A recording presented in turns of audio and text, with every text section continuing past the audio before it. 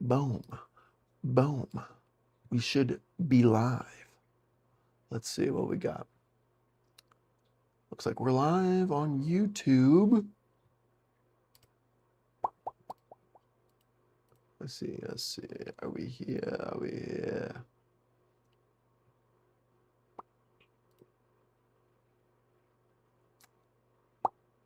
Botrix is here. Is my software working? What's going on? Uriel is first. What a winner. What a winner. Or a wiener. I don't know. Your choice. It's up to you, bud.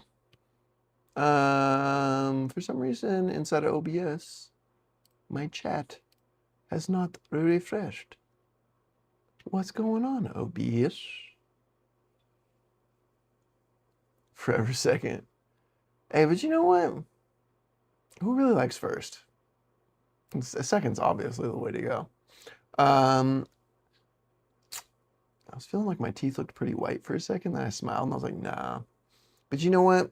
Your boy's getting his teeth clean on the 30th. Let's go. I went to the damn dentist, okay?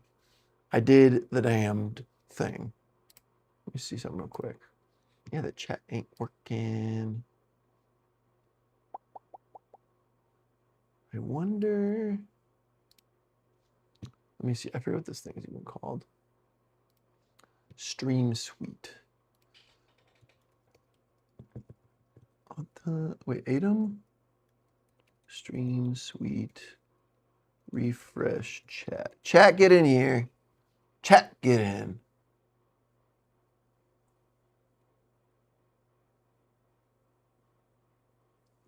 Chat, get in. Maybe I'll just like reconnect everything really quick and that should fix it, right? I'll try that real fast. Disconnect. Connect to Twitch. Connect to YouTube. Re-sign in over here.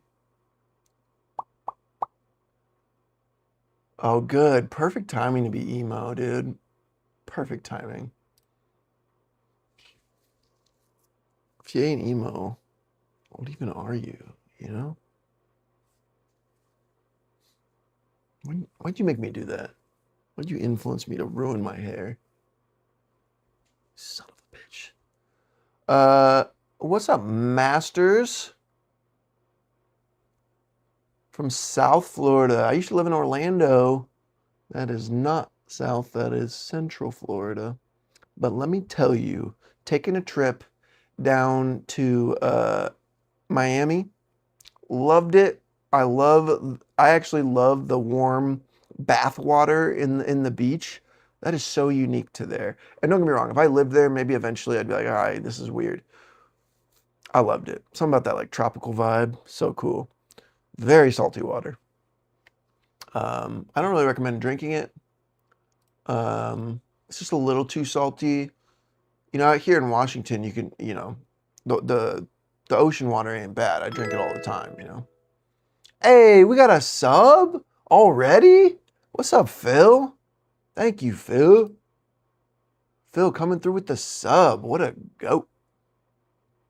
What was that a sub on? Was that a Oh, that was a sub on oh, I see. These are my subs for YouTube. I need to take those off because that is not the same as a Twitch sub. That is very different.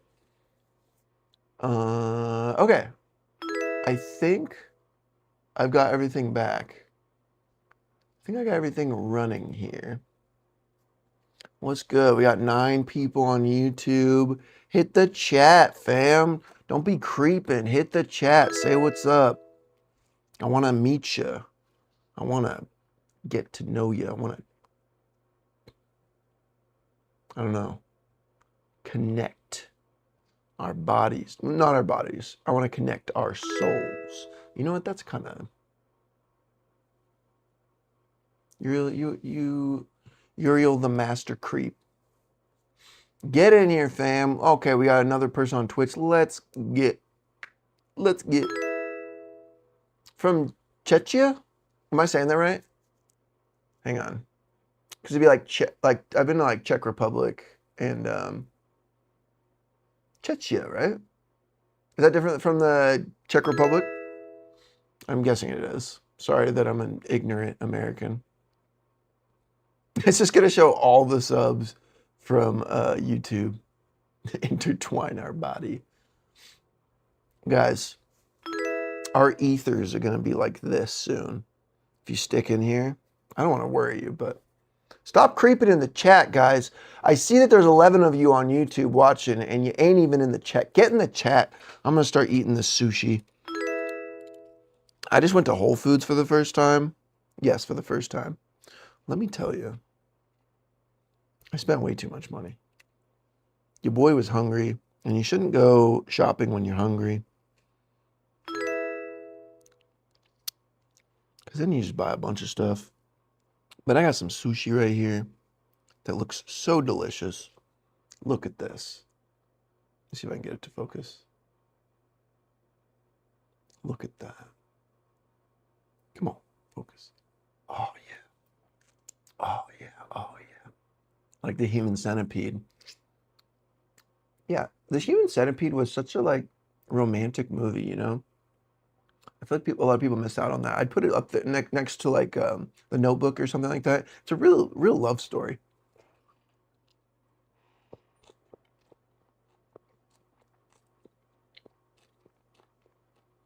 Or Stones, you're right. Narcolepsy, you're right. I kind of stopped smoking. Kinda, I did.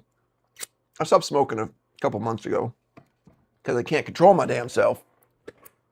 And I will just smoke and smoke and smoke and smoke. The next thing I know, I'm waking up stoned, being like, where's my bong? Falling asleep with the bong inside of my mouth. Sometimes in other places. You know, me and my bong just got way too close. And I was like, look, we're moving too fast. I need to take a break from you.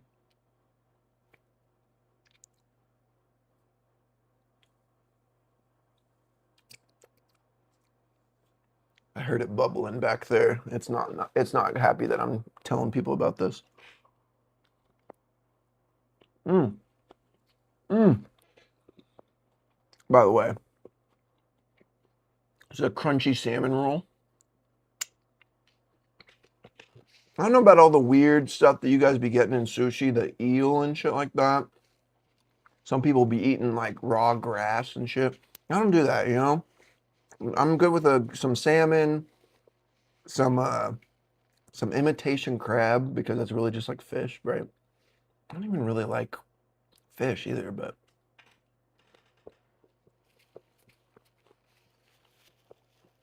you know, everybody has their scent. Some more fishy than others, and you just gotta become accustomed to it, you know? I don't even know what I'm talking about. It says pre-recorded, Otto. Glad that you could tell. I do pre-record all of my live streams just to make sure I don't say anything stupid. How did I know that, Smotus? How did I know that? You know what? I want you to really crank that bong. If you got a bong around you, I want you to take a bong hit, and I want you to really crank that Soldier Boy because I need it. I need you to live in spirit for me since I quit. You know, eel is good. What the hell is wrong with you? Eel. I can't do it, dude. It weirds me out.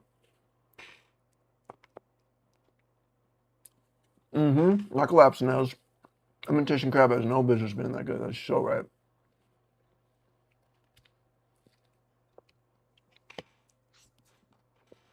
Mm, mm, mm. Mm. Guys, the painting's looking pretty good. I'm gonna pull it up as soon as I finish eating this sushi. It's looking pretty sick.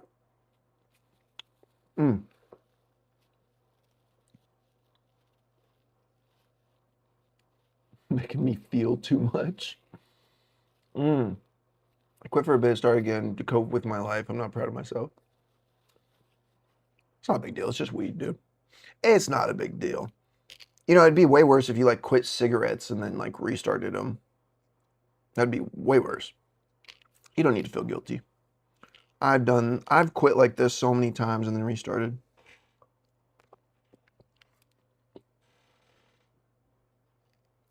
The Hello Sea is wide open, bro. Wide open. Big escape. A super chat. Let's go. Thank you. Thanks for all the videos exposing the mimes. Made me much more content with the way I play and focusing on the cool riffs. Hell yeah, dude. Thanks so much. You gotta do what you gotta do, you know? I see people lying. I had the one idea, you know? I was like, oh, I see this kid lying on the internet and showing people, he's like, here's my raw DI. And I'm like, dude, that's just straight up lying. I can't do that. Drive me crazy. But, hell yeah. I was gonna say, I have no idea what 50 check is. Or 50 Czechia? Czechia? I don't even know if I'm saying it right. None, nothing. Am I saying Czechia right? What's up, Skylar? Skylar, I'm not gonna lie. I've been real curious about you. I've been thinking about you a little bit.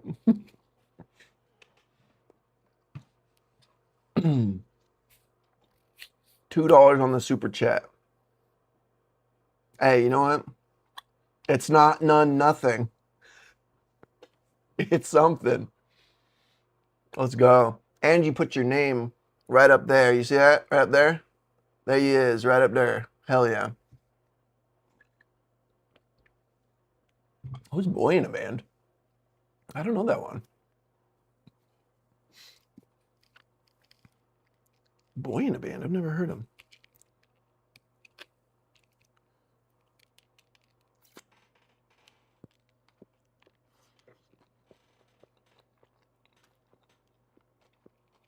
A lot of people have been asking for Roy Marchbank.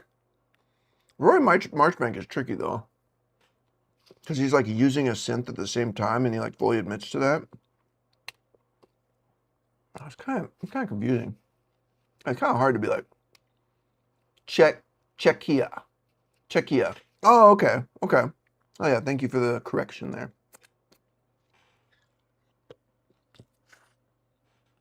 Ooh, Skylar. All right, what you been thinking about?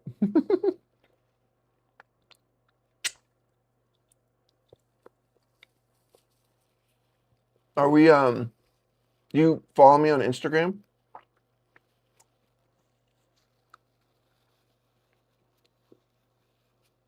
That's true, Skylar. I don't know how old you are. You know, good point. Skylar, how old are you, first of all?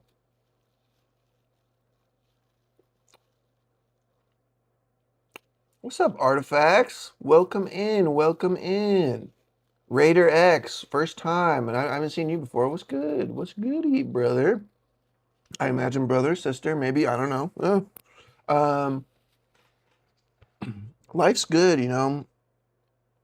The guy that got me into metal is my best friend's dad, and he kind of pissed me off a while back, and we made up recently. Love it. Love it. We went out and we got Dave's Hot Chicken, and we talked for like 6 hours. It was so much. But yeah, it was great. It's good to have him back. He's the one that got me into metal. He was a metal drummer. Yeah, I'm a metal drummer. What am I eating? Let me show you, bruh. It's fire. 24. Hey, she's legal. Don't worry about it, Uriel. What's your name on you know what? DM me on Instagram, because I don't know who you are on Instagram. I guess I could just search for Skylar Brook, but I don't know. This is what I'm eating.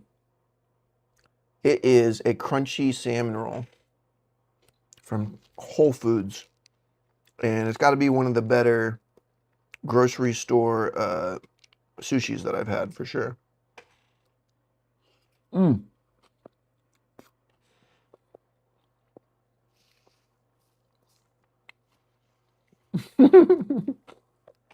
There's some heinous shit. You're not wrong.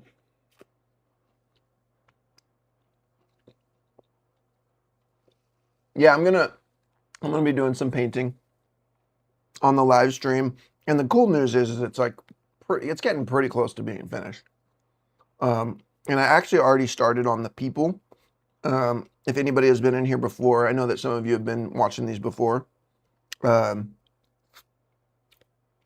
these little crunchies. I'm eating all these little crunchies. That was fire. I'd so get that again. Except for everything is expensive, but so good.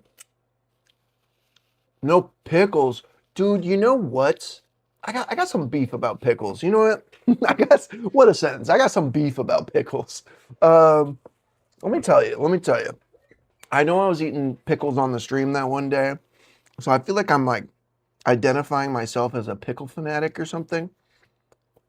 There was a guy at the skating rink. If y'all don't know, I've been getting into quad skating, like regular old roller skating, and I'm pretty good at it. I'm not gonna lie, I'm pretty good at it.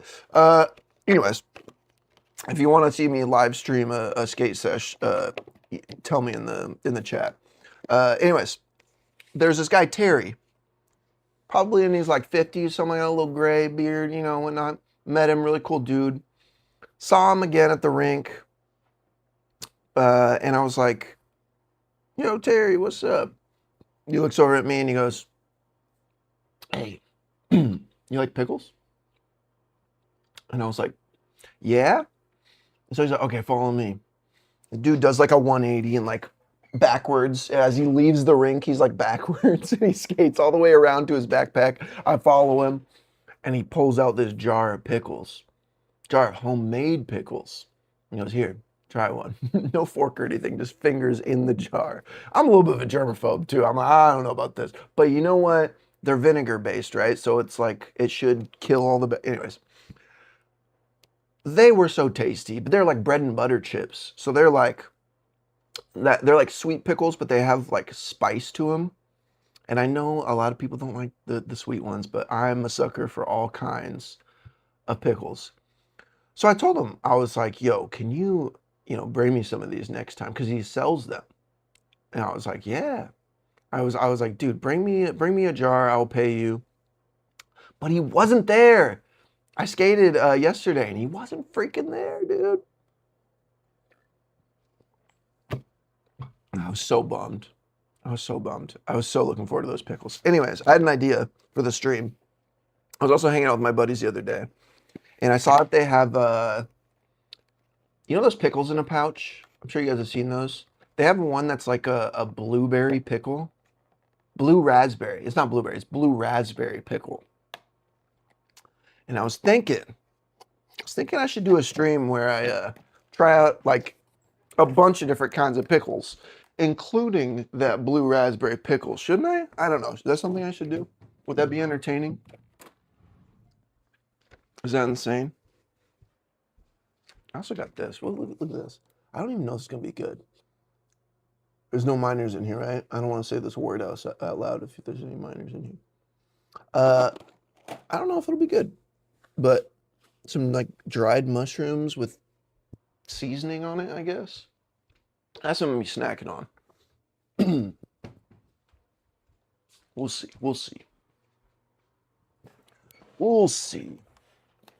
All right. Let me see.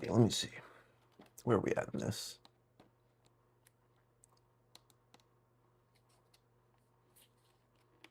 It's like 6:20 a.m. for you, Artifacts. That's wild. I forget, you in Australia? Is that what it is? My wife sings for me on our channel. My wife sings for me on our channel. What does that mean? Just saw you live, so thought I'd stop in and say hi. Hell yeah. Thanks, dude. I got beef with pickles now. Oh, okay, you messed with me. Hell yeah, okay. Steve Terryberry. What about him, dude? They smell normal.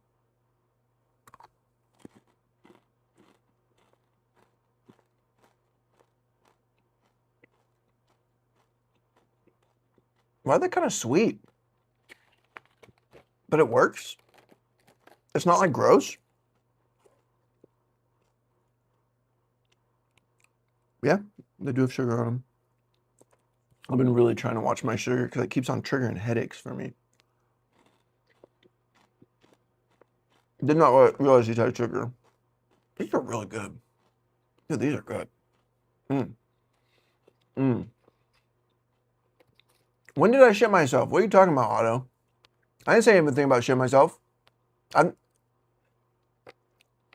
totally never shit myself. What are you talking about?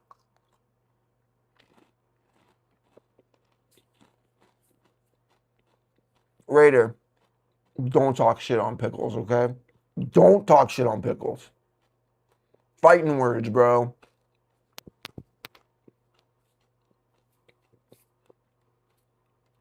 Your mom makes pickles? Bro, send me your mom's pickles. Actually, I don't know. I don't know what you could put in them. I don't know if I trust you. You scary Smuttus. Somebody with the name Smuttus. I don't know. I don't know about pickles from somebody named Smuttus. I don't know. Chat, what do you think about pickles from a dude named Smuttus? Blue raspberry comes from the anal gland of a beaver. Whoa! Yo! Did we get a sub on Twitch? We get a resub 2 times? Let's go! Hell yeah, thank you, Mainstem. Appreciate that. All right.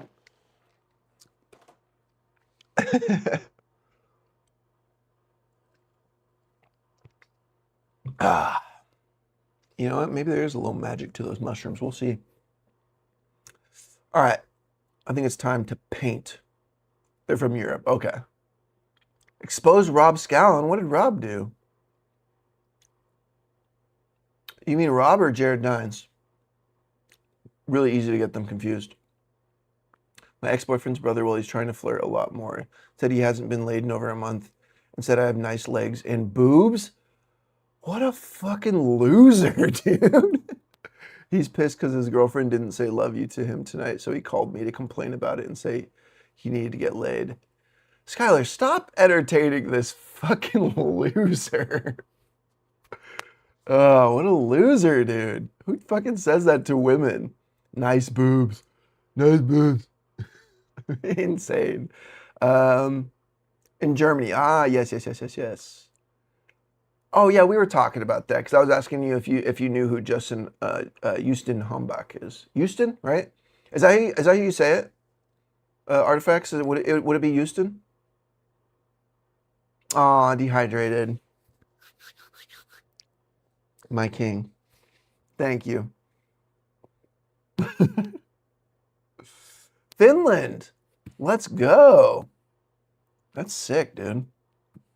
Let's go. Finland is tight. Isn't Finland like hella pretty? I should look that up.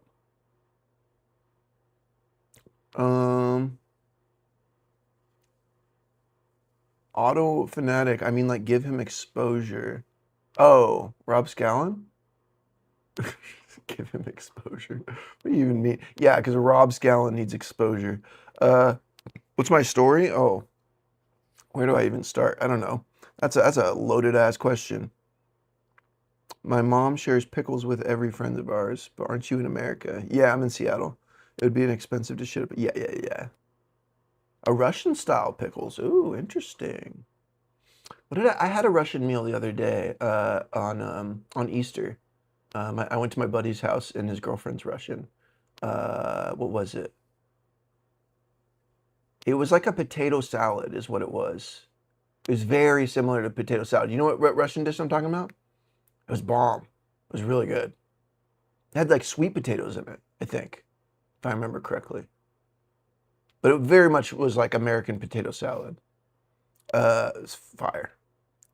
Mellow death. Yes, melodic death metal is so sick, dude. That's anything involving melody with metal is my shit. Like I even like the really like pretty stuff like uh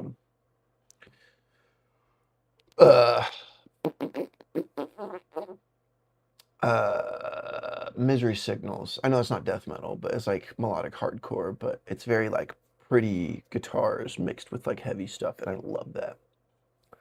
Olivier Salad. Olive salad? Olivier? I don't remember it being called that. Maybe. Maybe that is what it was. I'm not sure. Alright.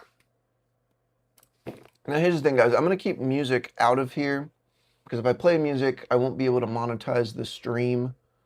And then also, it just like allows you to play whatever music you want to listen to. You don't get forced into listening to whatever music I listen to, and I feel like it's like a win-win. I don't know. Let me know if you guys think differently on that. Winter salad. Yeah, that probably is what it is. Real quick, hang on. Hello? Hey.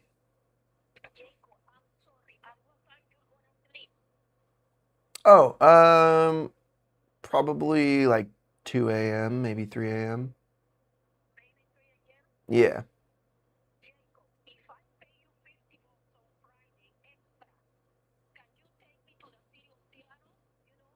Tonight?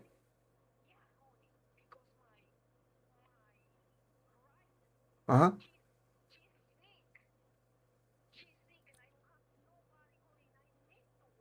Yeah, I can take you. You don't have to pay me $50. I'll just take you. Of course. I got you.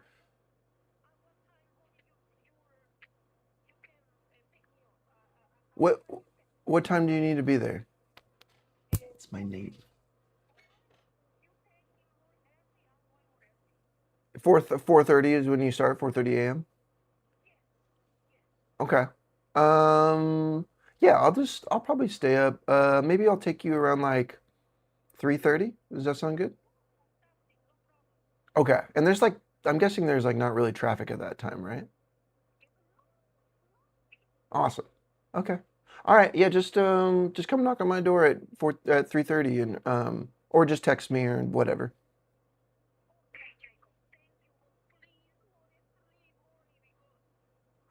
Oh, I won't. I got you.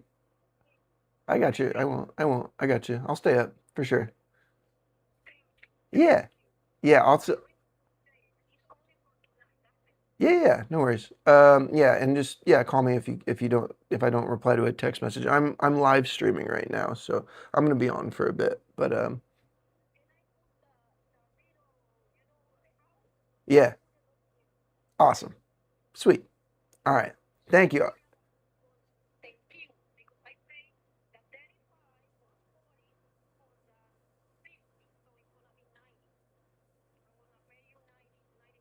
You don't have to do that. You don't have to pay me for the ride. That's fine.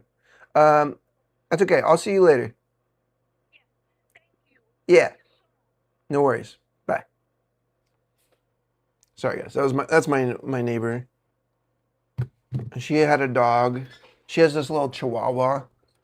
Literally my next door neighbor right here.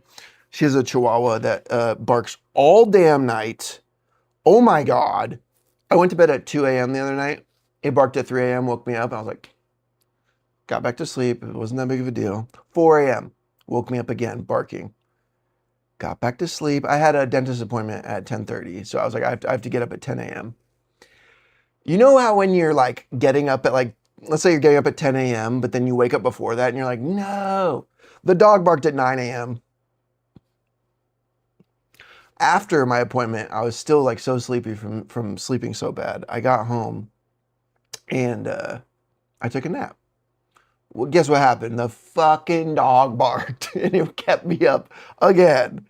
Anyway, so I just literally just bought a an anti-barking device for her. It was like $35. It wasn't expensive. And I like gave that to her and she like put it in her apartment now. So ideally, it like puts out like a high frequency sound like when they bark. and it's like automatic. So I hope that works. Anyways, let me bring up this painting here. Oh, I know what I gotta do. I gotta connect the iPad to this. And then I will read chat, I promise. We will catch up. All right, let me go back to chat here.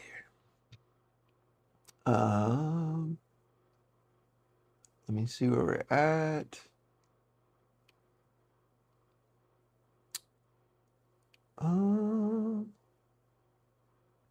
Stream made me hungry as hell. Yes. Thanks, Mainstem. Appreciate it. Simping. I'm simping for my neighbor. That's hilarious. I'll take it, dude. I'll take it. Hustling. Yeah, like look, I'll give you a ride, but you got to make me some homemade pickles. That's you know, I'm not gonna take your money, but I'm gonna take your pickles. Also, if we can remove your dog's talk box, maybe that'll make us even. Hassan Piker style solution. I don't know that. 3 jars of mom-made pickles. Let's go. Of 2 different batches in my fridge and not much else. Finland is beautiful and metal as fuck. Most metal bands per capita in the world. No shit, really. That's fun. That's fun. All right. Here we are. You guys take a look. We got much detail on these bridges now. I fixed all the proportions of everything. The demon heads go back and forwards. And now I've been drawing on the little peeps. And I've been keeping them as these like kind of like little black soul things because you know, I played Dark Souls and I really liked that like they had like the souls were like all these black things with like the white eyes. I'm doing that. I'm just doing them in like a humanoid form. Rather than like what's the chick from WALL-E? You guys know what I'm talking about? What's WALL-E's girlfriend's name?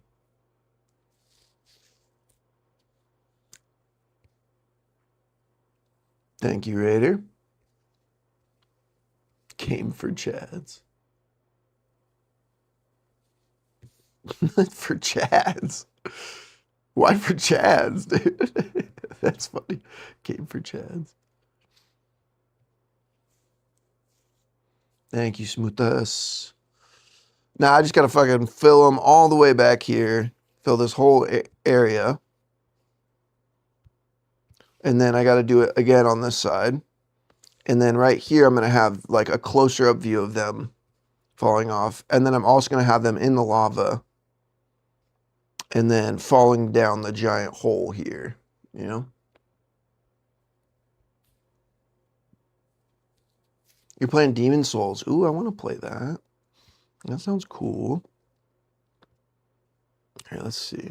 I was doing like all the shadows and stuff too.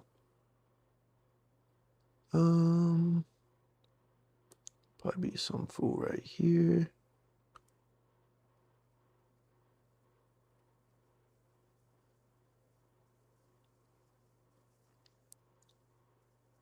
I am cheating and keeping this on a separate layer because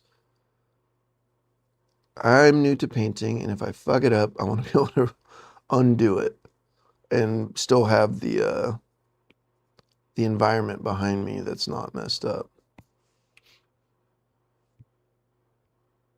That head might be a little too big. You know, stuff like that.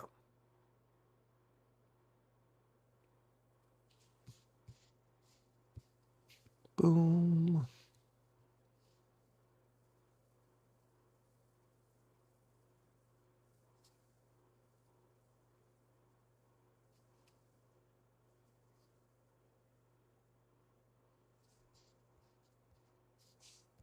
Go, got another little one.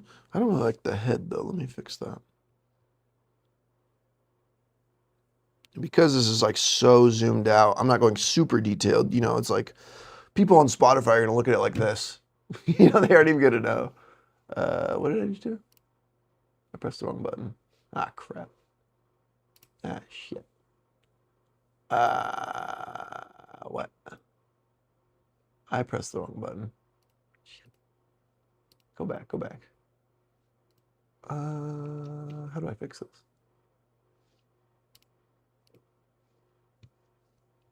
Whoops. Let me see something really quick.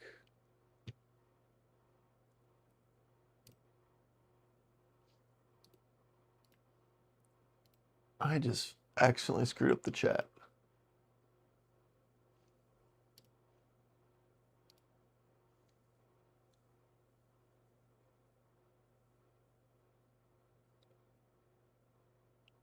This one?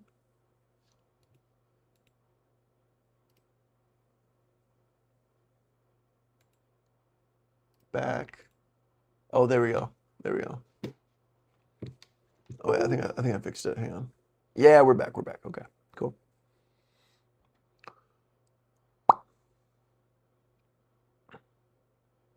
What's up, Adam? Sending love from Perth. That's right, Perth, man. Perth is dope. It's also the name of a Bon Iver song that I really like. Or if you know Bon Iver at all. Give one of them a Sabrina Carpenter expression.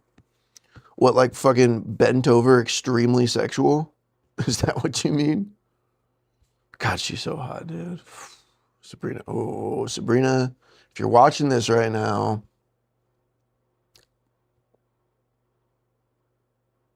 I don't know, but I don't have a lot of money. But, you know, actually, I don't have a lot to offer you. I'm gonna retract my statement here.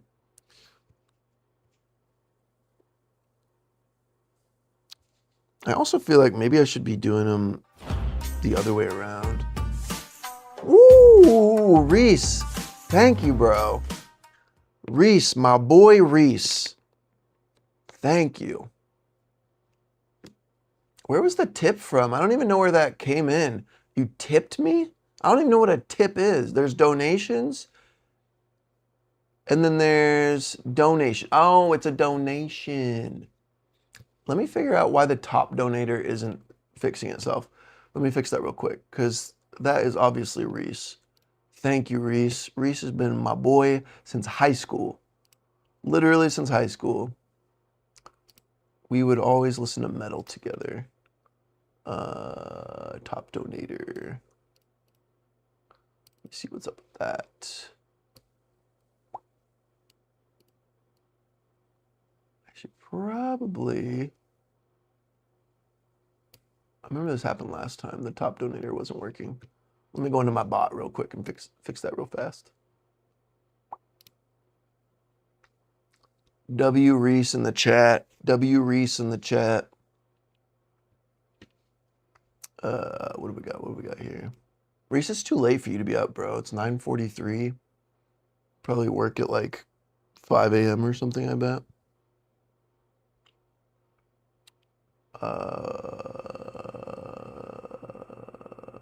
Alerts? No, widgets. Widgets.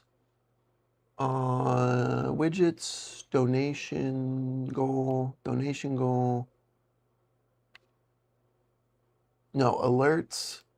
I'm forgetting what's what. Tip/donate.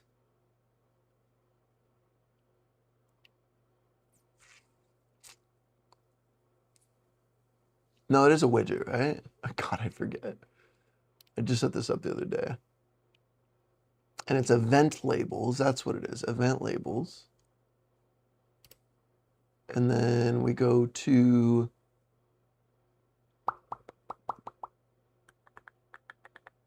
top tipper. There we go. There we go. Top tipper today. Boom. Go in here, and it should be fixed now. Wait for it. Oh. Nope.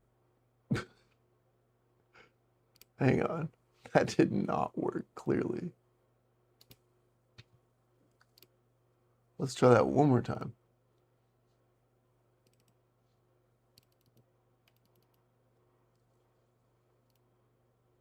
There we go.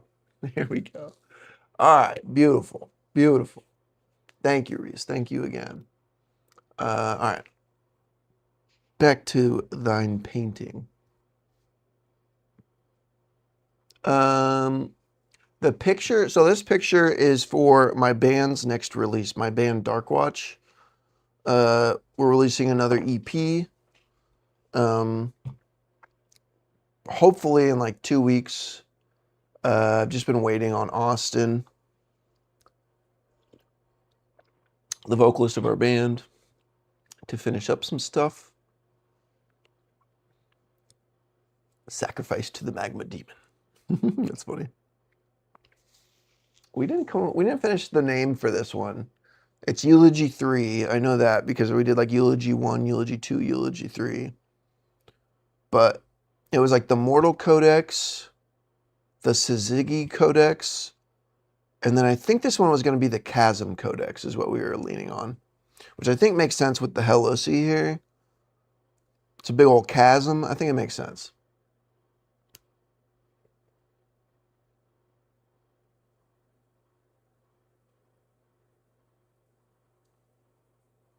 That's nice, Skylar. Oh, thanks, Skylar. I appreciate that.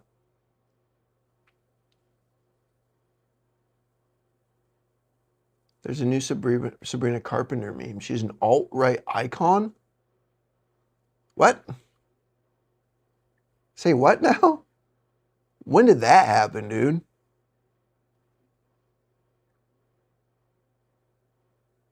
Oh, thanks, Artifacts. Thank you. She was real hot until I found out she was an alt-right icon. What the fuck? Anyways. W. Reese. All right, Mainstem. I massively appreciate you. Thank you, dude. Oh, Skylar been thinking about me too. You know what, Skylar? Let me check it real quick. Guys, we should, I should check out Skylar real quick, shouldn't I?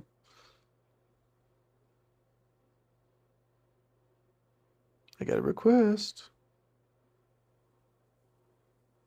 Oh, that's Skylar. I've seen you before, Skylar.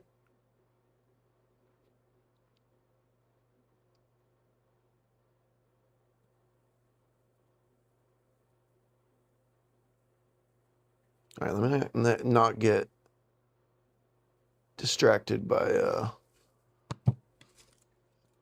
stuffs, by messages and stuff on Instagram. All right.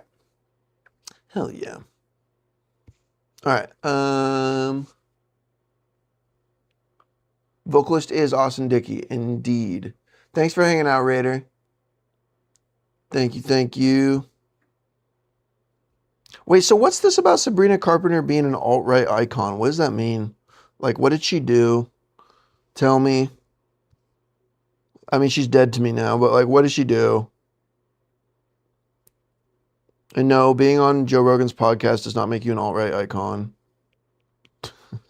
Which I don't think she was, but that would be funny if that's what it was.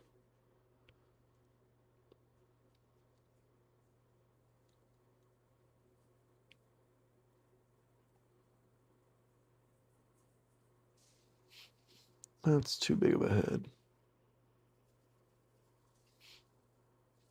Stick figures, let's go. Let's just do the one eye like it's looking off to the left a little bit.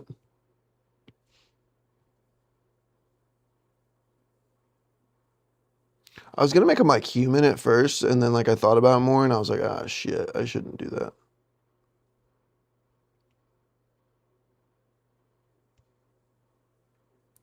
Because I just think the souls are cooler. And that way I don't have to like draw chicks with boobs, you know?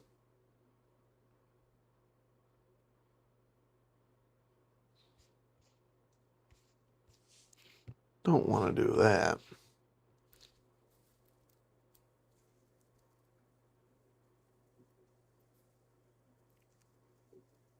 Those people are the creeps in the chat.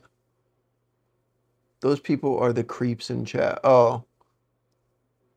Oh, these people are? I don't use Twitter. Hell no. I stay off of that shit. I used to have it back in the day, and then I just found myself just complaining on there. I was like, why am I just constantly complaining on on Twitter? Like, it's just making me sour, really.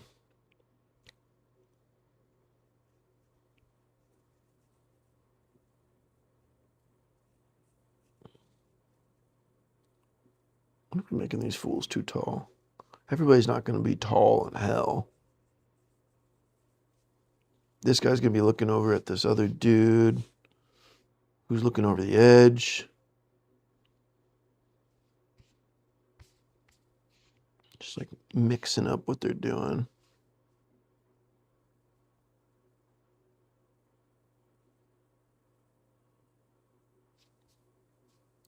I'm trying to think about like how like the shadows would block each other kind of thing.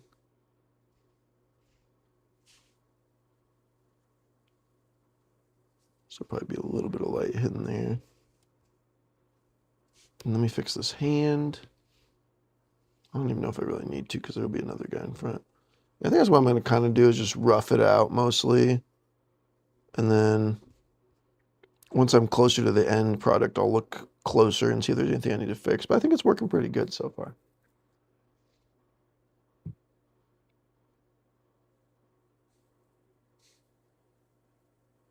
Oh, thanks, Skylar. It's not a big deal. I'm just a regular dude, you know?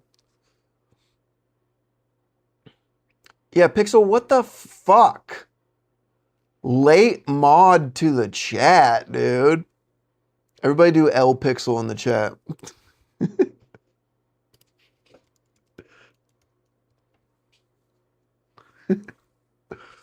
Do I actually know color theory? Yeah, I do. I've been drawing and sketching my entire life, but I couldn't ever work with colors. You know what? I learned color theory though from photography and videography. I also would do. If you look at my old Instagram photos, I used to do photo manipulation, which is where you take a bunch of different photos, mash them together to make them look like they're all from the same thing. So I'd have to match the lighting of like one thing to another and match the colors and all that. So that really helped a lot. But I've also done graphic design since I was like 17. Um, yeah, trying to think of other color theory things. I do lights at the venue that I work at. Every once in a while, I'll do a lighting shift where I'm literally LD. I'm running the light board and busking, and that's really fun. But it also like taught me a lot of skills on like color theory, and like I'd look up color theory things and learning not just contrasting colors, because I think contrasting colors gets kind of boring because it's just what everybody does. A lot of times I use neighboring colors, and I really like neighboring colors for live shows. All the L pixels in the chat. Put my head in the guillotine now. Anything I want to advertise as pinned comment? Hmm. Advertise as a pinned comment. I don't know. That's a good question. No, nothing right now. I'll let you know if there's something. Obviously, I got to do the shadows here. Should be pretty long and extend out to here. There's a little lip there. It's coming up. And really, this whole thing will end up being in shadow. That's like something I'll have to redo as I move forward. This will be in shadow. This will be in shadow.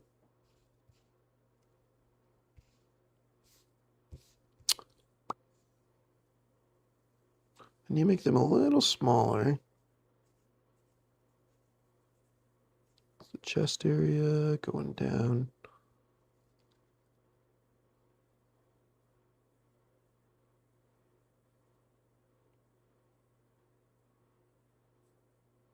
And then the neck, and then the head. Because as they're going away from us, they should be slightly smaller. just so we get the perspective here.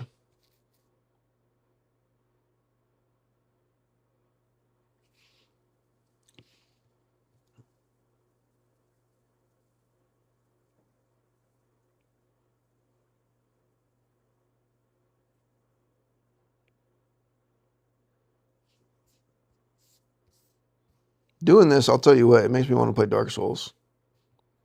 That shit was so fun. I really enjoyed Dark Souls. So good. I pinned L. Pinned L pixel. That's funny. How do you manage balancing drawing, playing instruments, being in a band, sound engineering, making videos, etc.? Thank you, Nun. That's a great question. I don't manage it. I just try to make things happen. I think I do the hyper focus thing, and I like just hyper focus and focus on like one thing at a time, kind of trying to get it done. Like this painting, I'm like, let's get it done. Just I'm like a commander personality type. If you are familiar with the commander personality type. So like if I'm addressed with a problem, I'm not really gonna let it sit to the side. I'm gonna try and fix that problem like right then and there. Typically. Except for my dishes in the sink. I kind of want some more of those mushrooms. Yes, you need to keep making them a little bit smaller. They're a little bit too big as we're getting farther away. I might end up shrinking some of them down a little bit. I don't know. We'll see. We'll see. Shrinking them down would be tough.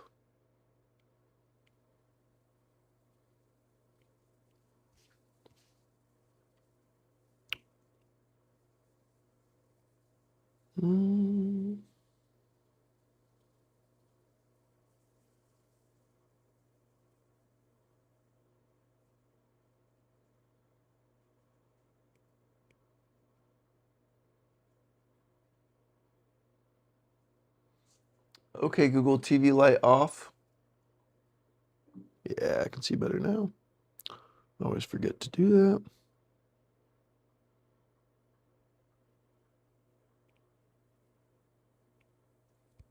You know what I really miss doing? Hey, artifacts! Thank you. Hope this helps to get wherever you're going. Keep going. This is my first ever donation in a stream. Hell yeah! Thank you. Massively appreciate that. I need to make the alert stay a little bit longer so I can always read the note. Thank you, though. Massively appreciate that. Co-op Dark Souls. Hell yeah. What I'm going to play next for a Souls game is going to be... I think I'm going to play Elden Ring next. Play something a little modern, you know?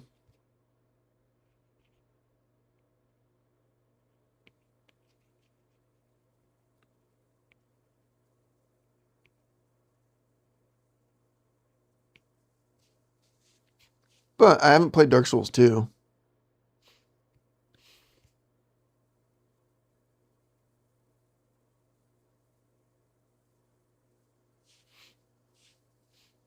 A little short king right here.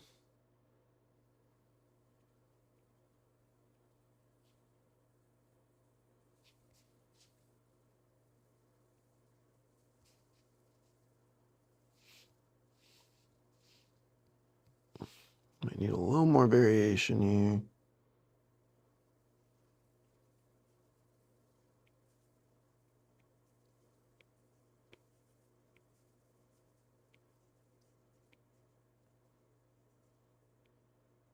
Go right there. Right there. Have this one looking over the edge too, maybe.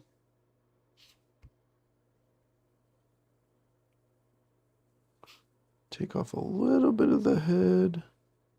Just make them a little bit smaller. I took off too much of the head. But I really shouldn't be a perfectionist right now. Because I got a lot of peeps to build.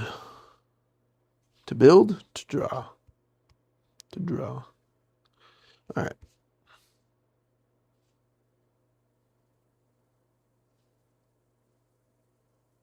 Yeah, that one, the head's like just too big. Should be more like that. So I'll redo the eyes too.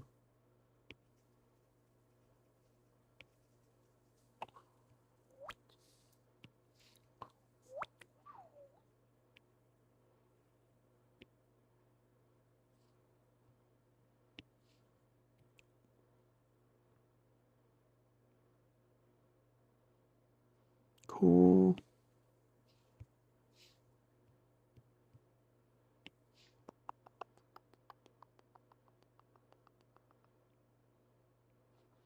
Zoom out, take a look. Well, it's interesting. It's a little, I don't know if I really a little bit. Go like this or something. So it looks like they're more like in line with each other.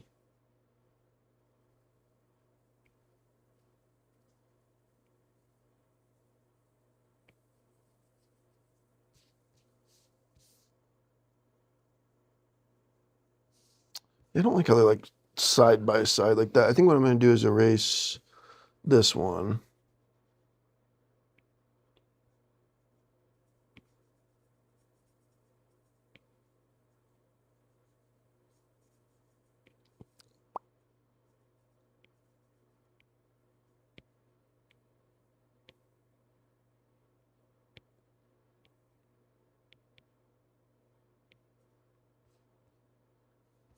Yeah, it's already better. Yep, I like that a lot better. It was like too uniform looking. Like it didn't look organic enough to me. Could have somebody over here maybe. Looking out off the edge that side.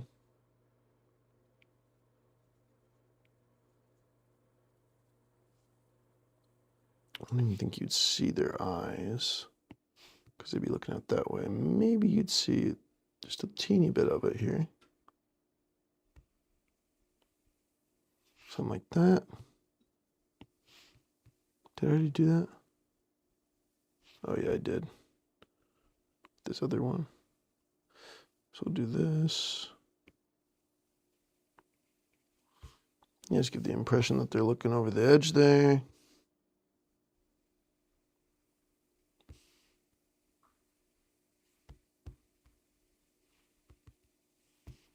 Slightly edit this.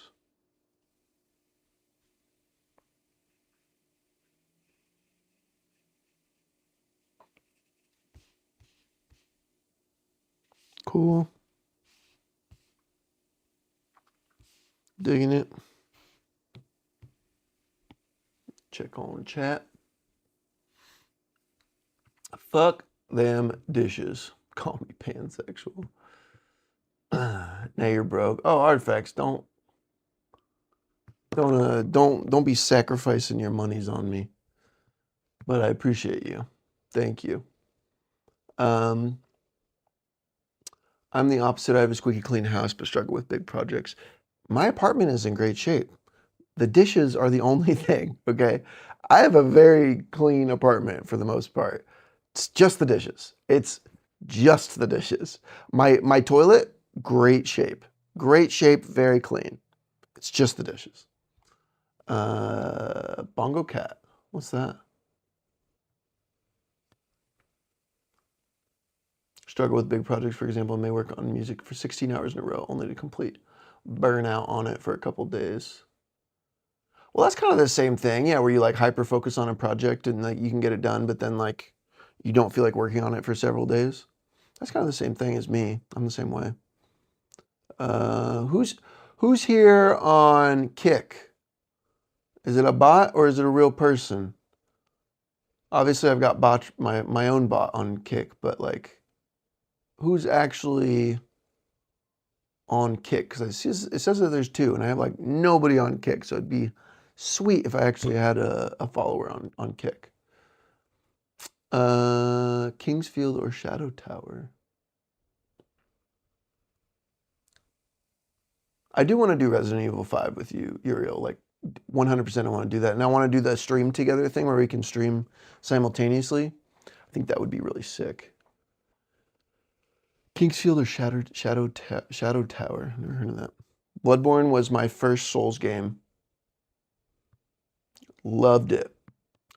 First Souls game, and like the first boss is so hard. And I was like, what the fuck, man?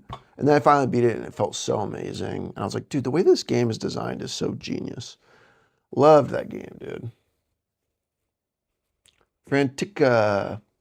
Pixel, can you boot Frantica? A manlier game like Unpacking? What is that?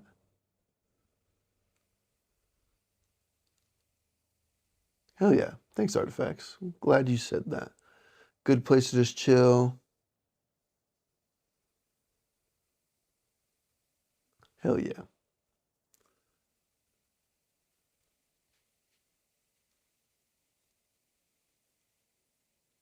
Hell yeah, Skylar. Paint them nails.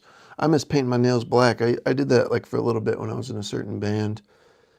And this band, I used to be in this band called Designer Disguise. If you guys want to check it out, they're pretty sick. Definitely a dope band. And yeah, I would paint my nails black when I was in that band. It was fun. I liked that kind of style, actually. I would totally do it again.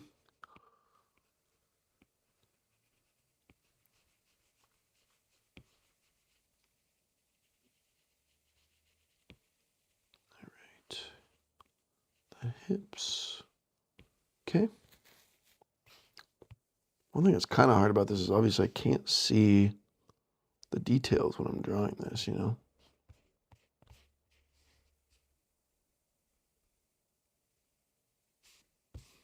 I might be making it a little too crowded too. Although I think crowded's good. I did want it to seem like there was like just a ton of people on this bridge.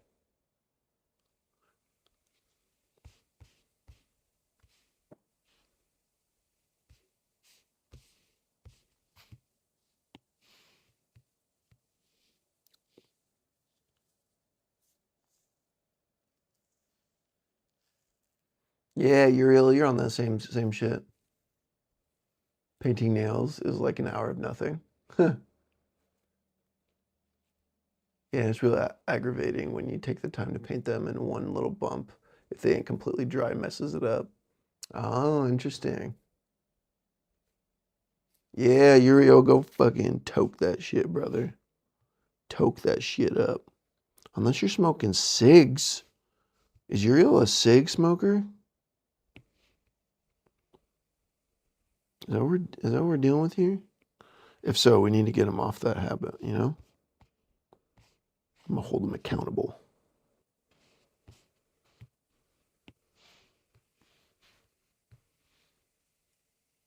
Frantica. First on kick, let's go. Hell yeah. You're not smoking crack. That's funny. What's Unpacking? I really don't like the way Souls games just are quite empty. I think No Rest for the Wicked closes all these gaps the Souls game have. No Rest for the Wicked, is that a game? I actually like games that are empty. Like I love liminal space games, which are literally like walking simulators. So, but a lot of that has to do, I think, with how I grew up. I spent a lot of time alone, and as an adult, I've lived alone for like 5 years. I had a girlfriend that lived here for about a year, but other than that, I've always lived here alone. And at first, I was worried about it. Now I like it, but I also, I connect with the liminal stuff because of it, I think.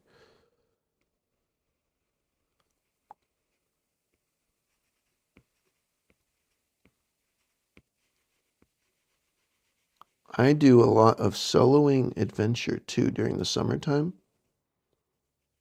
I will straight up go on little adventures, like nature adventure. Like I'll hike by myself. That's not like that much of an adventure, but uh, it kind of is. But especially because I usually go like really far away when I hike. I have this theory that the farther away that you go, the better the hike is. And my theory on that is because you're just seeing a different kind of nature that you're not used to seeing where you normally would be, you know? That's my theory on that.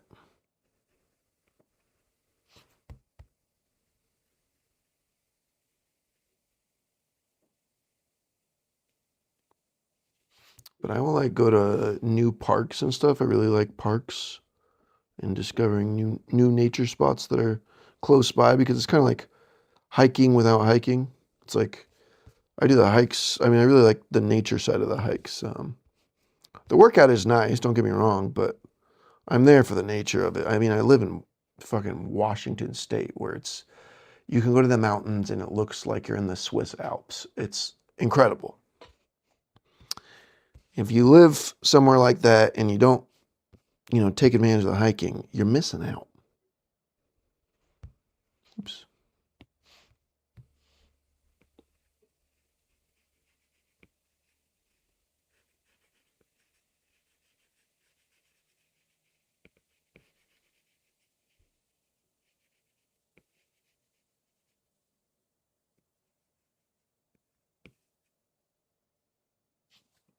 Mm.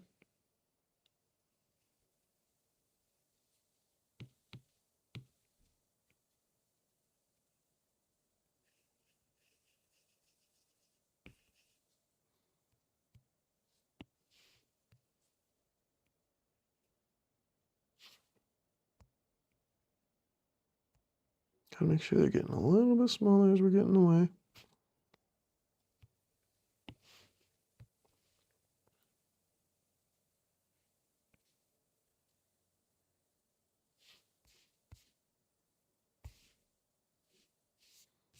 Constantly referencing the size of everything. This guy's supposed to be a little bit closer over here.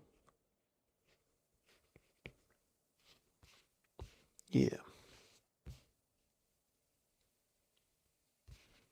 Let's do another one kind of like right behind him, just to keep it a little bit more random.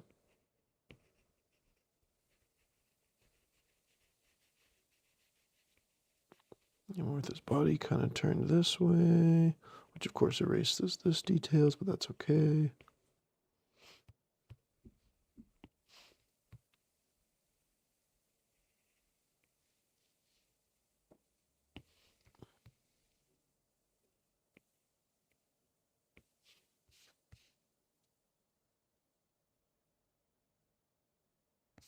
Looks too short.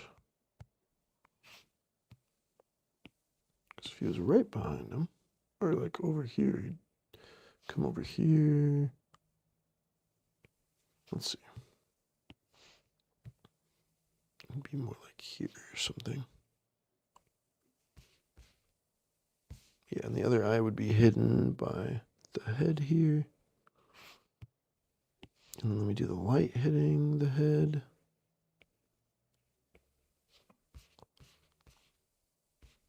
Another thing about balancing all of this, I did request to take less shifts at the venue I work at this month, specifically because I'm trying to catch up on YouTube stuff. So that is something I, decided. I love working at the venue, but if I work there too often, it ends up becoming like a normal job and I get a little exhausted on it. Well, I'm loving how it's filling up the bridge.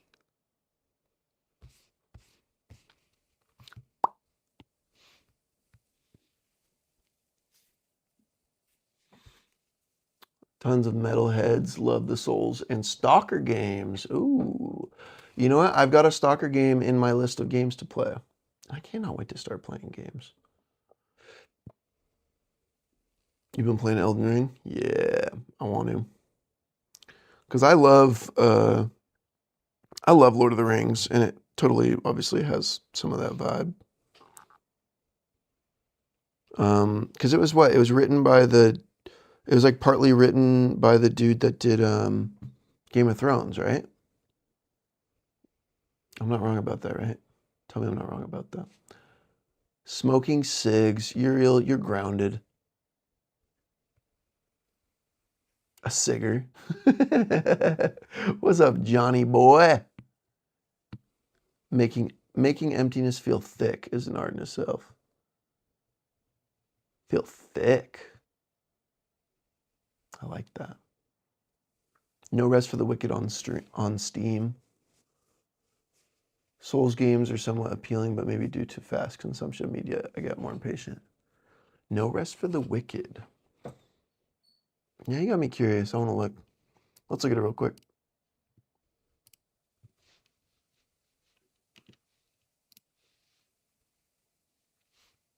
I'll bring this page into here.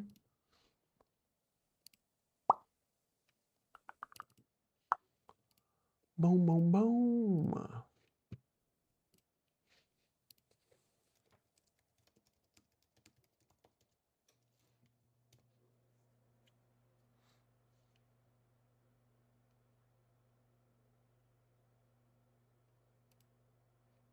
Just watch. I'll just like skip through a little portion here or something.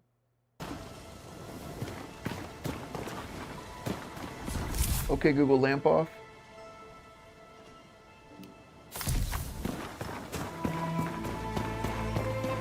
This already looks like a vibe. I like the camera. Are you my death? You're really here? A Sarum in Sacrament? It's kind of sick. So the Watcher was right. You came. Tell me. What would you give it out of 10? What would you rate it out of 10? That flickering in the air. There are spots like this one. You skip forward here. I definitely dig the vibe of it. You're fighting. Go back a little bit. See some of this boss fight here. I imagine it's a boss fight.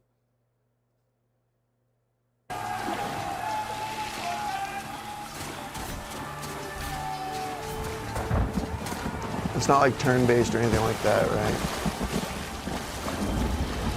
I'm not really into turn-based RPGs. I just haven't played one that really got me yet. You know what? I take that back. Pokemon got me. I played my first Pokemon game last year, I think, and I was like, dude, I love this. I played Pokemon Fire Red. Ellsworth arms field hunts and farmers and sends them to the slaughter. I wonder, by the time we breach Sacrament's gates,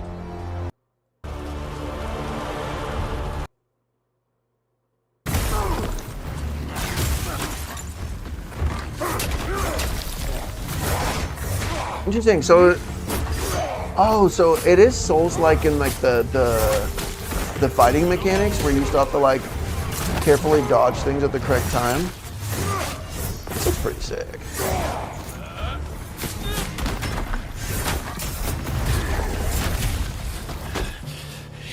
Yeah, it looks pretty dope. No Rest for the Wicked. I'm gonna add that to my list. All right. Switch back to this for a minute.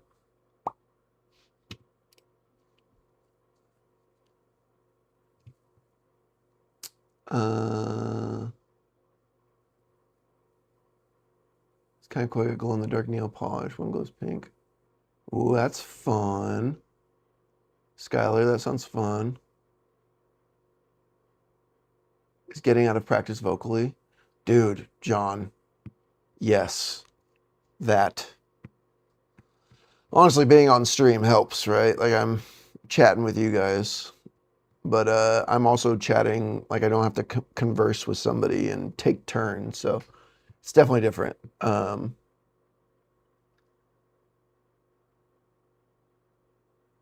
Hey, None Nothing, you can relate. None Nothing, have you dove into like liminal space stuff at all, like backroom stuff? Because I have a theory that because of, you know, that kind of lifestyle, that it might click with you good versus people that have like never lived alone. Like I have some buddies that have never lived alone and they like They're like, yeah, I don't get it. You just like walk around in these games and like nothing ever happens. And like, I sent them like a backrooms area. And they're like, yeah, it's just like a guy like walking around the whole time. And I was like, yeah, I mean, stuff does happen, but you're not understanding the vibe. You know, it's just it's different. Um, so relatable since the last few minutes. The bridge humans look like that game Inside type of vibes. It does have Inside, or Limbo. Yeah, Limbo. I loved Limbo. That's so true. I didn't think about that. Dark silhouette and bright eye thing. Detailed people would have been too difficult and at odds stylistically. Yeah, I mean, I could have done it, but I like the idea of just like these spirit beings like in hell that they're like. I also didn't want to draw them like naked and like have like boobs and fucking dicks and stuff in it. Maybe I'll put a secret dick somewhere on here. Like that might be kind of fun. But yeah, I was like wrestling on how to deal with that. It's like, you know what? I feel like the Souls vibe would be funner. Funner. Crimson Desert. Yeah, I seen that's real popular right now. If there's a game that like just came out, I'll probably play it in 5 years. That's where I'm at now. But I also just trending stuff just does not get me. When stuff comes out and it's a trend, it's just kind of off-putting to me because I'm like, no, I think for myself. I don't let, the social zeitgeist determine it for me. I especially don't let marketing campaigns decide what I like. I don't know. I have a lot of friends that are like that, and I'm just like, no, I have so many games I want to play. Sure, I might get to that eventually, but I'm just not there right now. Now, if it was like a new Spider-Man game or something, I love Spider-Man, so maybe something like that would get me, But just some random game, this Crimson Desert thing is like, yeah, I've still got Elden Ring to play, and that sounds way more exciting to me.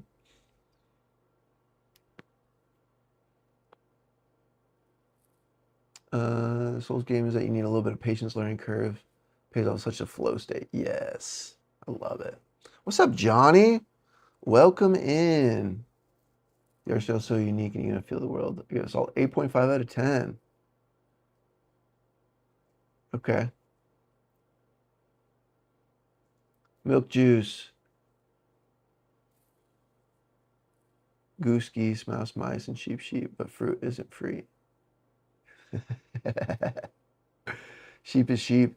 How come if sheep is sheep, tree isn't just tree?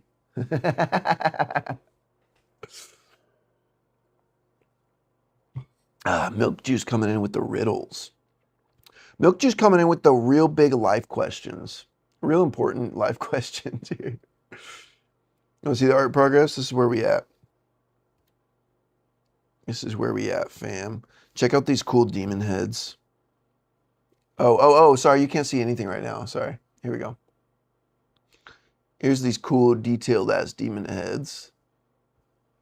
And then we got like detailed bridges now. They're like really nice and detailed. And they also got the demon heads, of course, because these are supposed to be the bridges close up, And then we got all these peeps that we're drawing.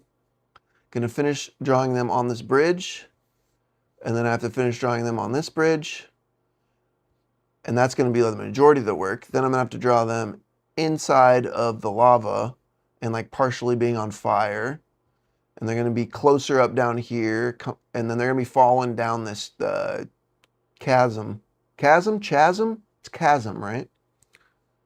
And then they're also going to be like falling off here because you got to think these are like bridges as well. These bridges are the same as this. This is just way closer to the camera, you know what I mean? And then the last thing I'm going to do is give definition to these gods and make them look much more detailed and probably touch up some of this lava because this looks a little too low definition. I'm going to add more detail to that too. So, but on this stream, I'm going to be working on just the people because I know it's going to take a while.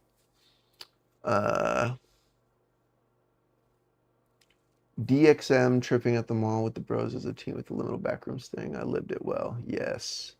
Dude, and that's a big thing is like the nostalgia that's attached to it. I would love to go walk around abandoned mall.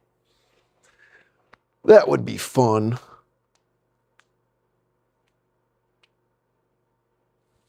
Ooh, that light is fucking with me. Okay, Google, fan off.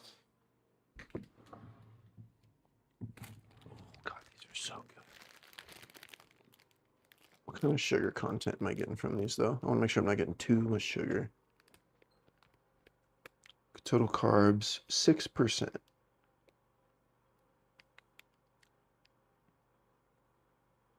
3.5 servings per container. Is what I'm looking at.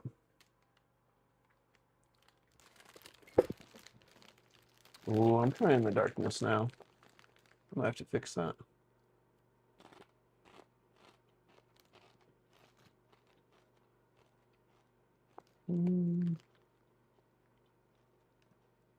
What's the solution here? No, probably the TV. You got it. 1 sec.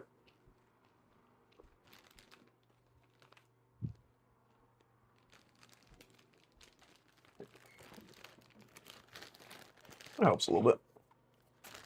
Put a couple in there.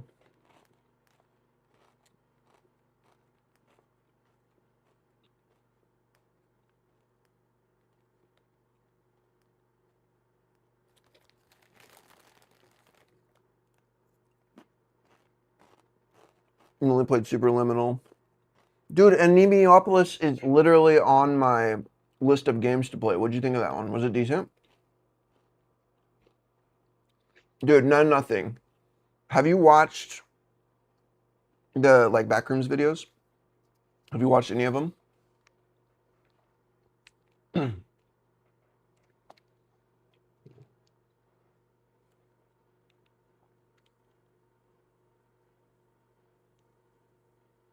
we go. This should work. It'll be light on my face. Yeah.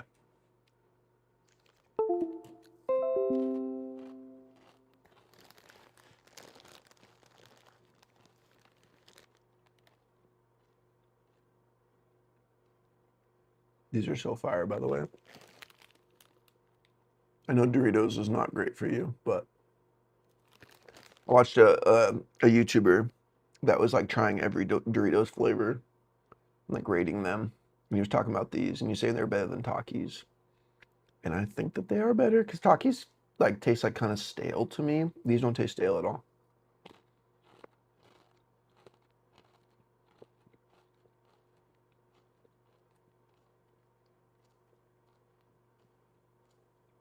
You know the developer?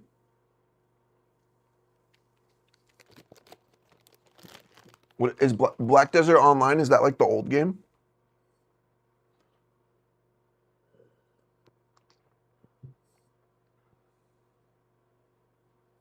Thanks, Johnny. Appreciate you. Falling down into the jism. The jism. My sugar.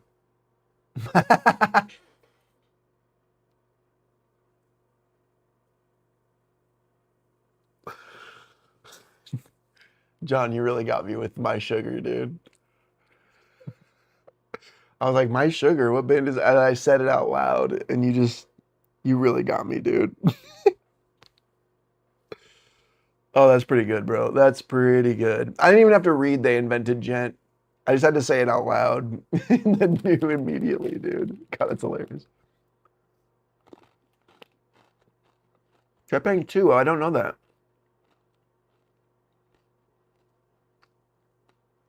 Thanks, Oliver.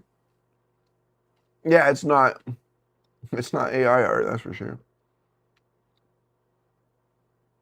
Thanks, Skylar. It is basically Doritos Takis, yeah. Yes. Dude, the sweet chili Doritos, fire. Those are my favorite. These are really good. Actually, I don't know. The Tapatio. He didn't even get the Tapatio Doritos. The Tapatio Doritos are S tier. But they hurt my stomach so bad. This is probably gonna hurt my stomach now that I think about it. I should go easy on this. Maybe eat more of the shiitake mushrooms instead. That's probably a safer bet, huh? What kind of sugar content do these have? I really don't want to trigger a headache, though. That's the main thing. Sorry about the crotch shot.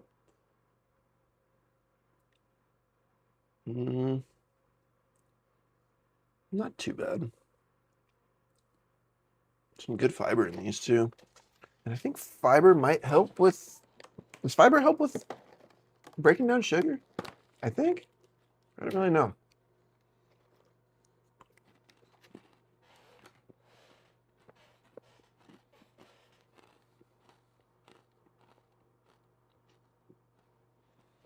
Okay, so none, nothing.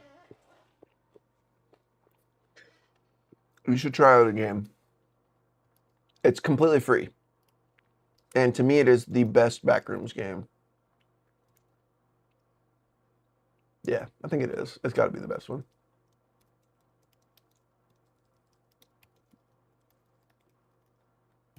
Anybody, really, I recommend this game to you.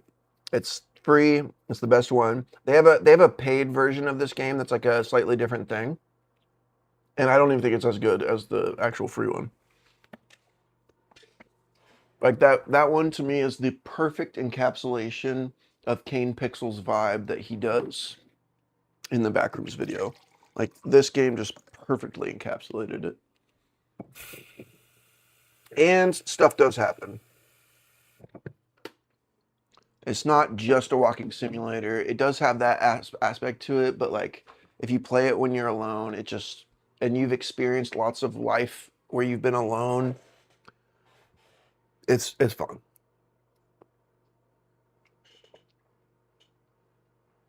Hot Cheetos. Oh, Takis wreck your gut.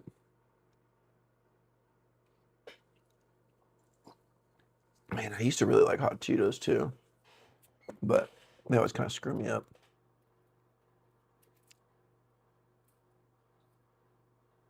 Has Backrooms evolved in the lore? Well, let me add that to my list real quick. Trepang 2, and what was the other game called? I'm gonna have to look back on what it was called.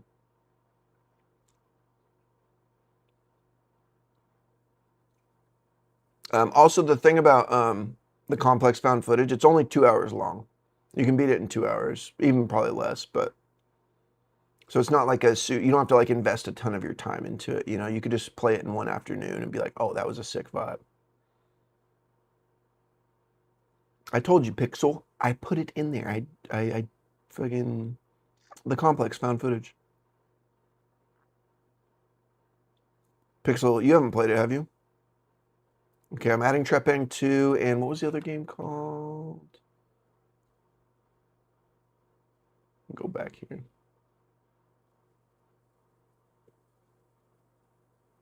I want to play Anemiapolis, if I'm saying that right.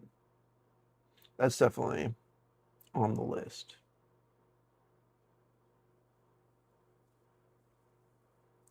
Wait, I can't find where we were talking about the game. What the fuck is the game called? Hang on. What was it? We just watched it. What the hell was it called?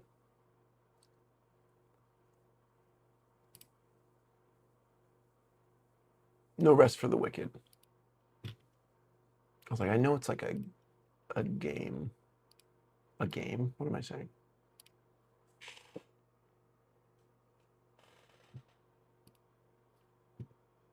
I know it's a song name is what I meant by that.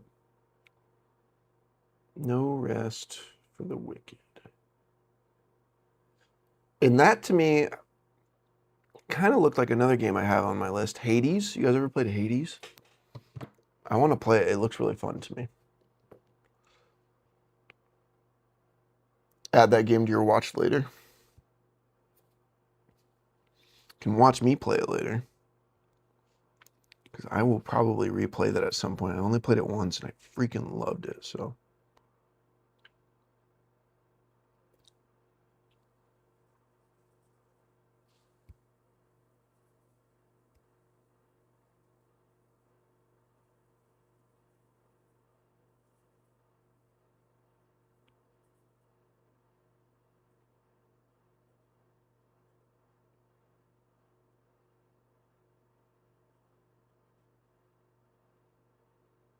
Oop. What little over these horns here.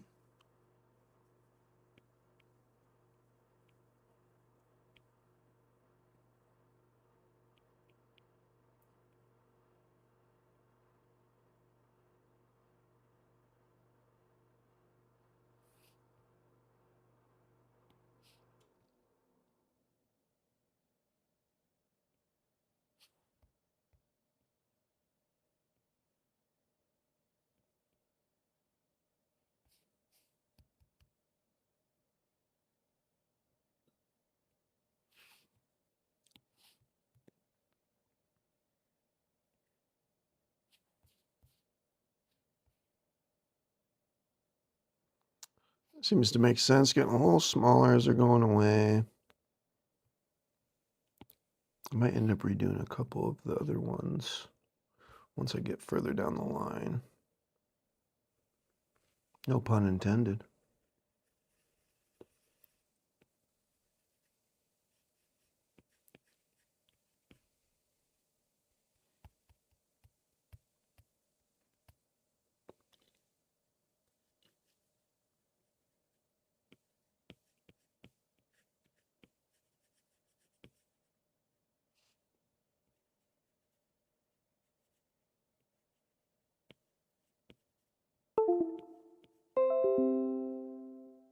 You know what? Let me just eject that so you guys don't keep getting that dumb notification.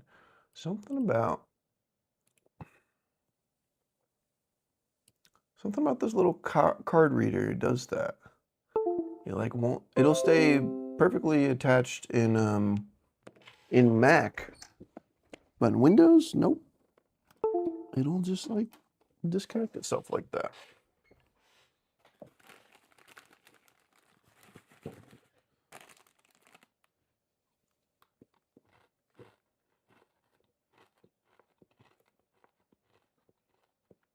Didn't finish Trepping 2, but it's very good. Oh yeah.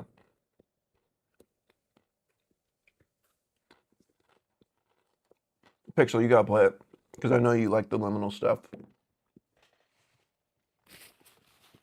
You gotta do it. 2 hours. It's only 2 hours. Free. 2 hours. Super accurate to the Kane Pixels vibe. Super accurate. Don't remove the head bobbing. Don't remove the VHS filter. I hate when people do that shit. It's like no, that's part of the vibe.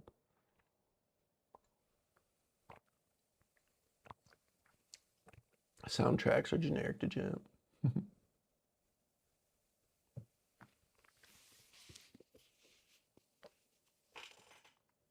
I actually really like the Jam. I used to listen to a lot of Jam bands.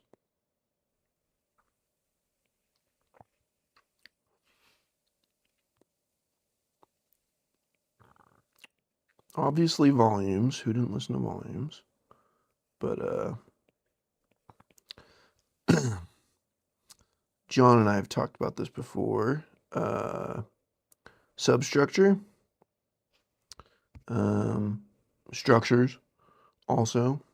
And then my other favorite structure, Uneven Structure. Uneven Structure is really dope, except I don't really like the vocals.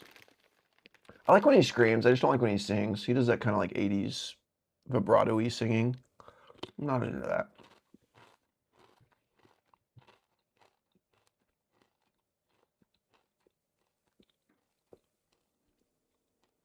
Dude, the Fritos honey barbecue twists.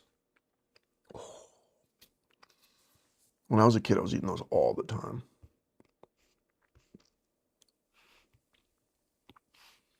Okay, this guy's looking off into the distance.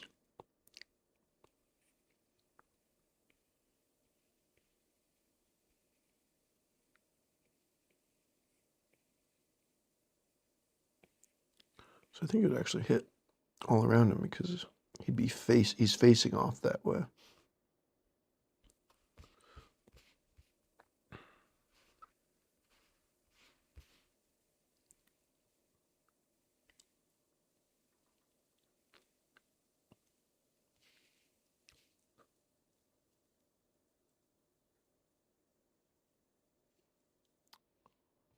Yeah, I think what it is This guy might be a little too tall, kind of a thing. Let me just make him a little bit smaller. He like straight up looks like a symbiote suit Spider-Man. Is it just me? Or does he look like symbiote suit Spider-Man?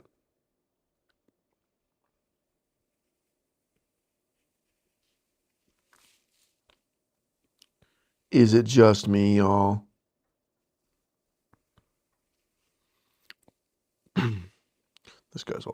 This guy's too tall, for sure. But I think I can just make him shorter by going like this. We'll just redo these shadows here.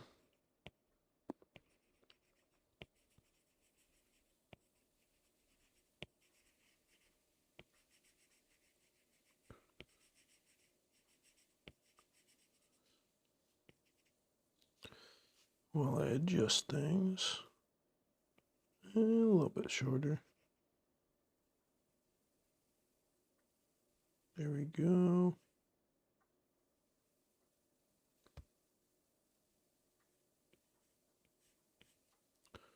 A little bit more like that. A little bit shorter. No, actually that part's fine.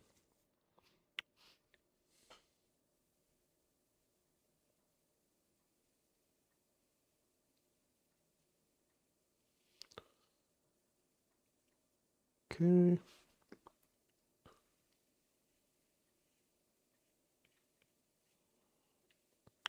I don't know how much that light would be reaching him. I think so. I think the light would be hitting him right there. And let's draw on those shadows again.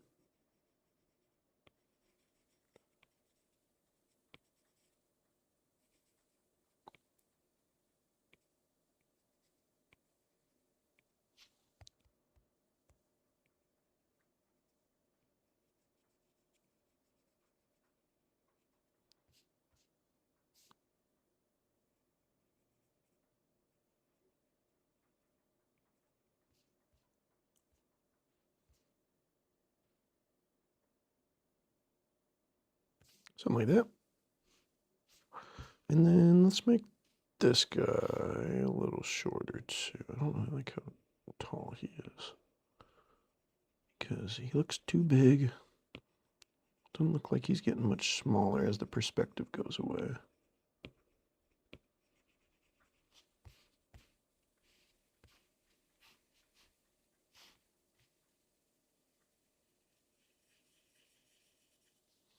Something like that. Do the eyes here.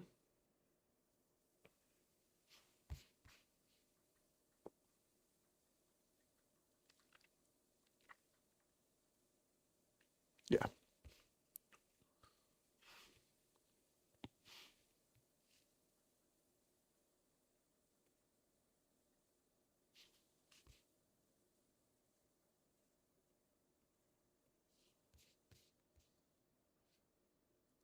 There we go.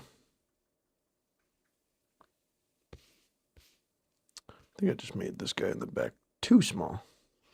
Looks like a kid or something. Don't like that.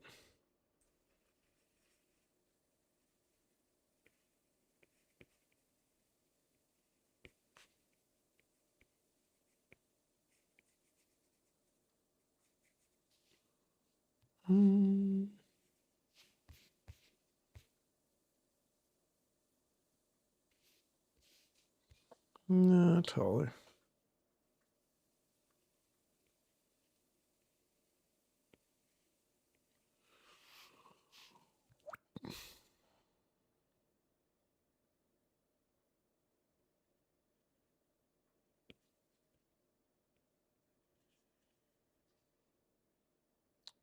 Let's see about that.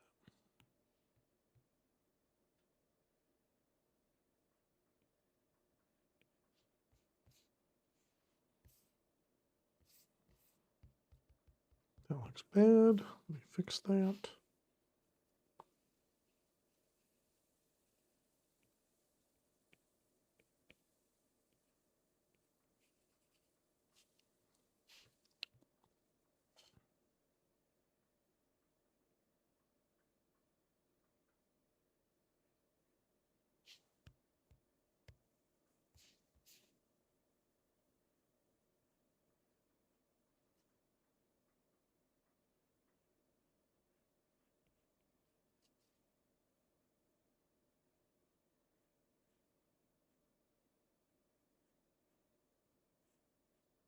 Yeah, since he's directly facing it,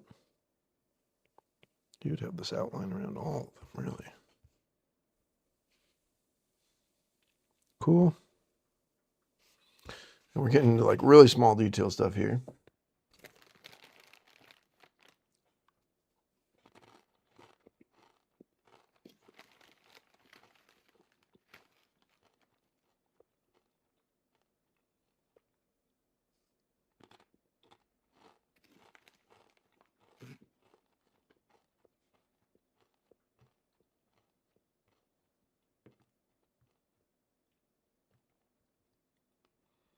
Hoping to see Jacob play Trepang on stream one day, maybe. Probably. I probably will. I got such a big list of games, but ideally what I want to do is shorter games. Not super long games like Elden Ring.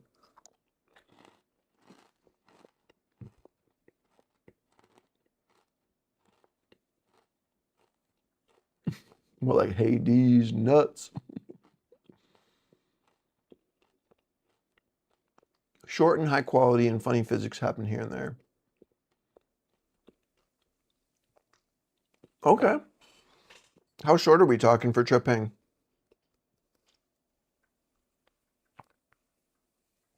The more that we talk about it, the more that I feel like I have heard of it before. I'm gonna chill out on the snacking here. Playing either Resident Evil 7 Biohazard or Call of Duty Warzone. I fucking suck at Warzone. I'm just not that good at Call of Duty. I'm like okay when I play it for a little bit. But I had Black Ops 6. It's not Black Ops 7. What's the newest one? It's not even Black Ops, is it? I'm drawing a blank on what the new one's called. But yeah, I had Black Ops 6. I was playing that for a little bit. It was really fun. I've heard the Resident Evils are really fun. I think if I was gonna play that, I would do it in VR and then stream the VR thing. I do want to do some VR streaming because I feel like not very many people do VR streaming. And if they do, then they usually do Beat Saber or something. Thank you, John, for answering that question. Mark, you know about the Windows volume mounting implementation? I don't know what it is, but yeah, it keeps on... That one specifically. None of my other drives do that, but... Structures for a song in the first release. Yeah, I know what you're talking about. And it like tempo changes and they're still hitting 0. It's just like the low string just bow, bow, bow, bow, bow. So sick, dude. And then like I used to listen to that first EP, and then as soon as Divided By came out, I was like, I love this band because it had Will Putney's production on it, and I fucking love Will Putney's production. He's such a G. All right, so this is what's weird. The crotch was too low. And the legs are like too... They look like bell bottoms. We don't want bell bottom legs. That doesn't make sense. Give him a little booty here. A little badonk donk. Let's go. You see that fucking badonk? Look at this booty. Cheeks, bro. You got cheeks, brother.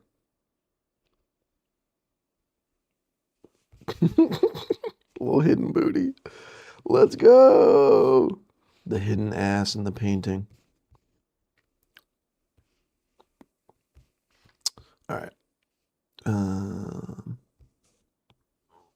That's what it probably is this head is just a little wide. Man, I got so much good little... I got all these like pre-cooked meals that are just like refrigerated from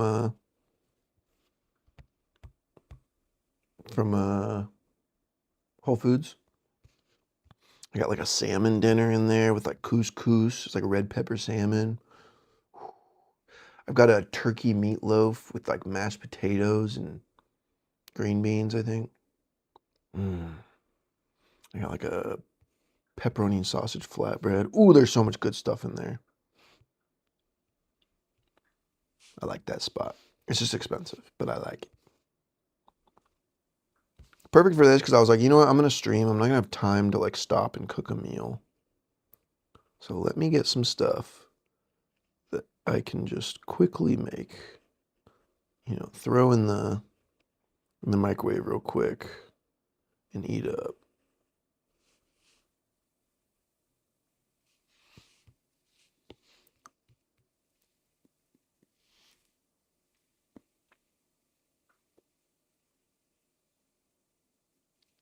Cool.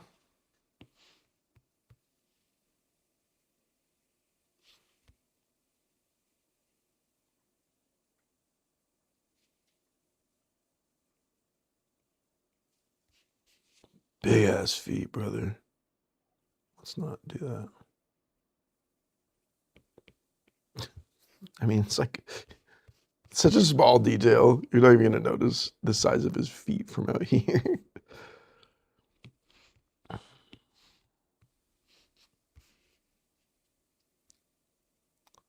Let's have somebody be here.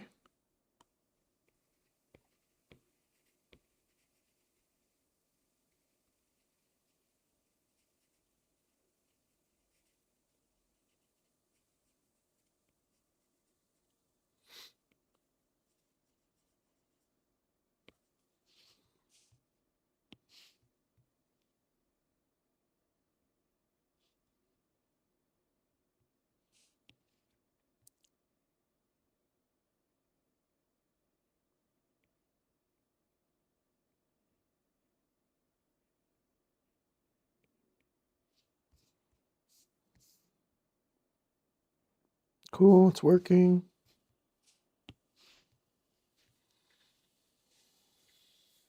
Good jokes.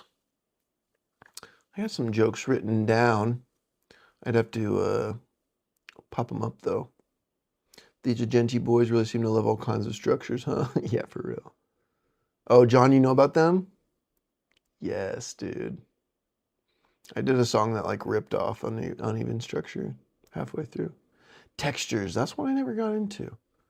So many shittily named bands with plural vague words. Yes. I was in a band, you know, called Prestige.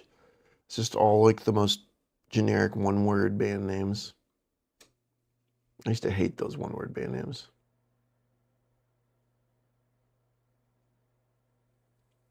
No, but Artifacts of Exile at least is multiple things.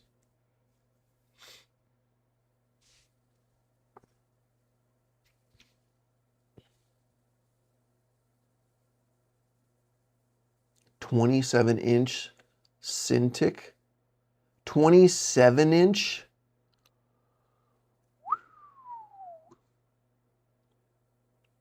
That's almost as big as my... You know what? There you go, Skylar. How's that for a little joke for you? A little joke for you? Hey, there's two jokes in there for you. I'm on a roll, baby. Let's go.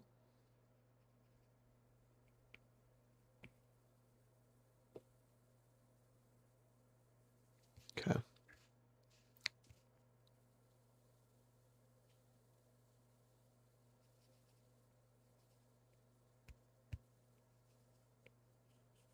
I'm gonna make them slightly shorter as we're getting away.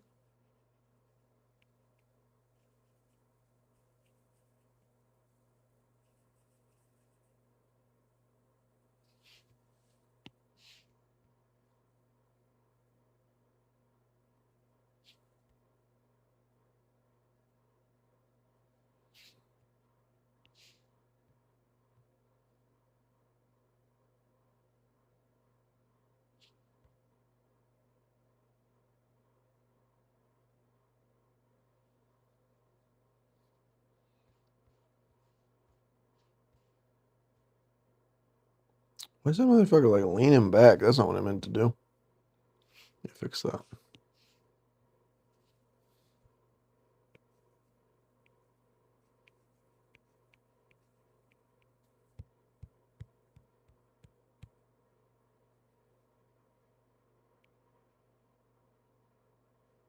You have to fix that.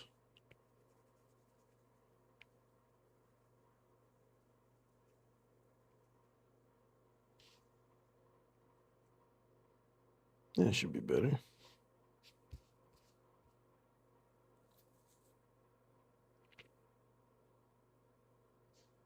Yep, that makes sense. They're getting slightly smaller as they're getting further away from the camera.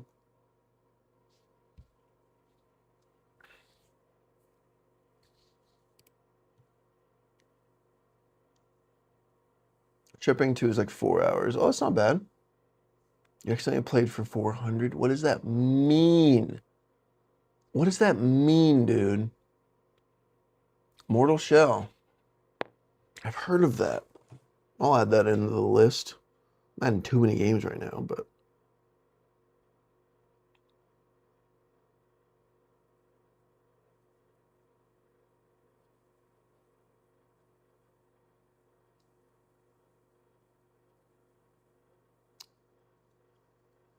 What was it called again? We're reading with chat. Mortal Shell. I've seen that pop up before. Although I gotta be real, I've played... I love Star Wars. And I played, what is it called? I've got it right here. Fallen Order. I played Jedi Fallen Order. And I played Jedi Survivor. And although Fallen Order was pretty good, I didn't like Survivor. And it got a little better towards the end, but I don't know if I'm going to like Souls likes. I don't know. I'm sure that somebody else could do it in a really cool way. I just didn't like the way that they did it. And I was like, and then I went and played Dark Souls remastered for the first time. And I was like, see, just From Software just knows what they're doing. They just do it right.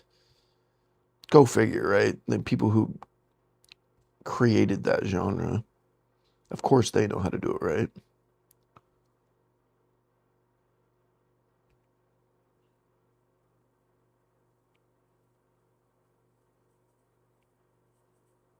So I'm a little hesitant on third-party Souls games, you know. But that's just because, mostly because of Jedi Survivor. I was thinking Survivor was going to be better than Fallen Order, and I was like, I mean, this game kind of sucks.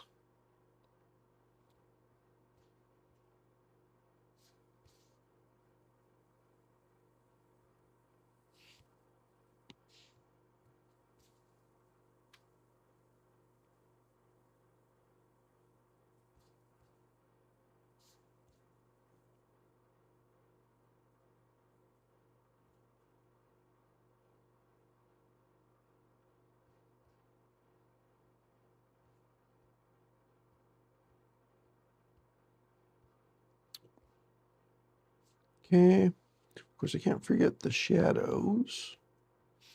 Just drawing some shadows here. No, not there.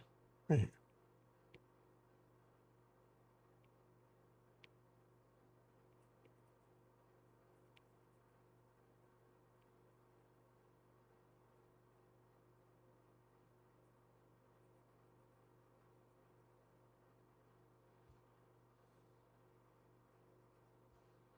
Am I getting the angle right? Yeah. Seems okay.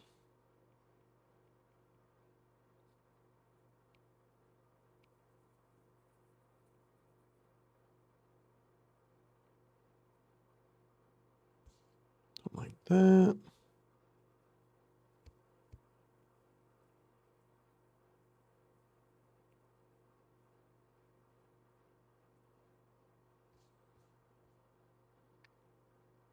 Something like that.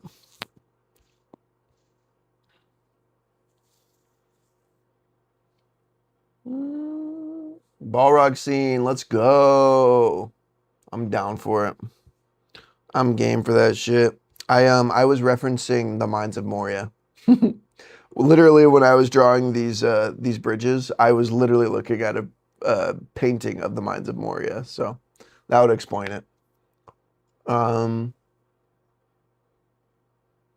Dehydrated pestilence. Bro, I need it all. What all do you need? Trapped in painting hell.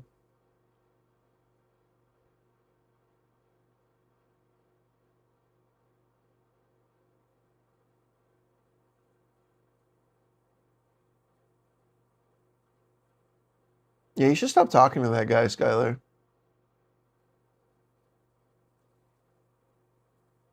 He sucks. You should tell his girlfriend what he's doing, too. You really should. Send her screenshots. Little Nightmares, more than Limbo and Inside. Oh. I only played Limbo. Jesus Christ, Pixel.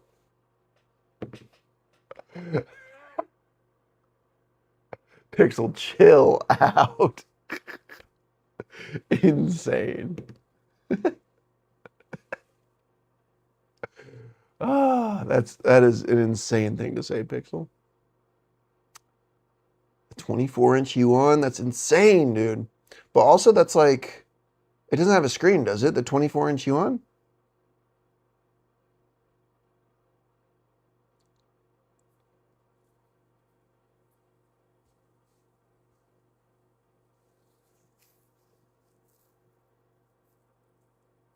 Ooh, you got the Little Nightmares associated with your ex. Isn't that shitty when stuff is like that? I've had so many like songs and stuff ruined for me because of that. The entire band Queen. The entire band of Queen is like, ugh, it just makes me think of her, and I'm like, no. Lego Star Wars. Tripping 2, it just has one of the best enemy I have. Horde mode clicked way too well for me. Okay, so it's like it's not like, is it like you said there's like a horde mode? That's what it is? It's not just like a campaign? Lies of P.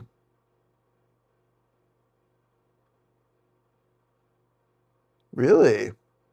Lies of P is the one? All right, fine. I'll add a 4th game to my list right now. It's probably too long for me, but we'll see. Liked it better than Dark Souls 2 and 3. I was thinking about playing Dark Souls 3.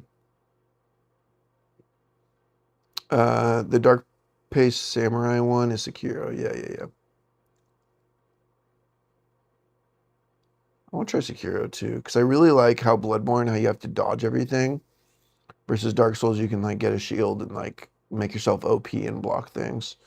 I liked the timing mechanic of having to dodge everything. It made it really hard, but I liked that.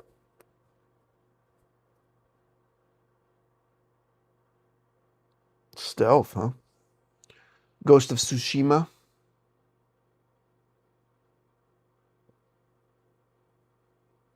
Tsushima is Souls-esque? I didn't know that.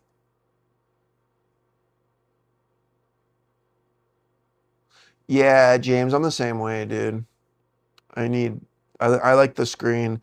I have another tablet that's just the slate thing, and it just has that disconnect. I mean, it's still cool, but I did a whole animated video like that, and it was interesting. It's very hard to do all the animation, but I used After Effects, and I used a certain kind of what did I just do? Oops, there we go. I forget what it's called. There's a certain name for that animation where you can like grab the limbs and they like work together. IK. I use an IK rig. You guys ever heard of the IK rig? It's like real like animation shit. Yeah, it was fun. It's fun. Just another random thing I got into at one point. But I got paid a lot of money for it. I think I got paid like $2,000 to do that. I think. Maybe it was like $1,200. I think it was $2,000. No, maybe it was like $1,200. Something. I can't remember how much I charged. I charged a lot because I remember I was like, this is a lot of work, but I can do it. Luckily, they had faith in me, even though it was the first time I was doing that. I'd done a little bit of animation before, but never anything with an IK rig. The IK rig made it way easier.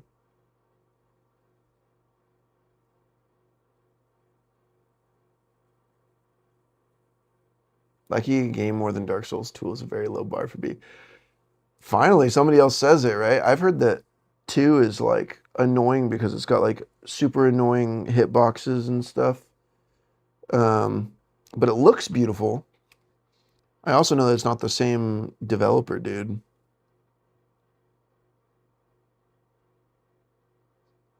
It's nice though to have more quality games than you have free time. Yeah, I'm not like burnt out on games, that's for sure.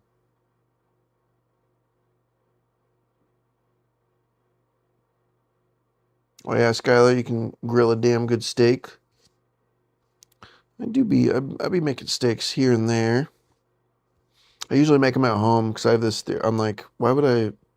I can make a great steak at home. I actually made a perfect, the most perfect medium rare steak I've ever made the other day. I started using stainless steel, and although the learning curve is a little much, damn, it cooked a really good steak.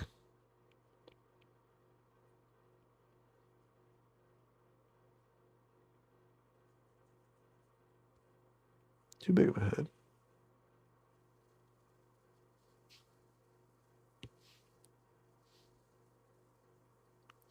Do appreciate the offer though.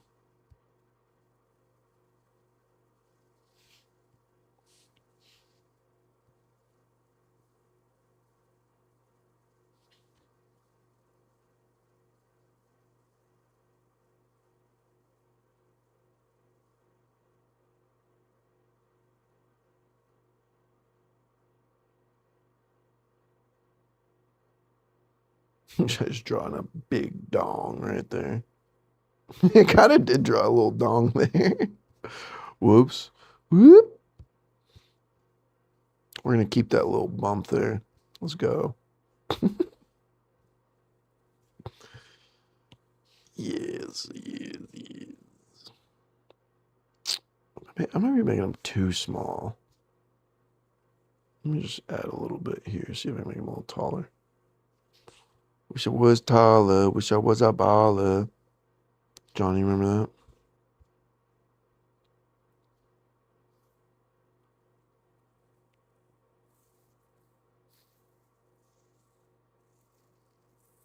that? XP pen tablet monitors. Oh, $200. Nice. You know, I think I got this iPad for like 250 or something, so it wasn't much more than that. But of course, I'm not controlling my PC with it, so that'd be different. Like if I was using Photoshop, I thought about doing that, but everything I looked into is expensive. I don't think I knew about what you're talking about. Um,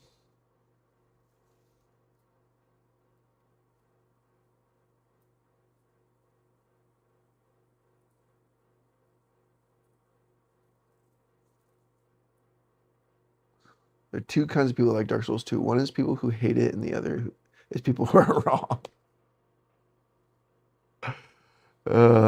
That's hilarious. Jalapeno poppers, hell yeah. Fire. I bet, James. I bet it sounds expensive.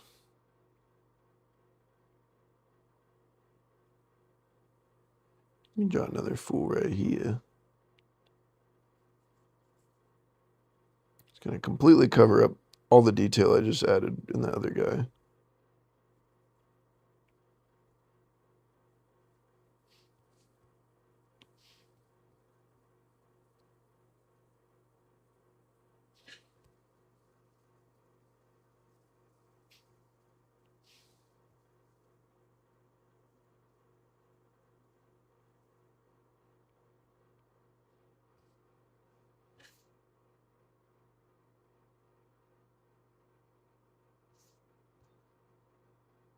Yeah, they just look a little scattered back here.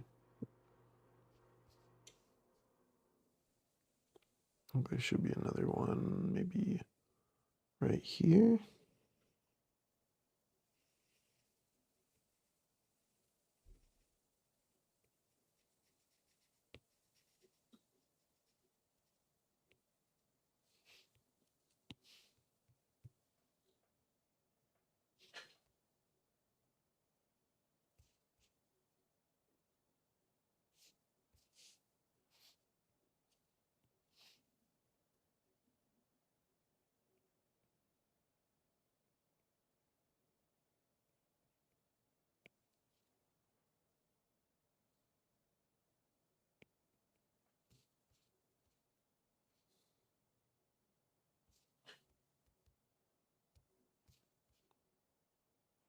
There we go.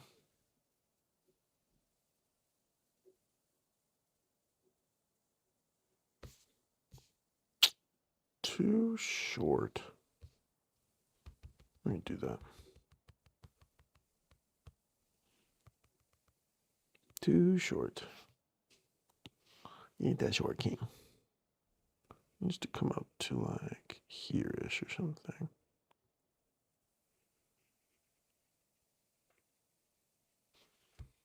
Let's not erase that.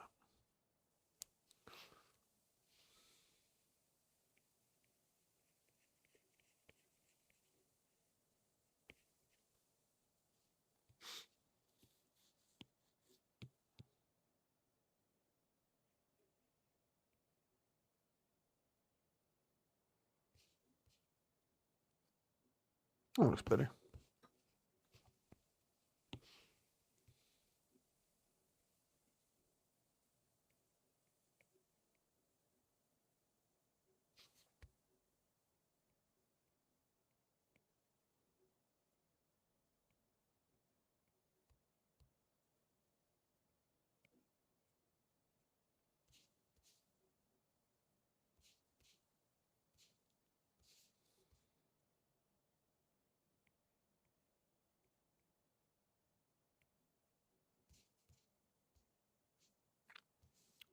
Okay.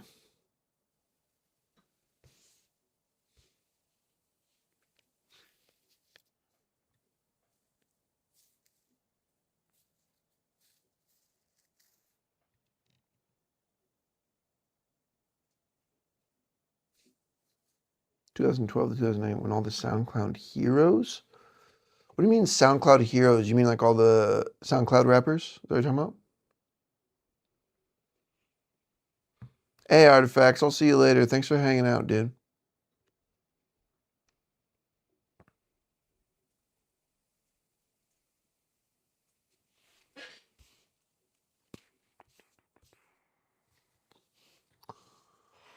All right. Let's see what I can do here. I just want to add one more in the center here. Just standing regular in line.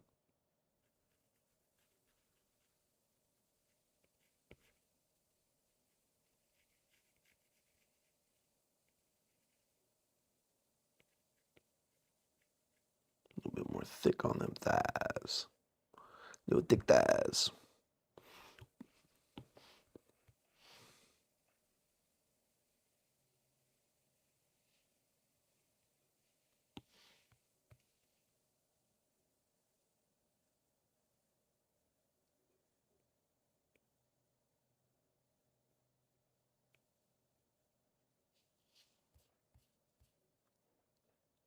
There we go. It's a little more populated there.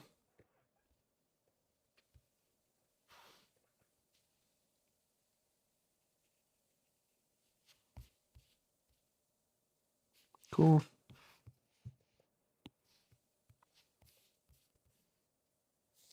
So many little peeps on this bridge. So many little peeps. Weird that I might have made them a little too small back here.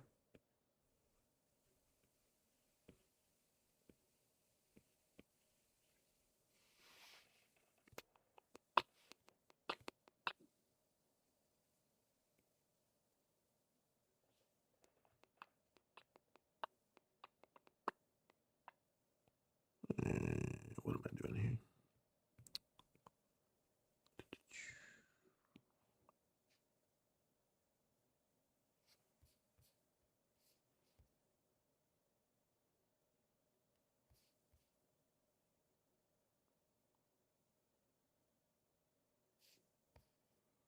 I think it's this one. I like the perspective. It just like looks too big for. It doesn't look like it's shrinking down. So let me go like this. Make him a little smaller. I wish it was a baller.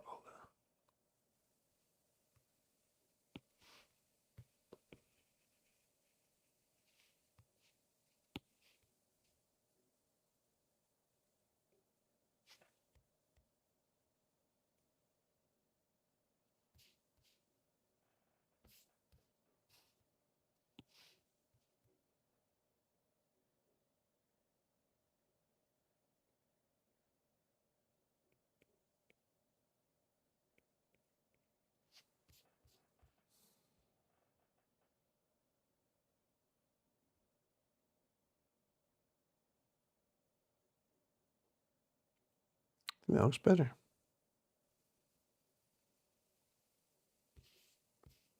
Maybe make this one a little smaller as well. Just trying to fix the perspective a little bit.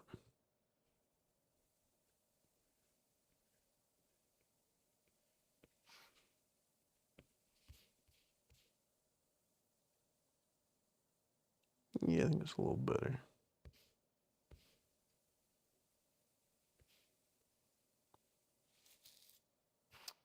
And same thing with this one.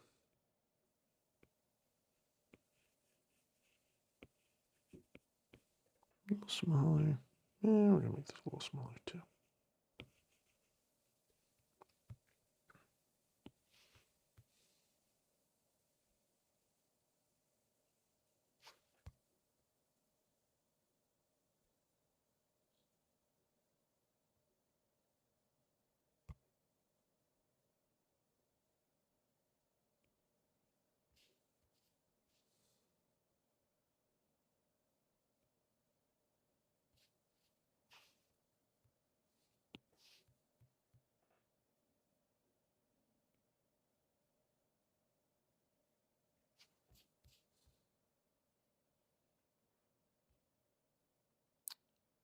I think it's helping a little bit. These guys still do look pretty tall.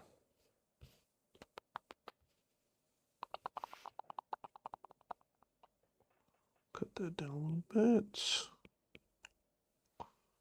Maybe not make him look like he's looking up.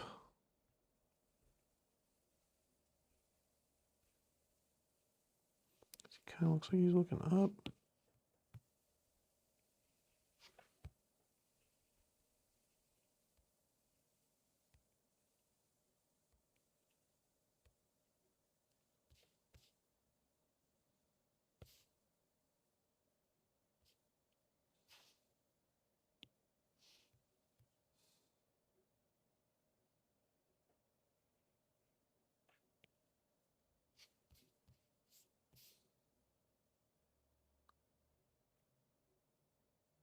It's a little better. It still looks kind of giant. Like, obviously, I mean, people would be slightly different heights, but not a giant.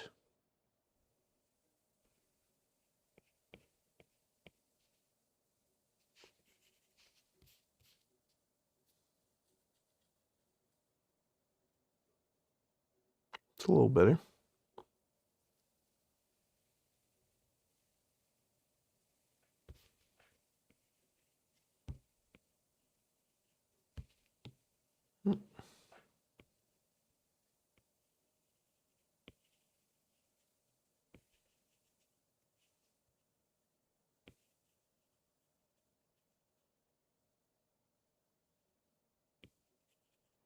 Just gonna redo that, make him a little shorter.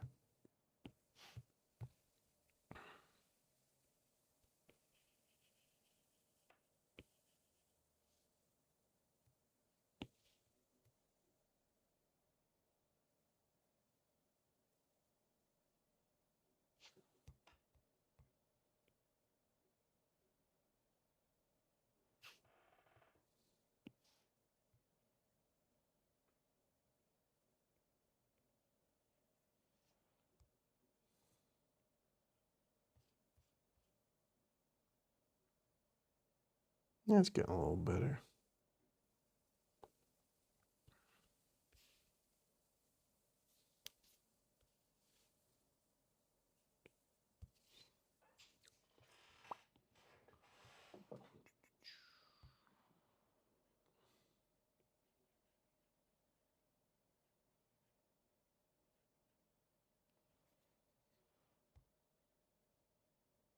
Wait, actually, I don't know what is that even? What is this? I don't even know why that's there.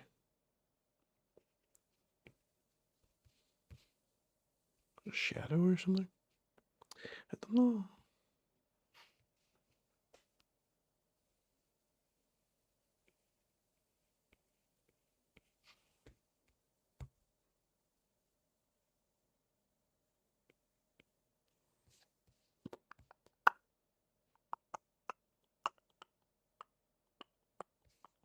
Okay, that looks better.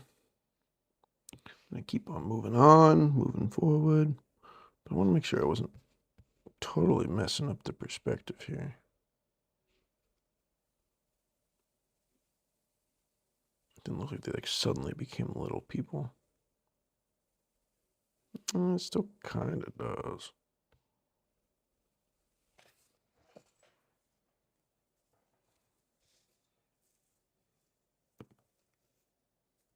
All the overdoses from like, oh yeah, they were doing like a bunch of drugs, all the SoundCloud rappers, for real.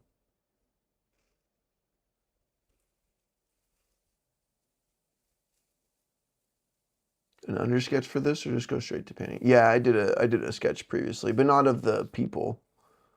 Just like a rough sketch of like the overall look of everything. I did like a few of them, and I sent them to the guys in my band, and I was like, hey, which of these are your favorite? And this is the one that they picked.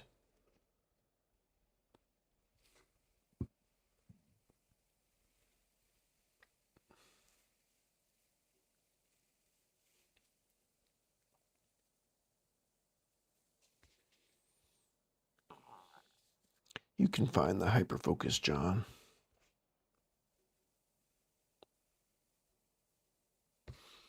Yeah, the only thing is I made them too small. I definitely made them a little bit too small in comparison.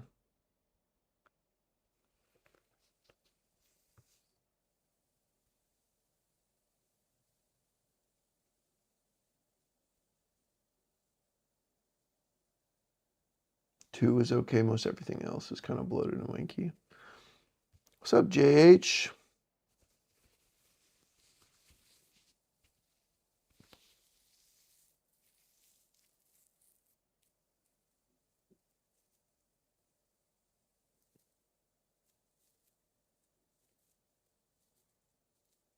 Dude, his singing just always rubbed me the wrong way. I just can't with his singing. I know he's trying to do like the Protest the Hero thing, but I just don't like the way he does it. Clear EP, I don't even know what that was.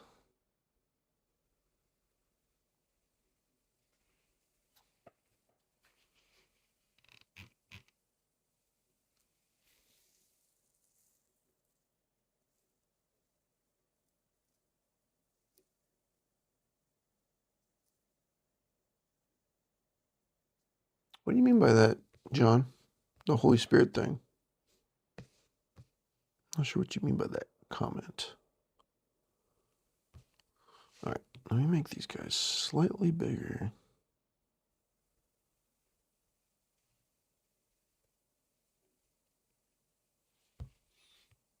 I gotta fix it. I think I can do it by just kind of extending them a little bit.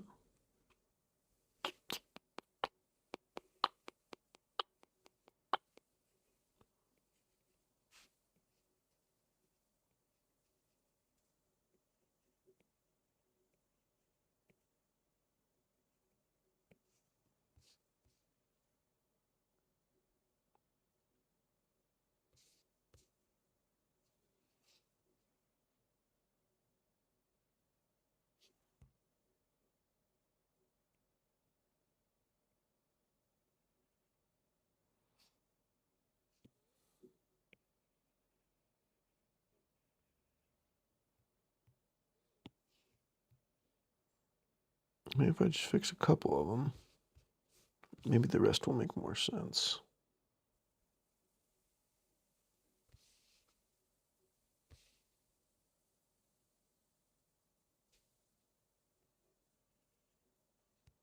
Whoops.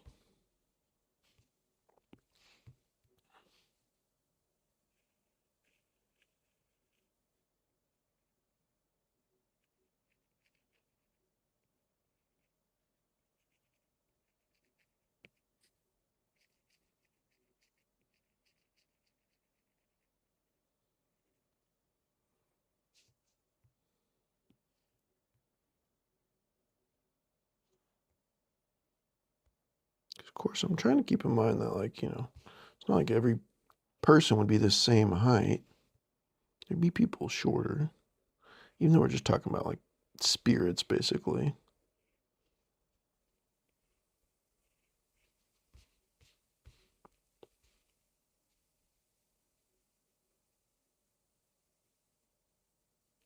Looks a little better.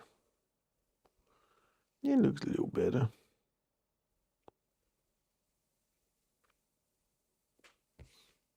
All right. And then maybe I'll just make this guy a little taller too.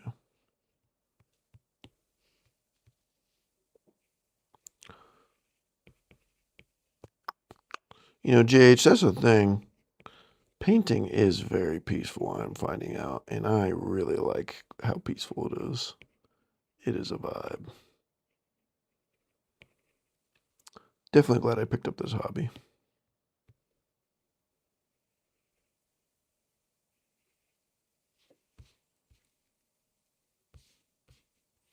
Yeah, I think that'll help.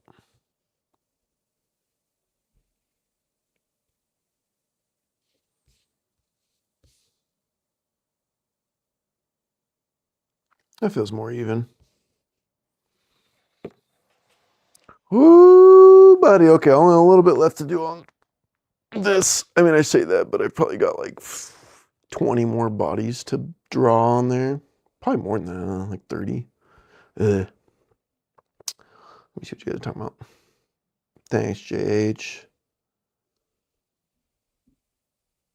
The spark, the newness, and the cultural ubiquity. You know what's so interesting about that is like deathcore is like the opposite, and it's like, hey, let's just revert to what music used to sound like. And it's like, okay, but like, don't you guys want to like push it somehow? Do you just want to like push the boundary somehow? But I think it'll probably evolve into them pushing it somehow. I hope that I'm doing that with Darkwatch. I'm trying to inject some of the old school deathcore stuff, but mixed with some fresh concepts. I hope.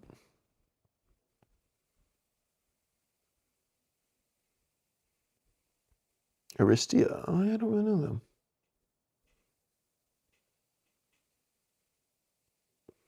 Maybe I'll put it in my headphones right now.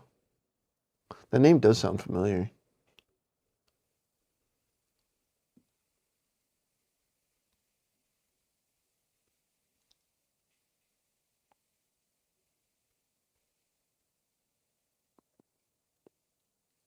Dude, I used to torrent a ton of stuff.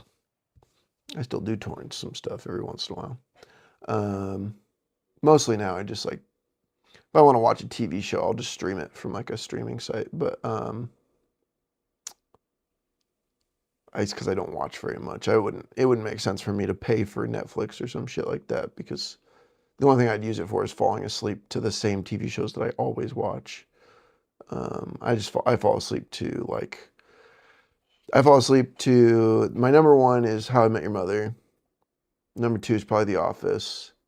Number three now is Friends. I used to watch that 70s show, but I haven't in a long time. Parks and Rec.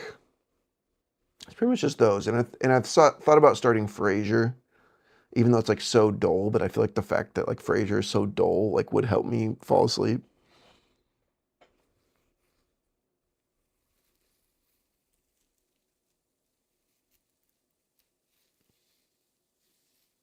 See, that's the thing. I like Slam. Slam to me is like, I know it's been around a while, but they are interjecting Slam into deathcore, and I'm specifically Darkwatch is trying to do that, and that I really like.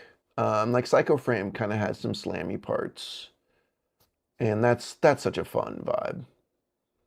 They do like Psycho Frame does old school deathcore, but with that modern kind of twist to it, and I really like that about them. It's not like a lot of those deathcore revival bands that just sound like a rip off of Suicide Silence or something. Like there's so many bands that just sound like a rip off of that. You got to add something to it that's new, I think. I still enjoy it, but it just doesn't inspire me like when I used to hear certain music and be like, "Oh, this is crazy."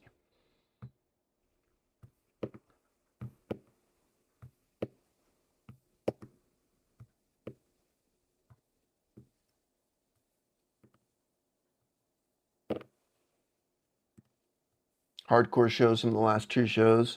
I don't know, man. Here it's like there's so many people that just go to those shows just to mosh. Like they don't even care about the music and they're just there to mosh.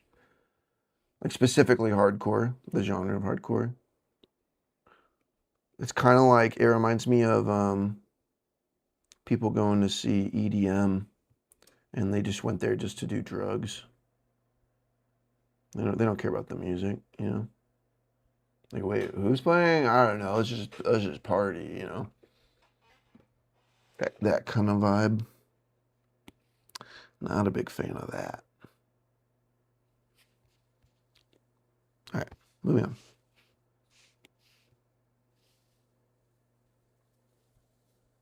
Snuffed on Sight's so sick.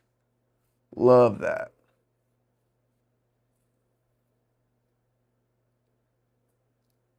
The Office intro music. I know it's annoying. I gotta figure out a way to skip past that or something.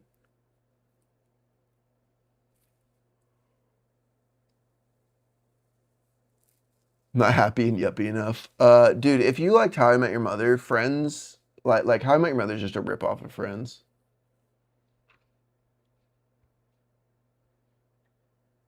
But they did it in their own way that was really fun, obviously, because I love that. But all the How I Met Your Mother stuff that's about like destiny and uh, you know, what the universe wants you to do and what you're meant to do. Yeah, all that crap. It goes way past me now. I used to think like that. I don't think like that at all anymore. I think the opposite of that. I think life is just random, you know. But I still love the shows. I still love that show specifically. Still watch it all the time. Watched it just last night. Because the jokes are good. The show makes me feel warm, you know. It's very comforting for me.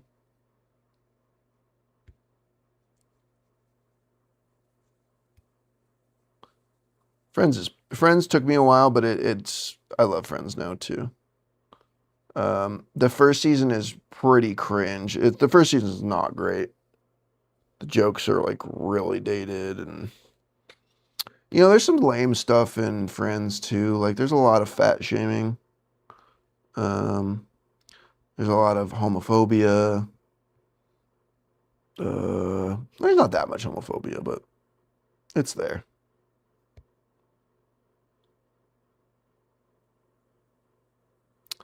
It's just, you know, some things to consider, of course, but go figure that a show from that period would have those problems, you know. Of course it's going to be a thing.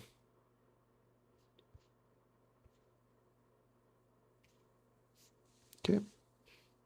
Appears to be working.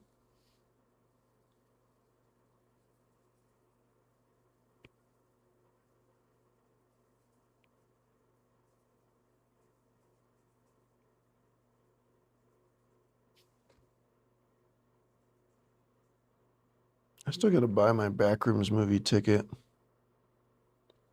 It's coming out in like a month, and I want to make sure I get a good seat for the premiere. My buddy's going to go with me too. So I got to buy, I'm going to buy his ticket at the same time so that we can get seats next to each other. I got a good buddy of mine that we've done all the liminal space stuff together. Like the first game that we played was Pools. Anybody in the chat seen Pools?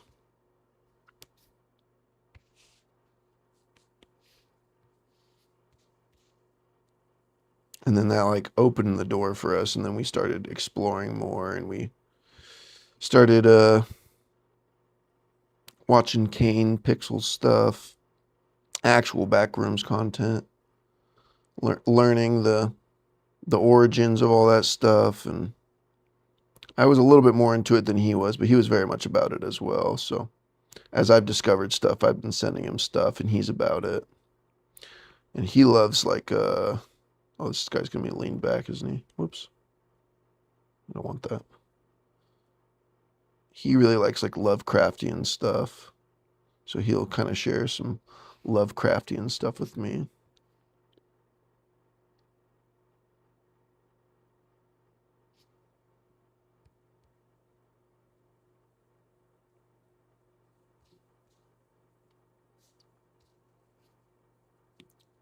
I haven't really dove into that. Reading is really tough for me. I think I have ADHD or something because it's really hard for me to focus when reading unless it's something technical that I am like learning. But even then, it's like it's really hard if there's no visual with it. If I'm watching a video, I can learn like really easily. I've been learning coding so that I can make a plugin for you guys.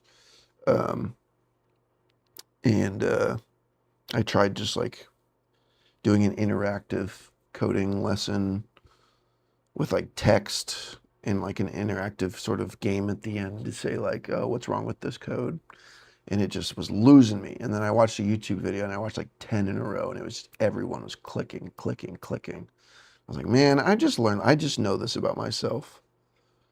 I just learn good with the visuals.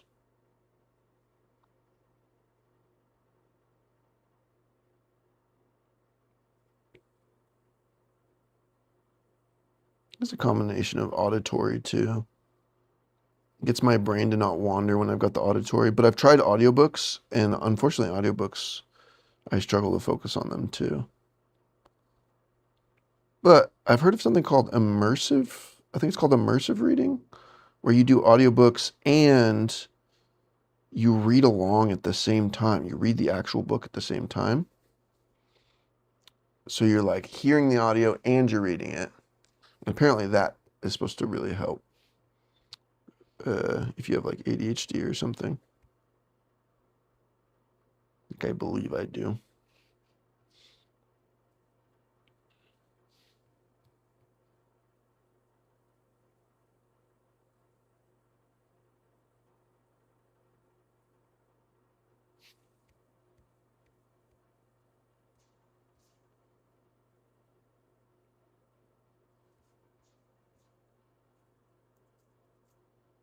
Some really long arms, man. I don't think that makes sense. Something like that instead. And I'm talking little details here that I really don't need to worry about. Just keep drawing them in line.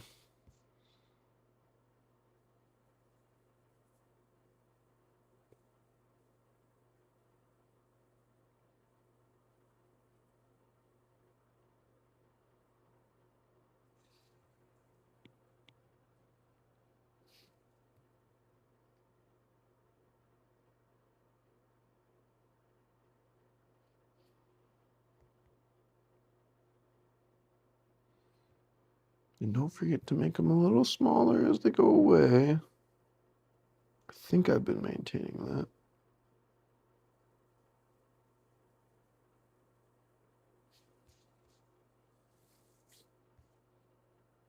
Yeah.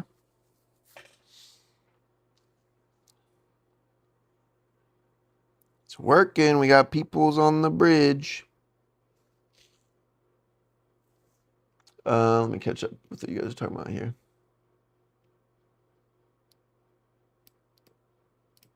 Infectious Joking is a fun slam band. I'll try it. I'll try it out right now. Let me put in my AirPods. Where are my AirPods? Where art thou? Ooh, and I should eat some food soon.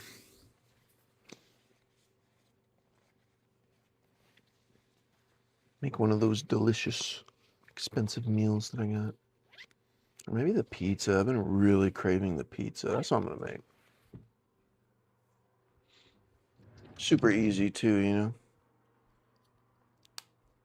Pop that shit in the oven. Well, we're getting there. We're almost done with the people on the bridge. I need to add some peeps right in here. I just realized it feels like too empty in here. There should be another person like right. Do one right here.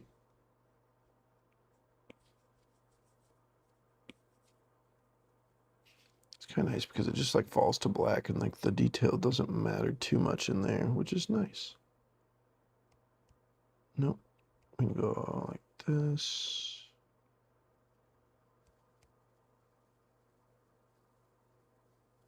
Something like that.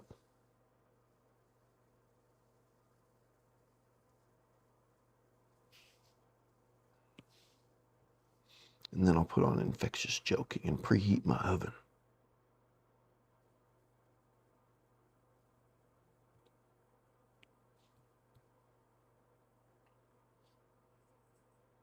Oh, whoops. Not the eraser. Let's do another peep right here.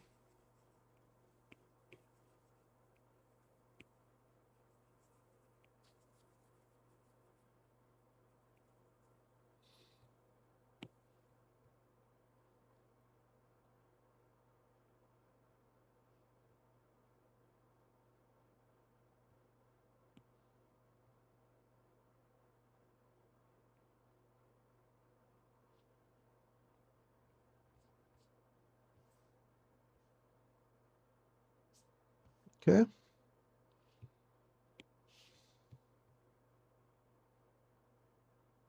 Right in here-ish.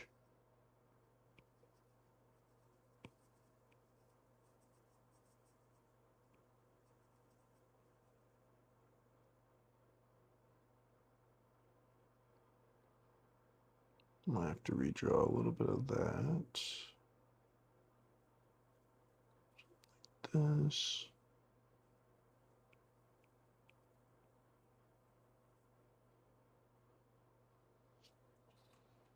Draw in.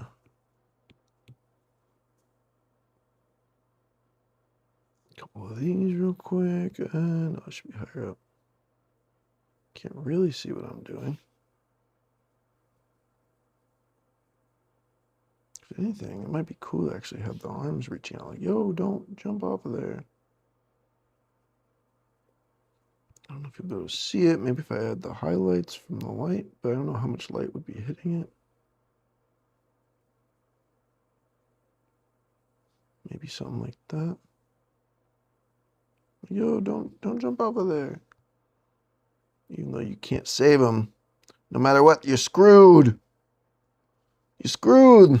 If you don't jump off, the gods are going to eat you. Cool. All right.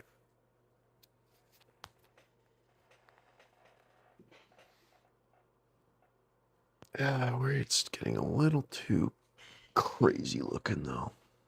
Maybe I've got them too jam packed together. I don't know. Let me see if I can catch up on what you guys saying.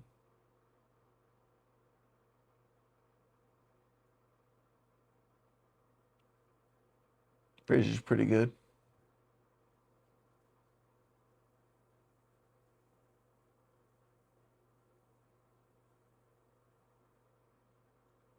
All speech/jokes are free speech/jokes for me.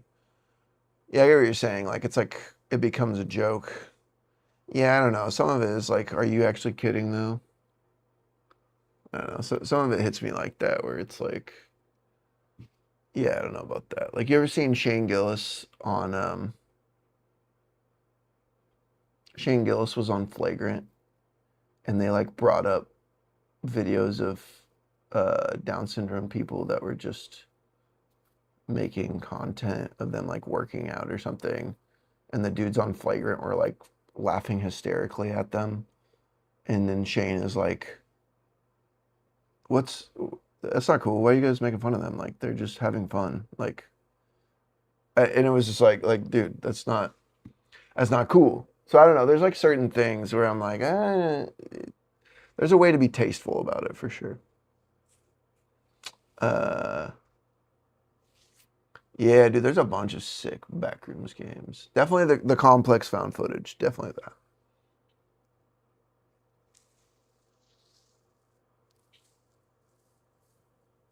Call of Cthulhu. Dude, on Reddit, John, they're just going to say to play pools. That's pretty much all they're going to say. And they might say, they'll say the Complex Expedition, but I genuinely think that, oh, I just realized you lost the painting. I genuinely think that the Complex found footage is better, and it doesn't cost anything. The Complex Expedition costs money. And so I think people are almost like blinded by the fact that it costs money, that they're like, oh yeah, it's the best one. It's like, no, it's not. Dear Esther. That one sounds familiar. What is that one? Journey was dope. I really liked Journey.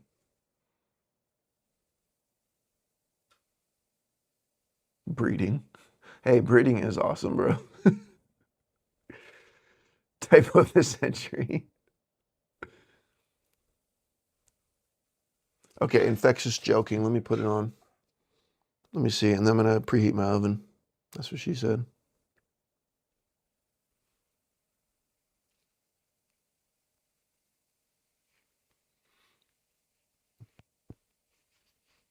Oh, I got to plug my phone in. Infectious joking.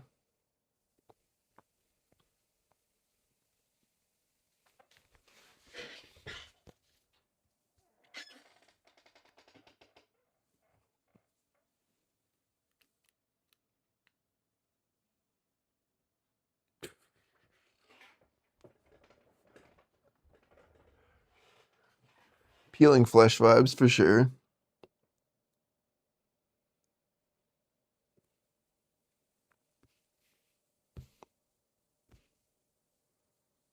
Okay. Let me preheat my oven real quick.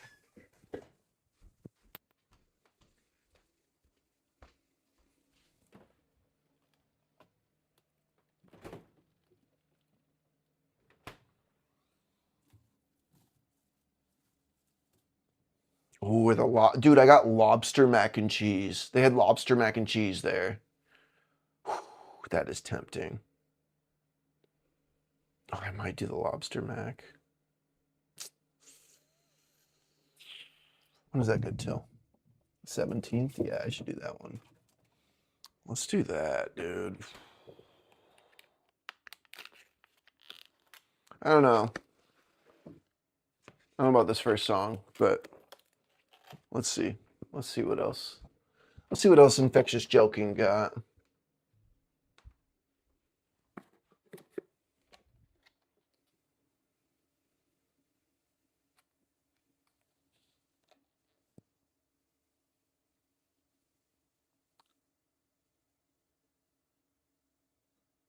How are you supposed to cook this thing? Just microwave it? Oh, there you go. No, it's the oven. Preheat oven to 350. Okay.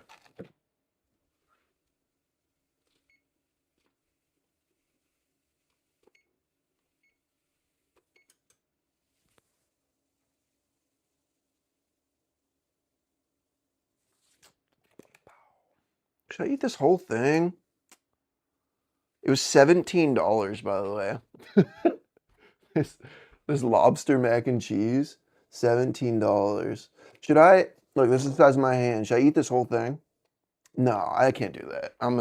That's too much. I can't handle that right now.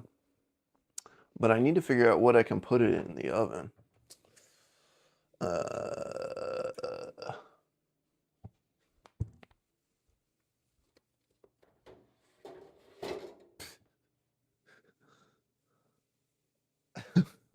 We love getting geeked up and playing Xbox. This band is like definitely a joke.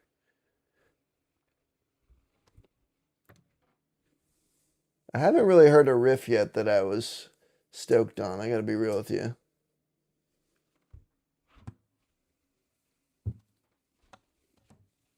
I really enjoy Extermination Dismemberment. Them and Snuffed on Sight are my go-tos for Slam for sure. Not really that into Peeling Flesh. Like, I like the music of Peeling Flesh. I just don't like the vocals. Just not a fan of that.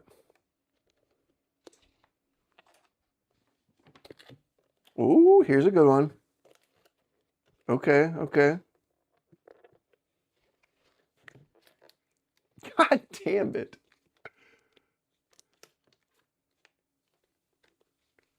Yeah, I don't know. I think this is just like a little too goofy for me.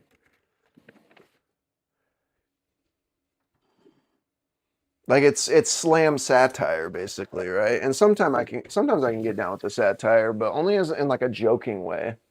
It doesn't like I showed to my friend as I joke, but I wouldn't like actually listen to it for real.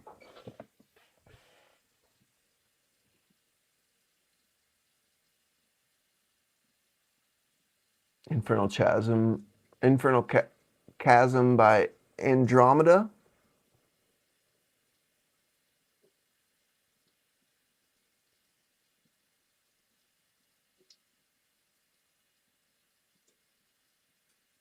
It's got to be two.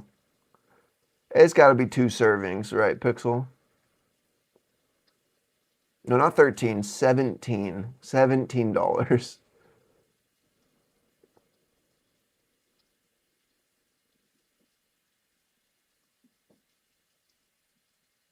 Yeah.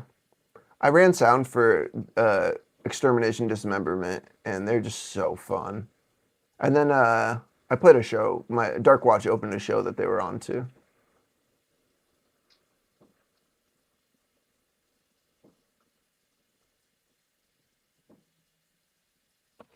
Okay, so the songs that I've heard is Hot Wigga and Geeked Up Playing Xbox.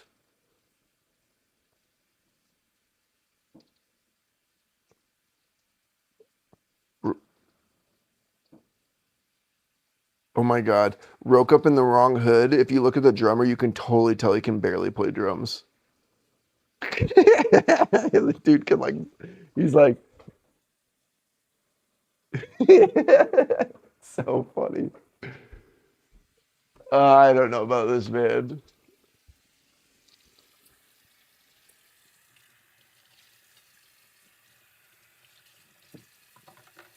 I'm giving this last third song a chance.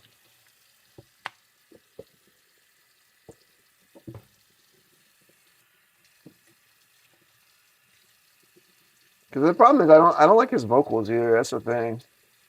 Like Extermination Dismemberment, I love the dude's vocals. His vocals are sick to me. Same thing with Snuffed on Sight. His Inhale vocals are sick.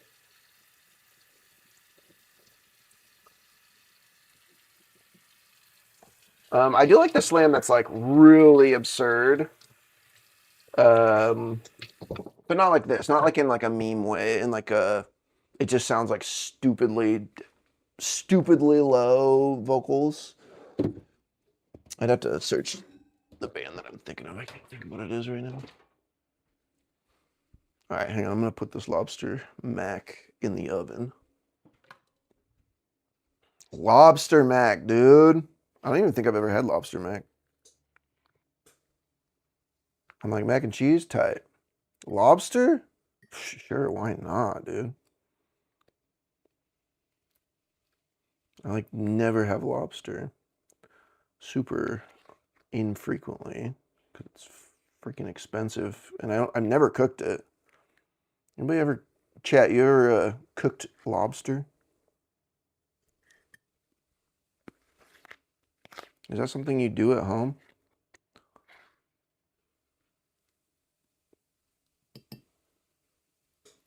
There's also something that I'm like, okay, normal grocery stores that I go to do not have this. If they did, I wouldn't trust it.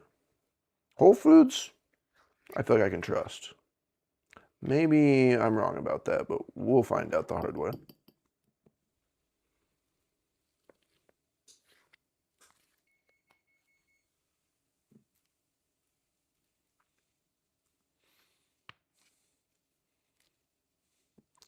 By the way, I've actually done vocals on a Slam song.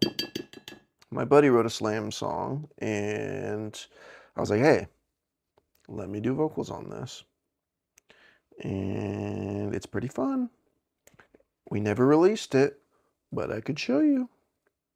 But again, I know that I don't even know. It's probably a small portion of my fan base are metalheads. I know it's just generally just guitar players that listen to whatever.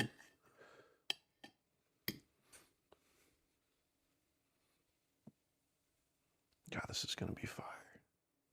This is going to be fire.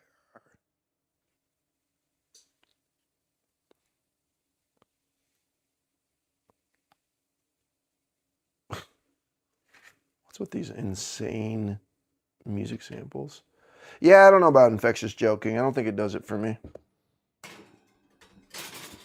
How long does it say?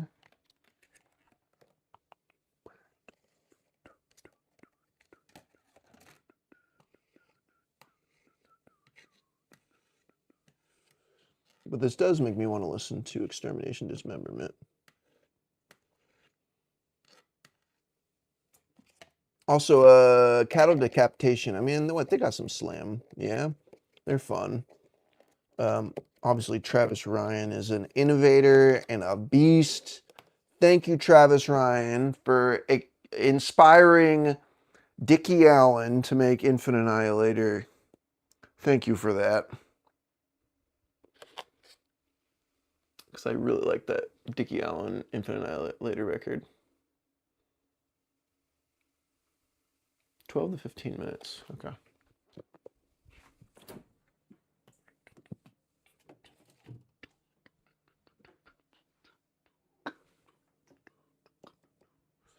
All right.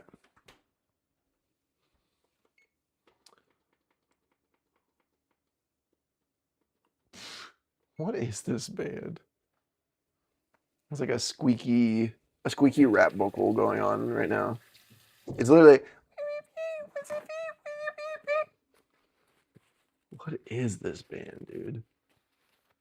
Dude, this is so goofy.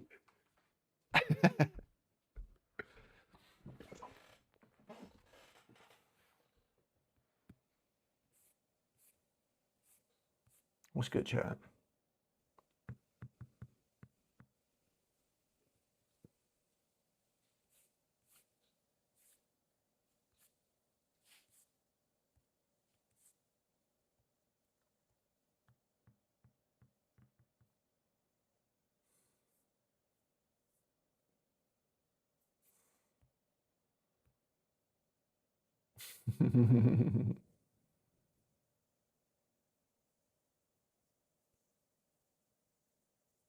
Dude, I did. I got a lot of stuff on the. I didn't do any delivery, but I did go to Whole Foods. I had to do it. Wow, this song is clipped to all hell. Hell yeah. Goofy long names. Psycho Stick.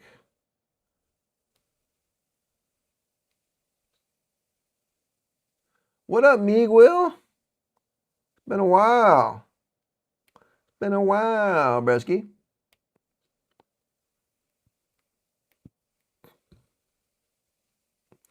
Dude, I didn't even listen to Y'all the Both record. I heard like a song and I was like, this is like different.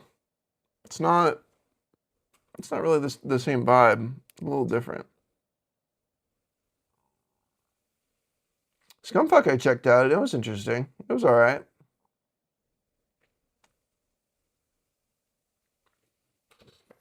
Yeah, I mean, Travis Ryan really did start the vocal Olympics, basically, right? I mean, if you follow the train, if he influenced Dickie Allen, and then Dickie Allen influenced Will Ramos. All right. Now I gotta listen to some Extermination Dismemberment.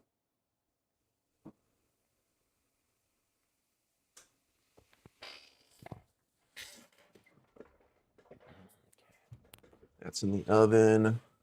What kind of veggies should I have with lobster mac and cheese? I've got green beans and I've got broccoli. Broccoli? I feel like broccoli goes with cheese well, right? Broccoli cheddar.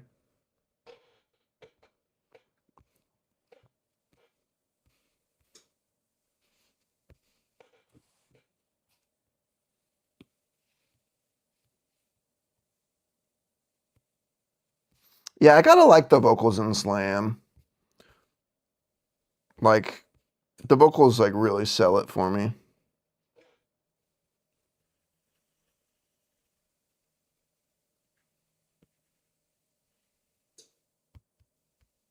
It's too big of a head.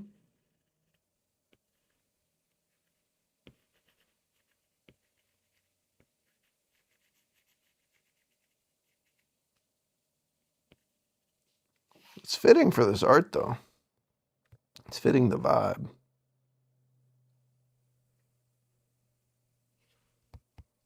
You really can't go wrong with Extermination Dismemberment.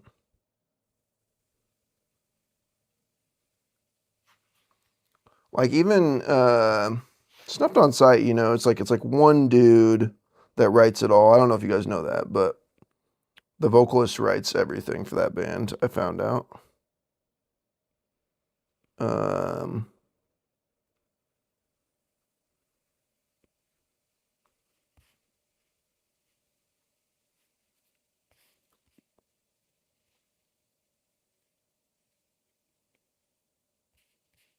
Yeah, I just worked their show.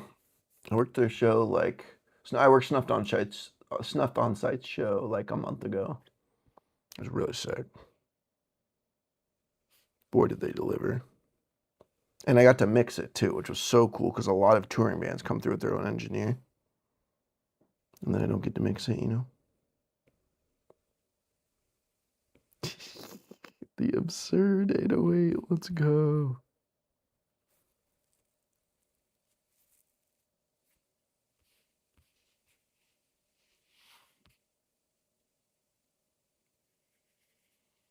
Man, this band slaps.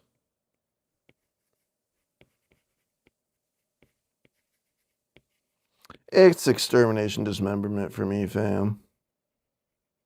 His vocals are just so good.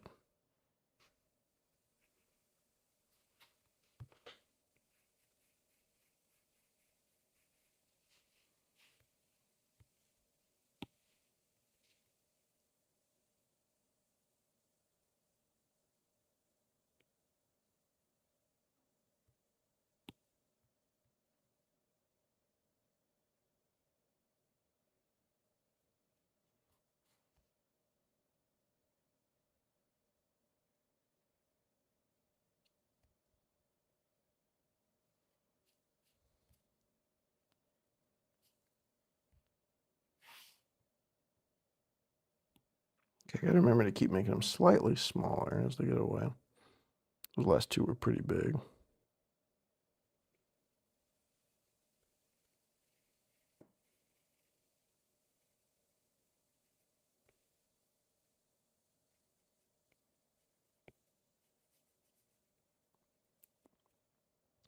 Slam to me is also like, you've listened to so much metal, this is how far you've gotten. Like, you've gotten like so bored of like just the metal that sounds like everything else that you're like, yeah, I need something crazy. I need something next level.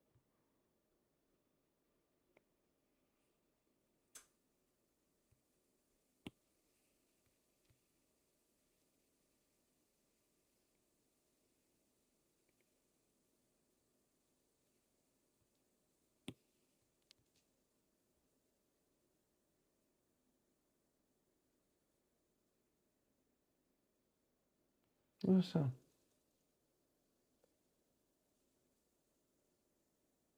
So weird, I thought I heard something.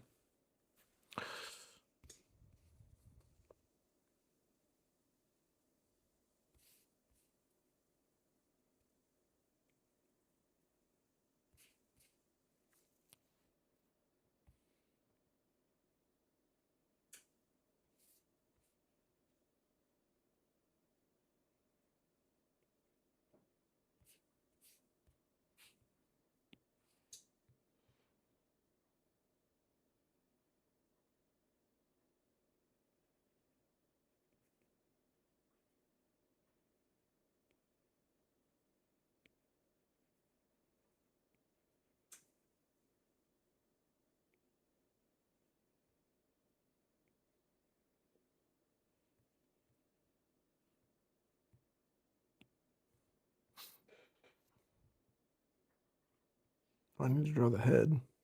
Oops.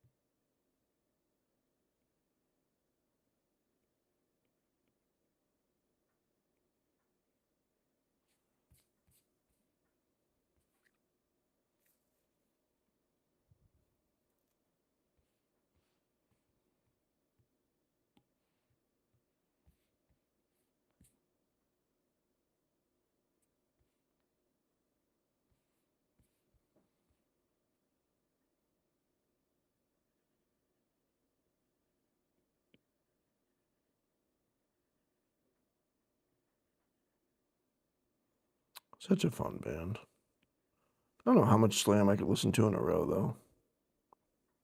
I'm already kind of like, yeah, I'll switch the band.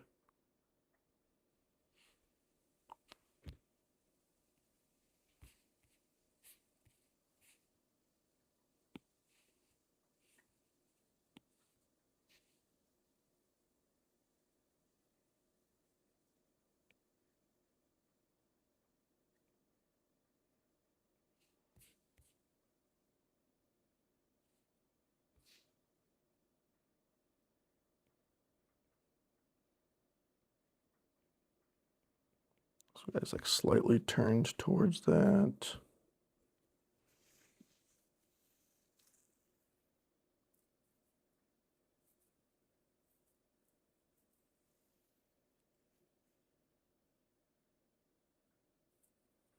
Winds of Plague on that 2008 shit.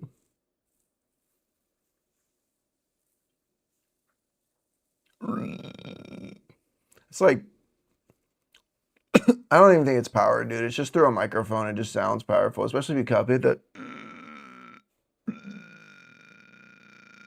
it just like ends up sounding bigger.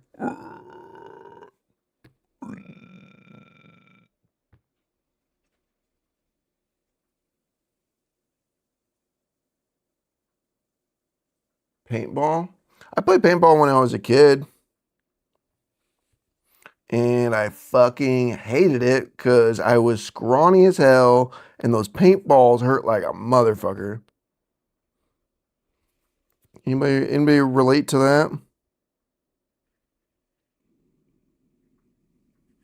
I did not like paintball when I was young.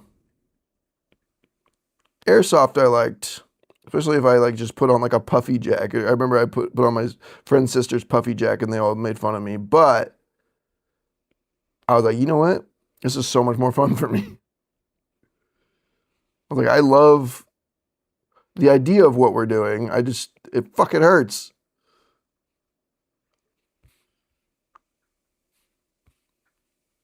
This is interesting, him putting his hand on the actual thing. That might actually be cool. Let's try that. I think I gotta turn off Slam though. Did I forget his neck? What's going on here?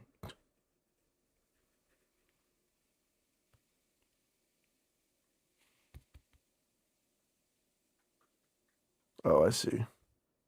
That's the leg behind there.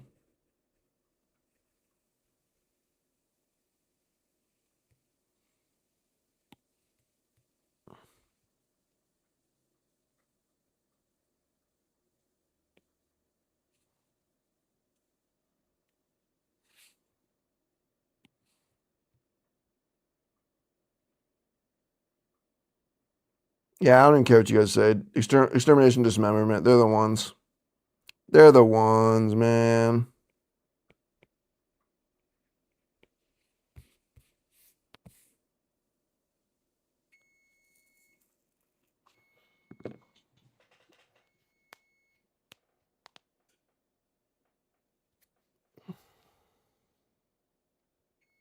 I didn't even need to scoop the mids, dude. The mids were already scooped from the guitar talent.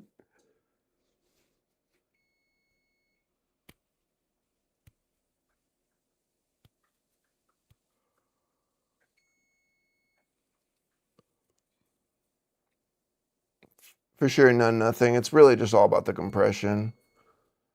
Just compressing something can just make it sound huge.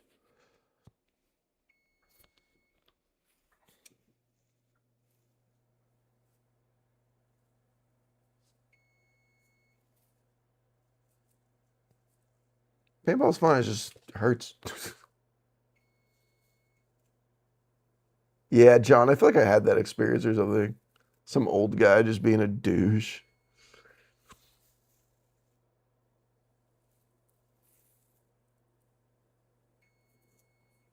Oh, really? A martial arts dojo, and there's just like an old guy there that's just trying to beat up all the young kids. That sucks.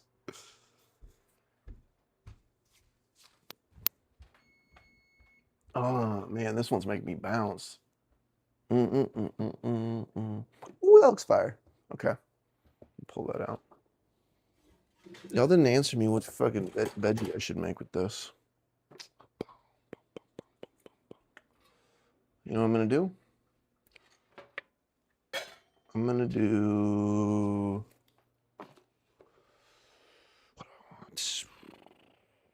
Let's just do some broccoli. That's really nice and easy.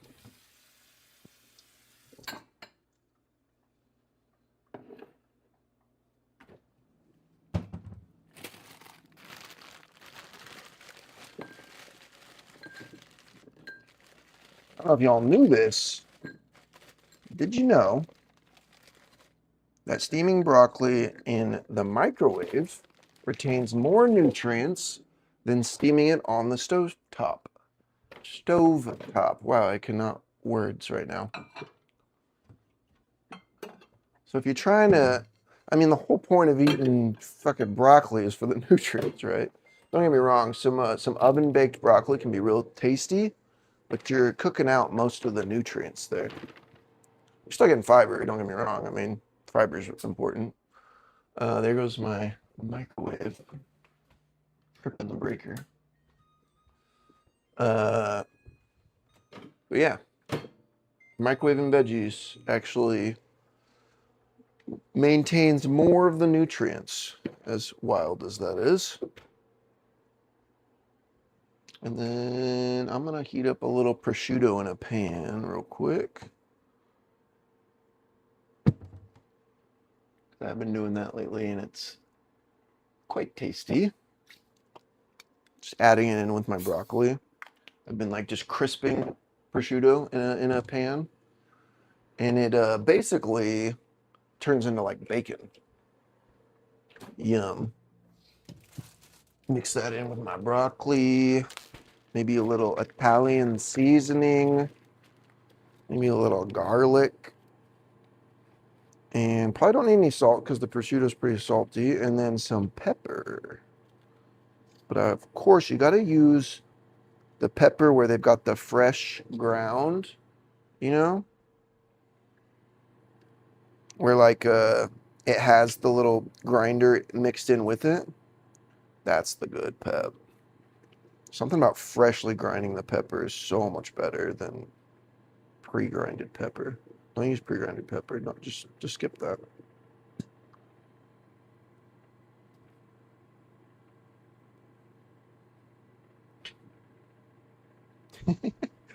The song is fading out, and all you hear sticking out way over the top of the mix is triggered kick drums. Triggered clicky kicks just...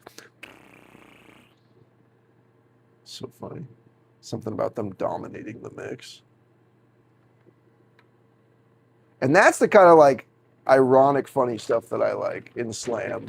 It's not trying to be funny like the other band was trying to be. It just is funny, even though it's not really the goal. That's that shit I do like. All right. Prosciutto going in the pan. Broccoli's in the microwave. Steaming up as we speak.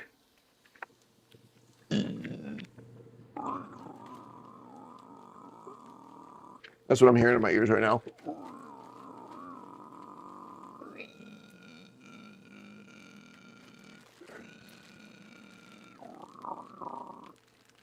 Those two, basically.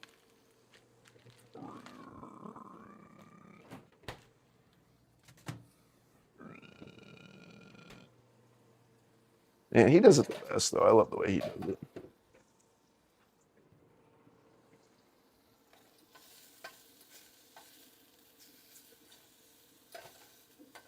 God damn. I think that's what it is I just like, in slam, I just like inhales.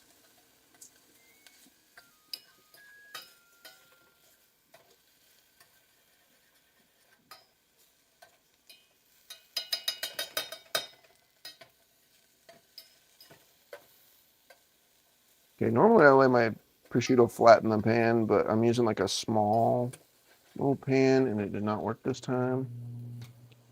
There's not enough space, so I like fucking cut it up. Now it's kind of a mess. What I do is though.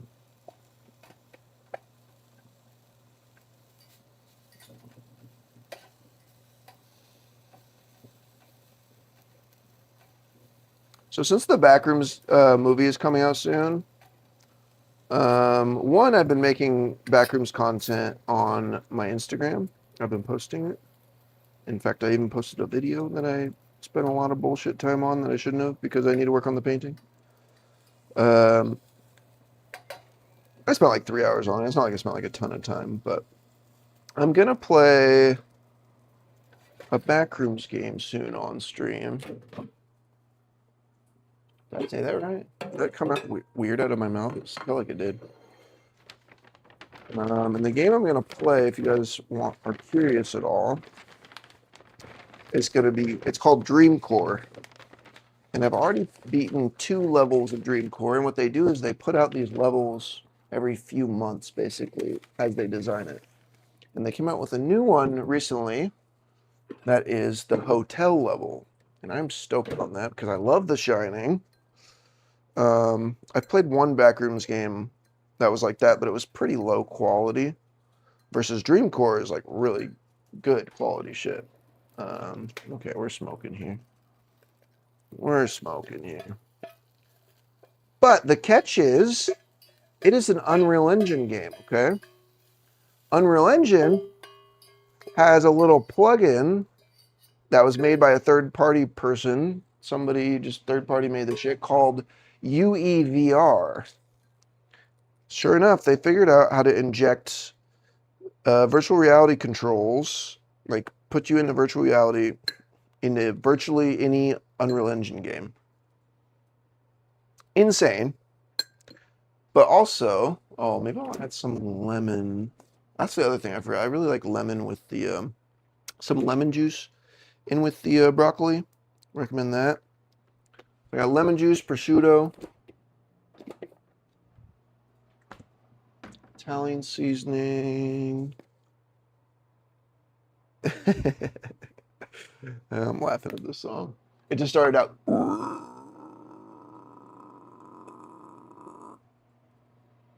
You just held it forever.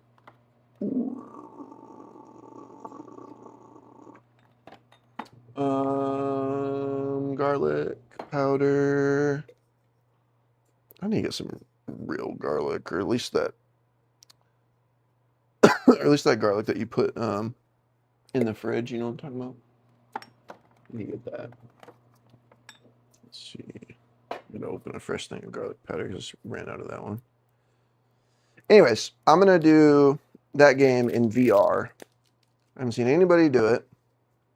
I've already put myself into that game in VR in a different level, and it was sick. I did it in the Playrooms level, so sick. But I didn't like beat the game that way or anything. But my whole plan is to try and beat that level. Fuck. Jesus Christ. Slipped right out of my hand. Nothing broke.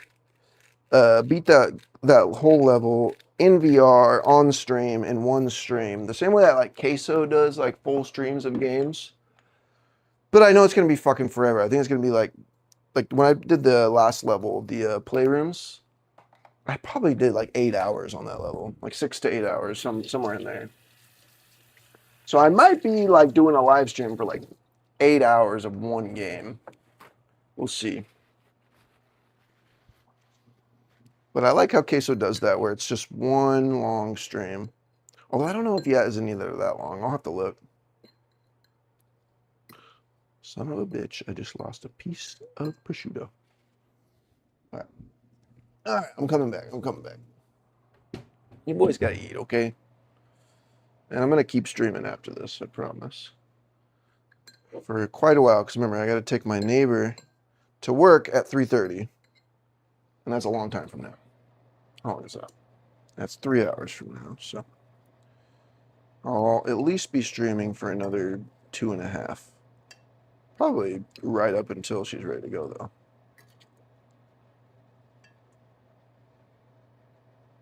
Funny thing was, I've actually been like fixing my sleep schedule. Like last night, I think I went to bed at like 2:30.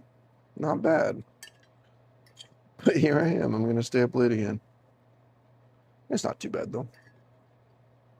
What if there's like some 24-hour food or something that I could get while I'm out there? Ooh, Boss Drive-In. It's like a A burger spot. Maybe I'll stop by there. Get a little bite. A little treat for going out. We'll see.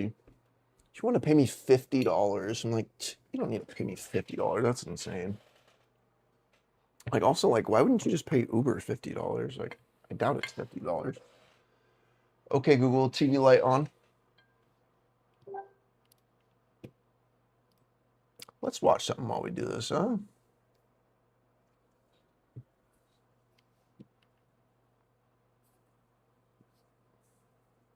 Backrooms is lobby roaming core.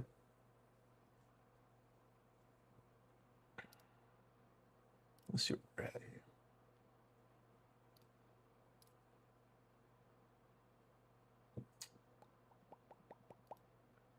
Let's do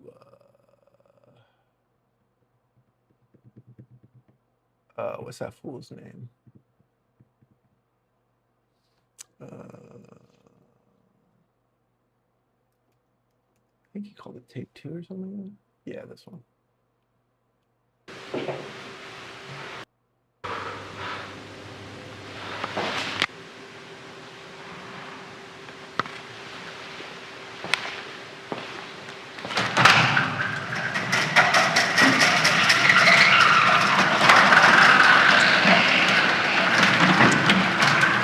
This is somebody else, but it's pretty sick.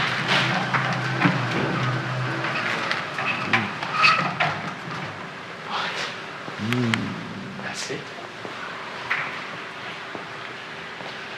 Just like that.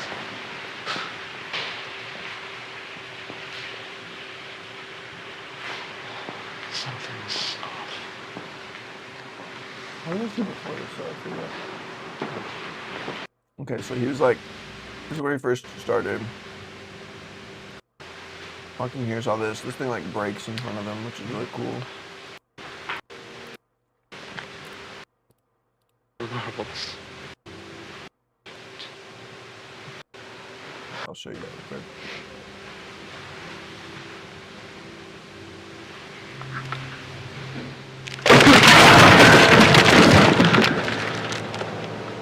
Pretty fun.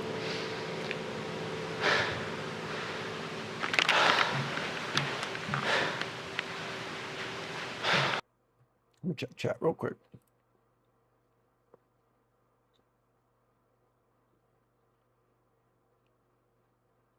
Was it too loud? Should I turn it down a little bit? Sorry about that. I'll turn it down a little bit.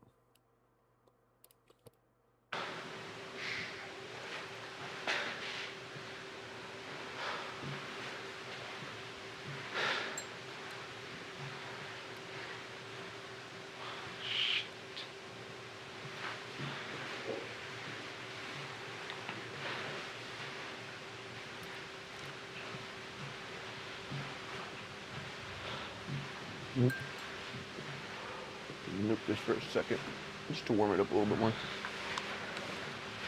Sorry.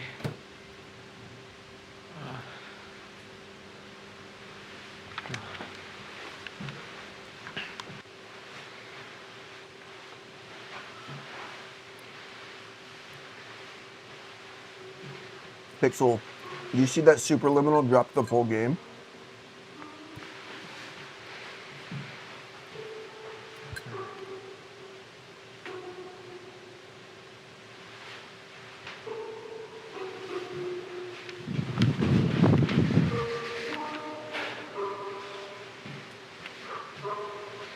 Oh, sorry, Subliminal. I said the wrong one.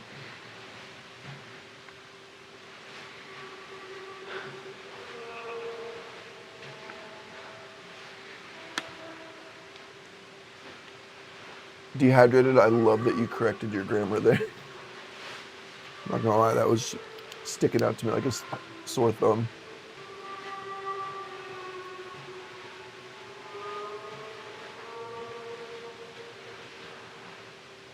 Dude, I want to watch Skinamarink 2. That's literally, I added it to my list like a month ago, and I asked my buddy, I was like hanging out with him, like, yo, we should watch this. He's like, I don't want to watch a movie right now. I'm like, yeah, but not gonna lie, Pixel, I've read that a lot of people complain that it's too many puzzles. It's like just way too many puzzles. But of course, I mean, I'll play it. Of course, I'm gonna play it because the demo is so good.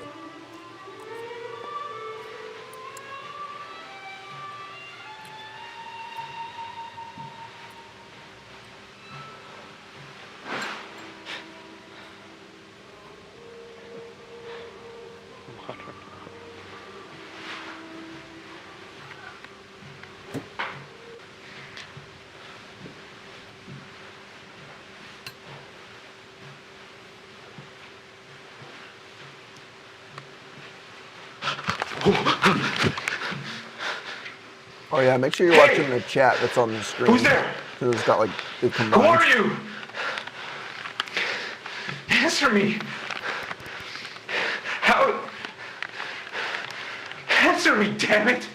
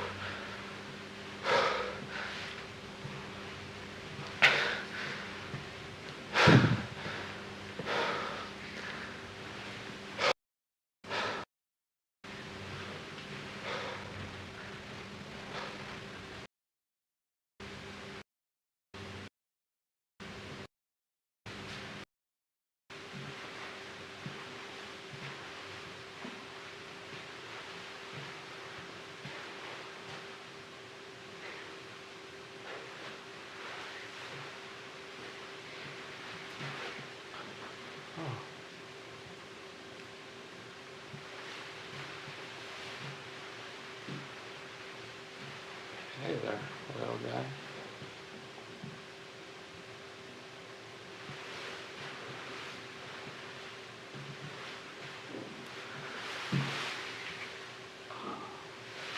Look at those.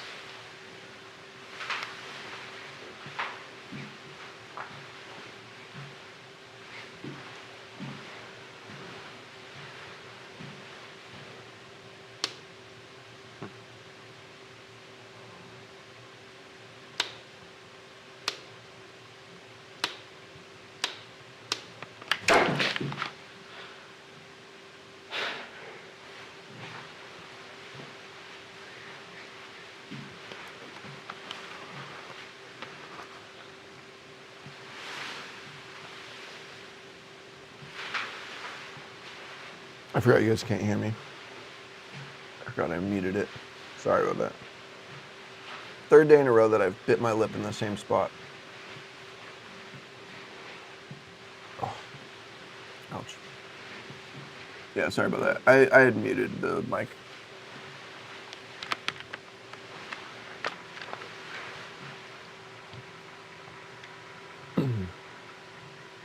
Yeah, we watched this the other day.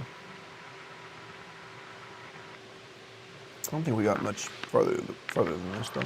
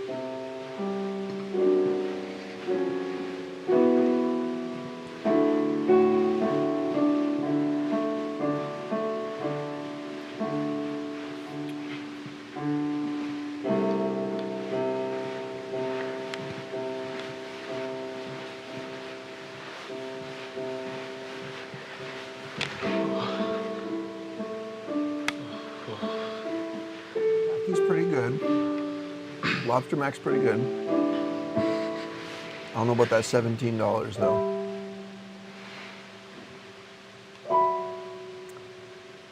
It's like, it definitely tastes quality though. It doesn't, it's just like,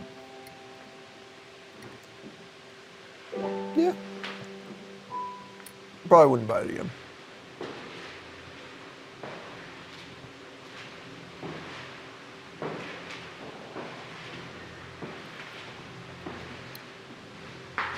I almost made pizza. You do you.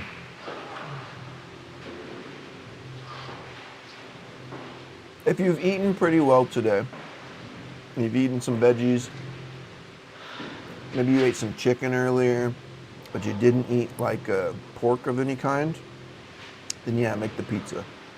But if you had some fried food earlier, you had fried chicken, or if you had some, like a burger or something, nah, don't eat the pizza.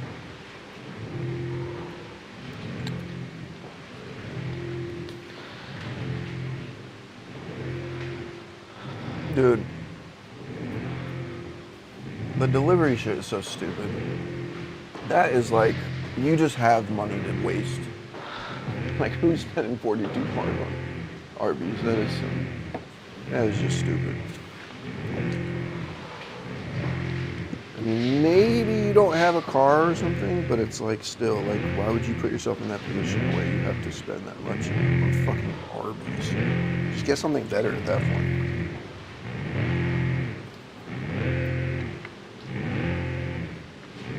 Food delivery. Food delivery is so whack. Plus, I mean, the worst part about food delivery, it gets to you, it's not even fresh. It's been sitting in somebody's car for a minute. It's like, not even just a minute. I'd be sitting in somebody's car for like 10, 15 minutes. Sometimes longer than that. I used to do food delivery. And then you have to tip them, and like the whole thing is just so whack. And they don't even pay the drivers well. The whole thing's stupid as fuck. I hate it.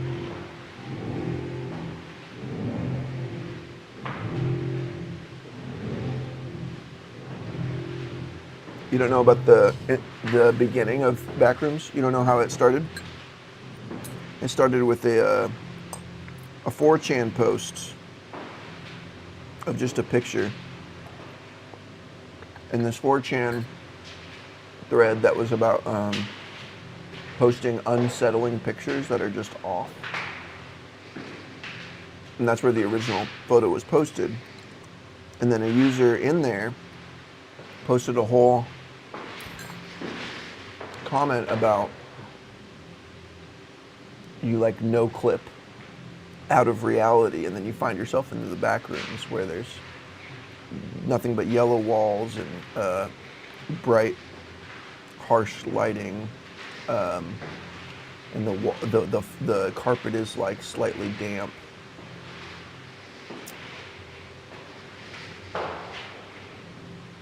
And and like something like you pray that you're alone, something like that. And that's literally what started it all. And then Kane Pixels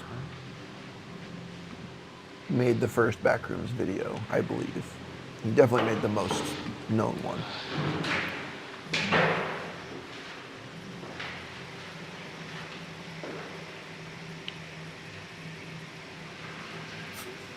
Skylar, you're crazy.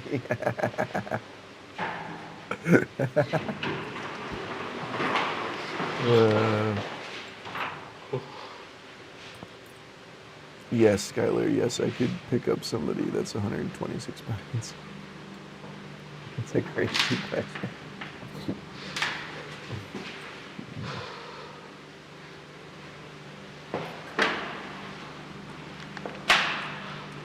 Wait for it, wait for it.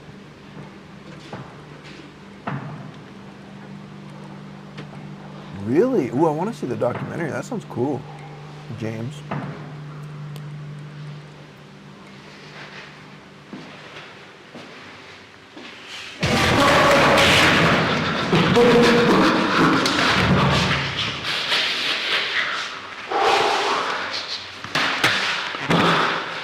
Well, and that's what I'm saying, dude. I don't think about how much money I've made on this stream.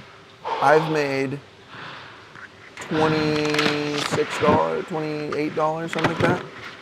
So literally, I spent 3 hours doing this. Is 3 hours of my time worth worth half of the food delivery? No.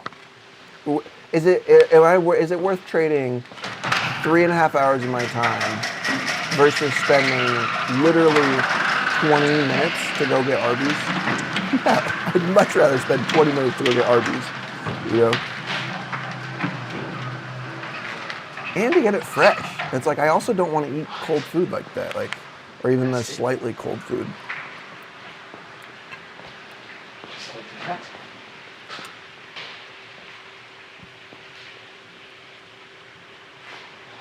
Something's... But, you know, if you're making $100,000 a year, then yeah, of course you're gonna have those moments of being like, yeah, I want this and I want it now.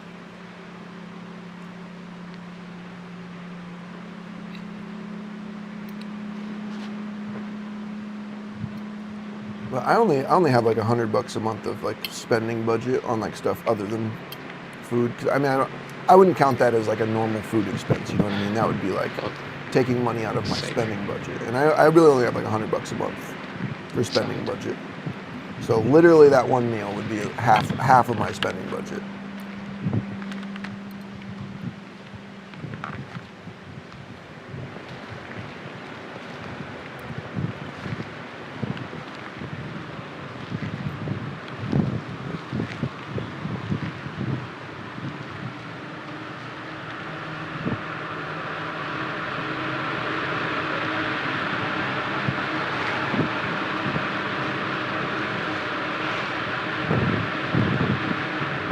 VR Backrooms is so cool. Being in that space is such a vibe.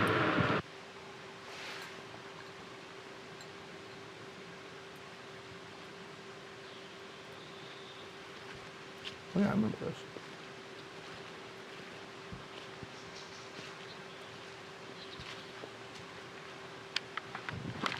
Hell yeah, JH.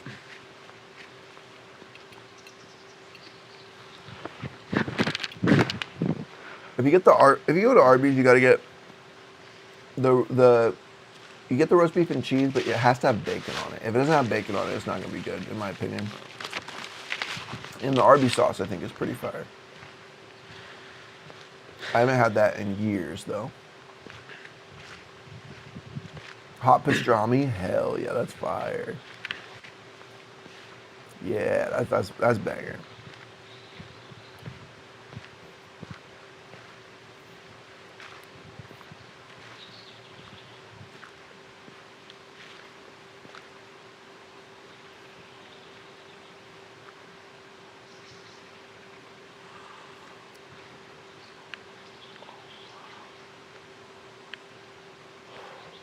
Europe food delivery is stable wit. Was that a typo? Stable wit?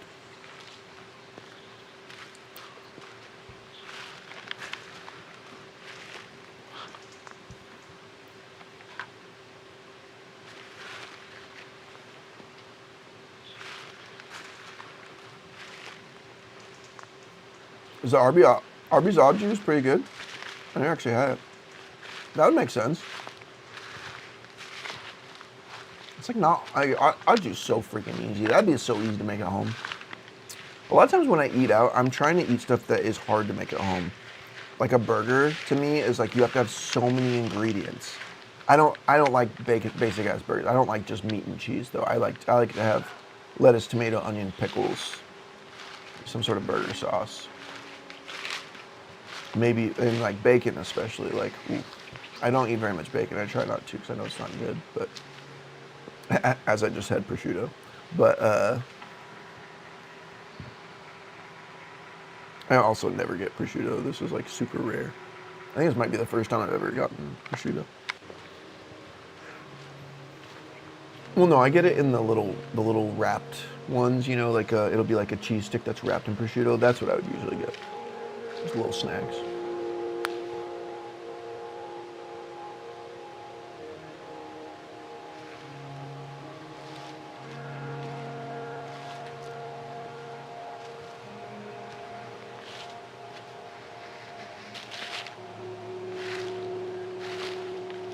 $20 to get a full day of eating.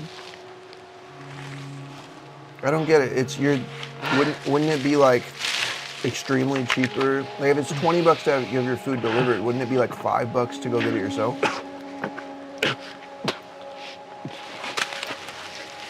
Are you saying like food delivery is like subsidized or something? And like going to get it yourself would be $15 versus having it delivered would be $20. Because if that's the case, if it's 25% of the cost, then yeah, I would get that. But I mean, there's still the fact that you're getting it and it's not super fresh. And it's like if I'm paying the extra cost for takeout, I want it to be fresh when I eat it.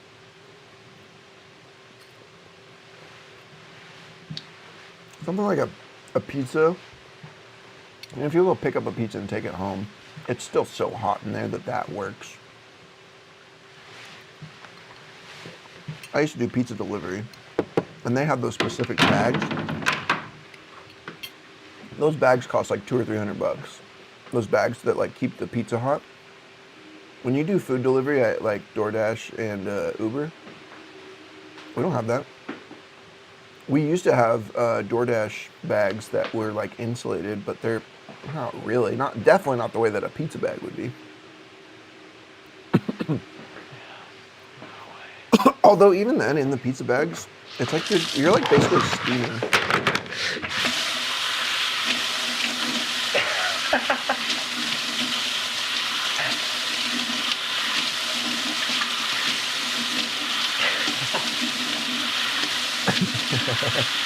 Dude, James is like, y'all are wrong about Arby's. I'm here for it, James. You keep staying in Arby's, bro. You know what Arby's has fire of? Arby's got some real good shit, actually. Let's be real. A lot of their sandwiches are kind of gross, okay? But their mozzarella sticks, fire. Their fries, the curly seasoned fries, fire. Their milkshakes, fire. They got some good stuff for sure. I don't know if it's good for you. It's probably terrible for you, but how bad can mozzarella sticks be, really?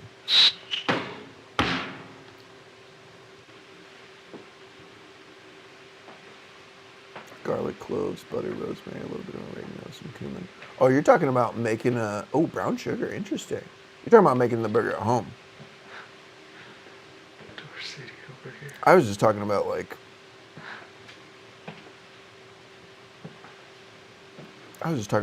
putting all just having to buy like lettuce and tomato and cut it all up, and onion and cut that up, and pickles. I mean, I already have pickles, but I usually get like the little pickles that are like easy to snack on. So like that's not gonna work on a burger. You have to have pickle chips, right? I don't know. There's just so many things to it that I'm like, it's such a hassle. I'd rather just go get it from somewhere. But there's so many places now that don't even do tomato and onion on a burger. They just do lettuce. Maybe they still do onion. The place I was saying about going tonight, yeah, they don't even put tomatoes on it. And I'm like, I wish I could get tomatoes on it.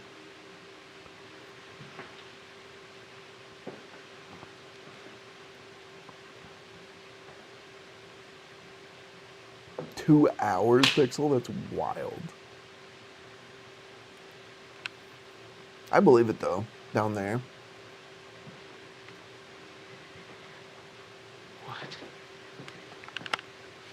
I don't know about the fries in the burrito though. Never been a fan of that. McDonald's fries are cold in 69 seconds. Yeah, see, dude, if you're getting McDonald's to go, your fries are just fucked. It's like, let's just go get it. Just go get it. Eat those fries immediately.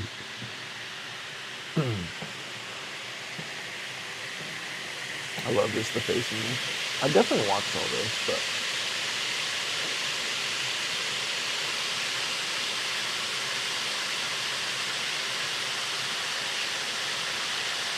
what kind of onion for the burger is the real question. Go to uncooked. I pray you don't say red onion. No, I agree. Just white onion. Yeah, I don't really. Something about red onions like too strong on a burger. And I can do grilled onions, but I actually kind of like raw onions, raw white onions on a burger because of that little crunch versus the mush of like grilled onions. But you do a barbecue burger and you stick an onion ring on that. Bomb, but it's also so heavy at that point. Too heavy, probably. Can't even finish the whole thing, and then I kind of feel like crap afterwards, you know? I'm gonna post the curly fry I got from Arby's in the Discord. Why is it bad? The curly fries are bomb, dude. $5 for 5 beef sandwiches? That's wild. Yeah, they used to have a value, like, junior beef sandwich thing or whatever. I remember I used to get the, you could get the Arby's beef and cheese and bacon, and they were like two for $5, I think. I think they were like $2.50 each. We had to get 2 of them, so it was like 2 for $5, and I would do that sometimes. It was like too much. I didn't feel good about eating 2 of them. In-N-Out is cheaper than McDonald's. That's wild. That's tight. Oh yeah, I'd take In-N-Out any day over McDonald's, you know. But I drove by a sign saying the Big Arch, and I was like, I do kind of want to try that. I'm curious. They're getting me with their fucking advertising.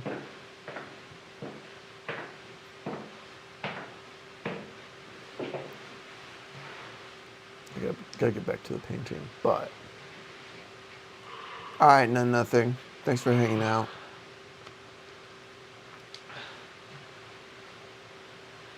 Thanks for hanging out, dude. Glad you felt cozy.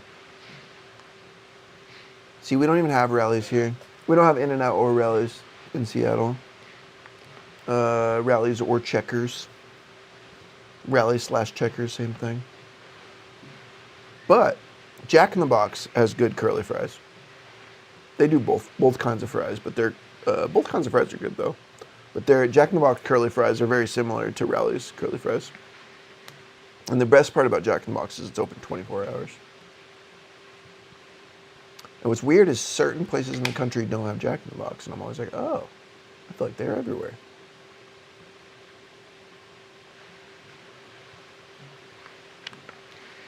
Oh, you posted like a monster curly fry? Hell yeah. Why does it feel so?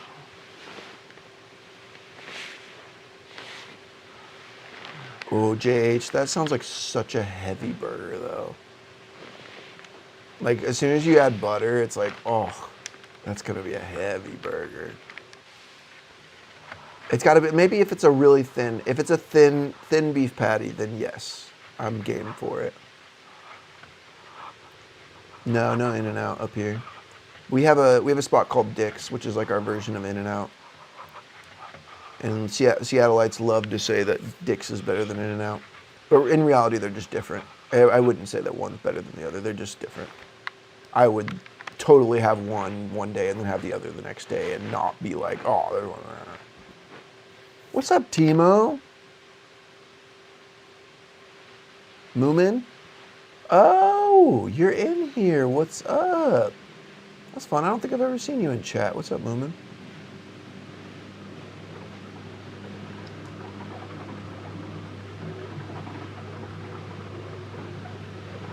Where's that little device going? I don't remember this. This is, what is this freaking called? This is Backrooms Tape 2 from Mr. Leo Nasty. Mr. Leo Nasty. It's not Kane Pixels, but I think this guy has gotten like the closest to achieving Kane Pixels vibe without it being Kane Pixels. A lot of the other creators that do this, I think they're just not, I don't know, they're just lacking a lot of things. But this guy, I think, captures the vibe.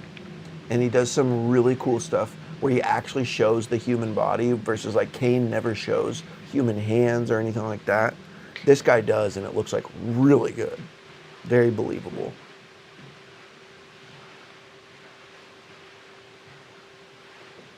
Yes, people in Seattle love a bag of dicks. They love putting dicks in their mouth. Let me tell you, I've been hearing those jokes since I was a child.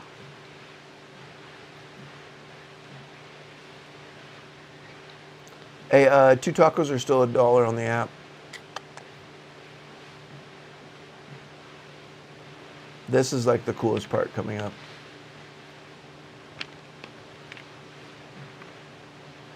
Oof. Good luck, Moomin. Agreed, James. I mean, if anything, he might be a step above with the hands. Watch this shot that's about to happen right here. This is my favorite part. Ooh, that's sick, Timo. Exhumed. Classic shit. How sick is that? How sick is that?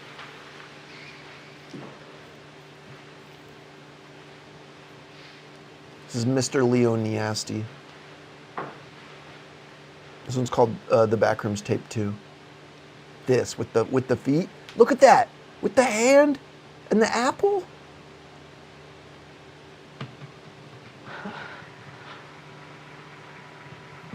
What? No way.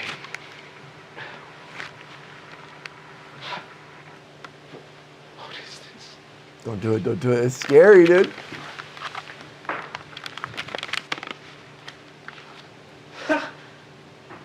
He was able to set the camera down right there. What?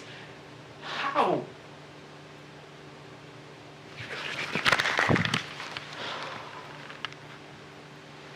This is a ballsy move. I wouldn't do this. That's dumb.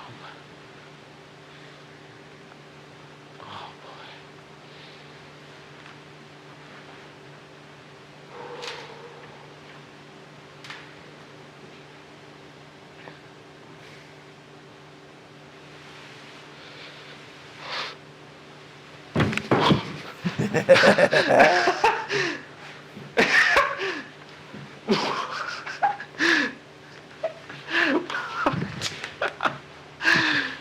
Oh my gosh. What? No way.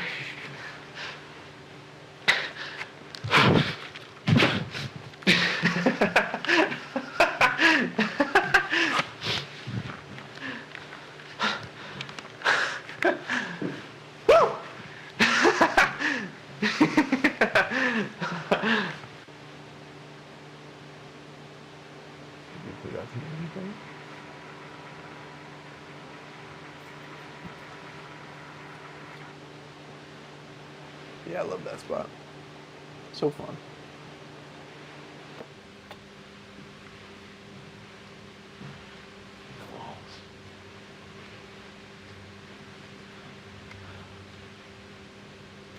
How comforting. That was pretty fire.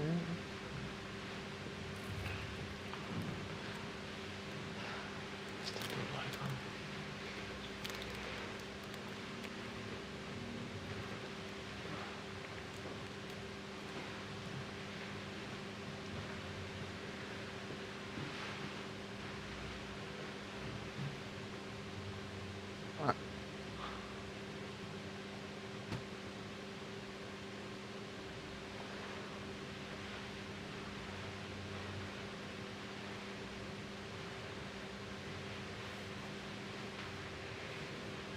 Back to thine painting.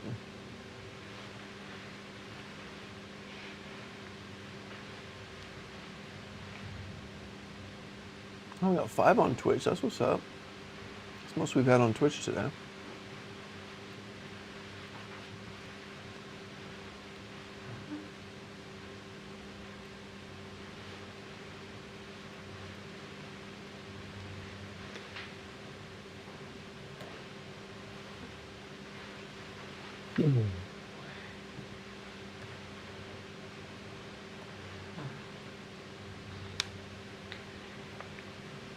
Hell yeah.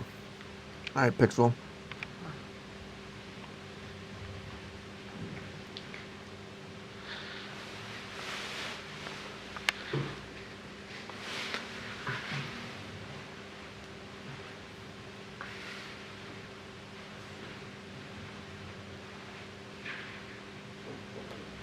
Looks. I did.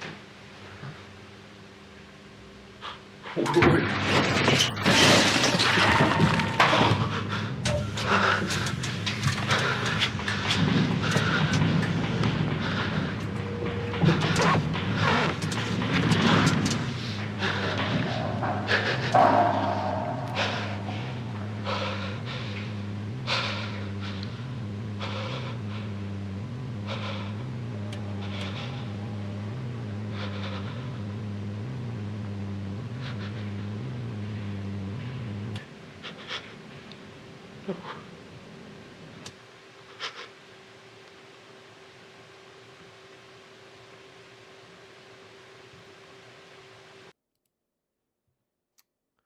Yep.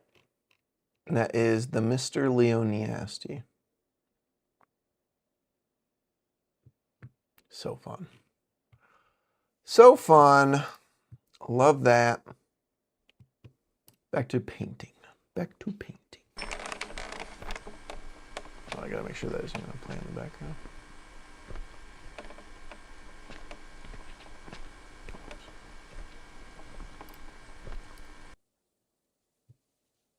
Yeah, it's like this is some other guy. I can't remember. I think this guy's stuff was not quite as good. Yeah, like I said, like he's the only one that I've found. I've watched a bunch of different creators that do it, but Mr. Leoniasti is the only one that I think has really nailed that vibe so well as like Kane does. Of course, Kane is still the king. Kane the king.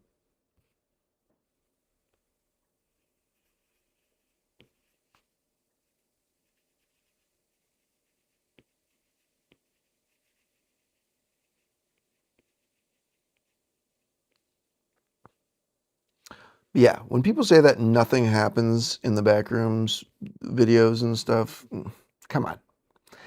Come on. Come on. Y'all seen it with your own eyes, okay? Y'all know it's not true. Stuff certainly does happen. Okay, Google, TV off. No, wrong one. Oh, damn it. I always say the wrong thing. It's the TV light I want to turn off, not the TV. Because it's glaring on my iPad. Hey, JH, glad you dig it. Trying to get more people into the stuffs. People are gonna watch the movie and they're not gonna get it. They're not gonna understand. They're not gonna get the vibes. It's gonna be really annoying. I already know it. I already know it's gonna be annoying. Or people are just gonna be like, "Where's the monster?" or something. It's like, no, that's not what it's about. Why is the top super chat? I don't know why top super chat says that. I'll have to fix that.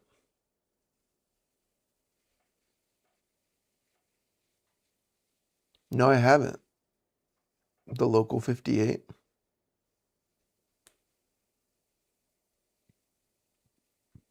Yes. Yes, Timu, look at that. They're gonna go for a swim. I'm gonna have to draw them all in there too, you know. Of course, I'm gonna have to fill up this side too, but yeah, let's see what we can do here. Let's finish up this side.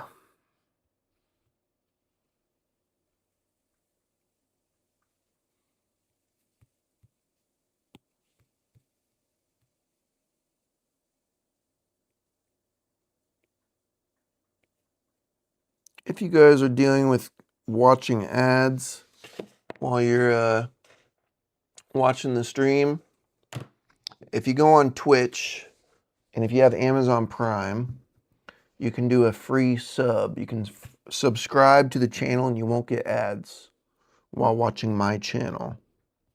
And it's free. You get a free one each month if you have Twitch, or if you have Amazon Prime, sorry. And it gives me $2.50, I think is what it is. So if you want to skip out on the ads, go on Twitch. It's the same name, Jacobra Commander.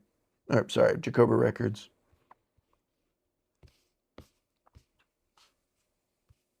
Jacobra Commander is my old Instagram handle.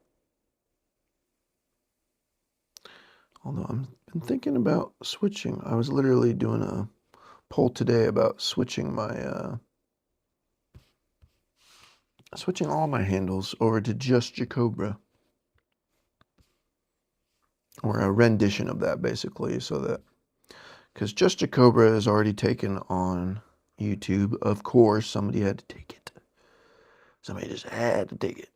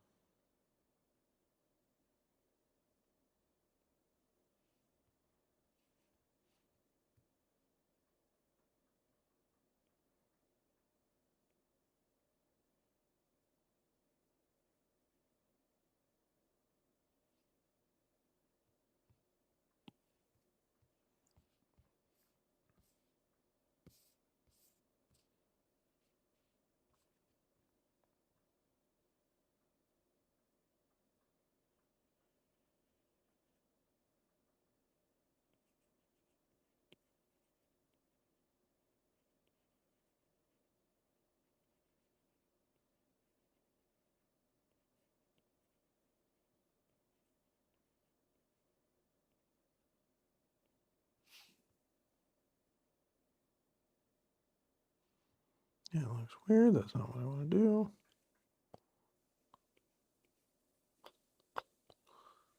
Yeah, I'm thinking like thighs are bigger. So really the legs would get smaller as they go down.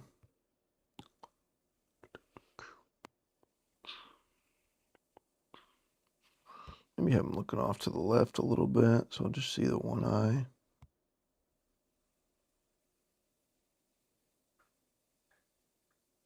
Yeah, do that. These little baby details that no one will ever see.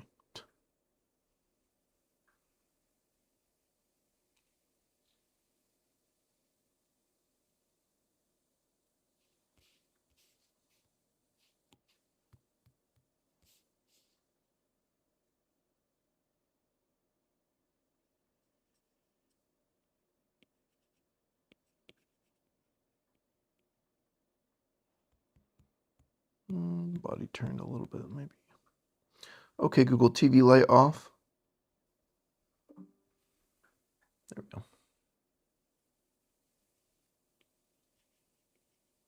Sorry guys, I'll catch up in a second. I just need to get a little bit of this painting done.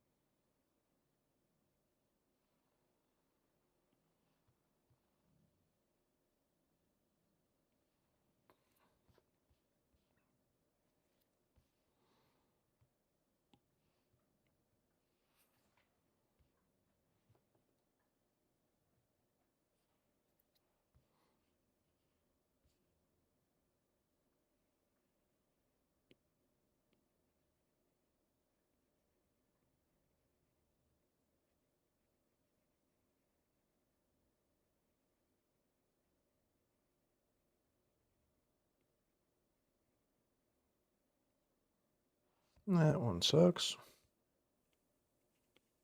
I definitely made his feet too big.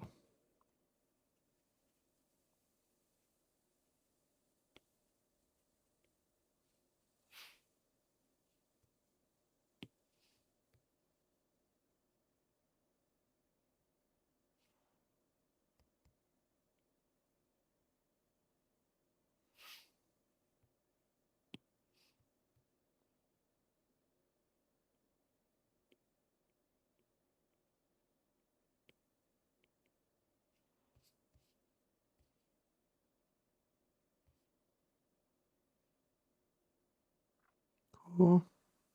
Gotta remember to keep making them a little bit smaller as we go back. We're getting places though.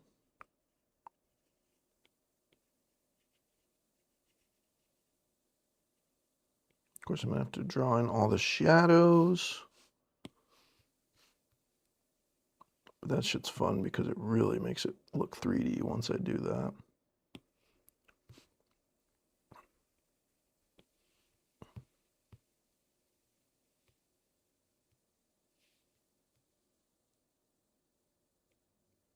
Something like this.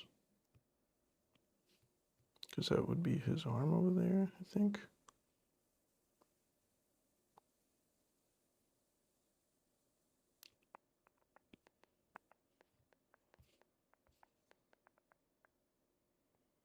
Okay, my little guy right here.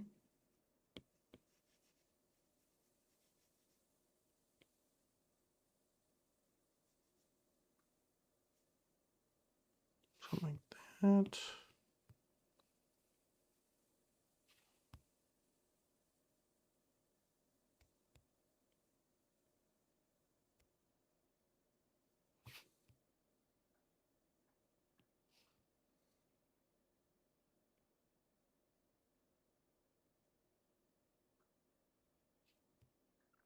I forgot to draw his arms.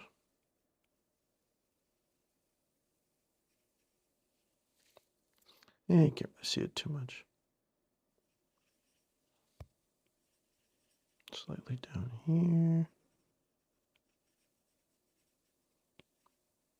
I'm talking about really small details at this point.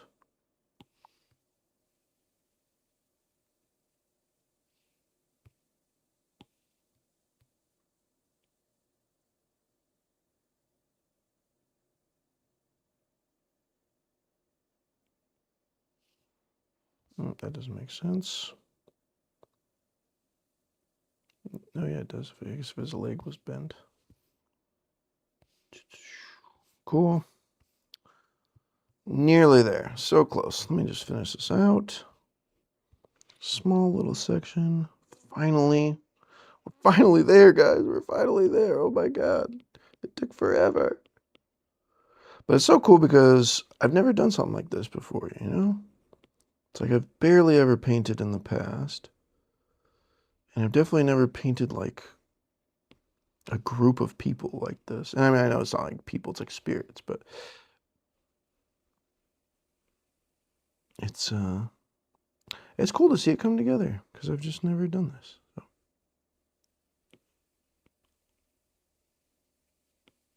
Don't use AI. Make your own art. It's fun. It's a good time. Also, don't use AI art because it's harmful. Oh man, it's starting to look really cool. Well, I'm excited.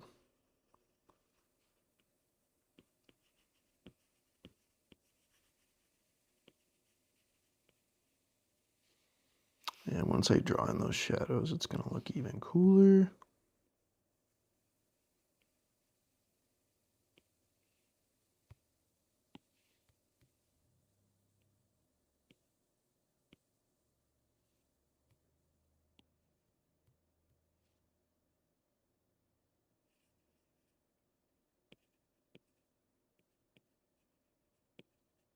As soon as I finish these guys, I will look at chat, guys, I promise.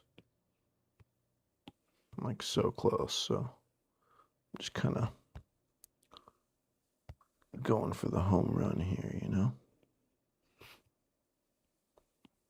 Is that a good? I don't even know if that was a good analogy. Was that a weird fucking analogy? Does that analogy even make any sense? Ignore what I just said, okay?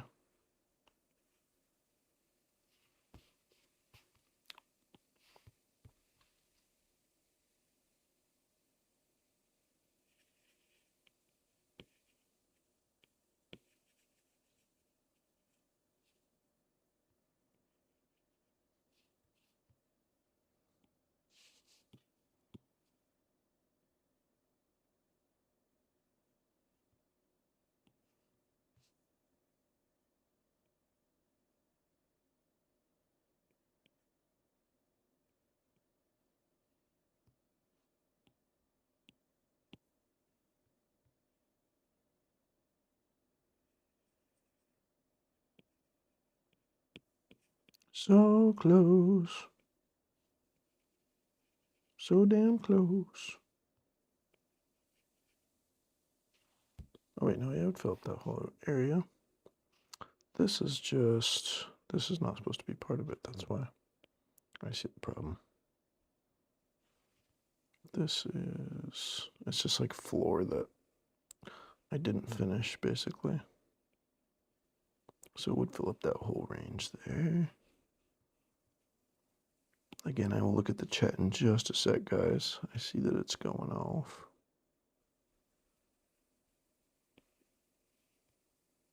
I promise. Maybe this guy is looking off to the left a little, so we'd only see his one eye. I'll do one more back here.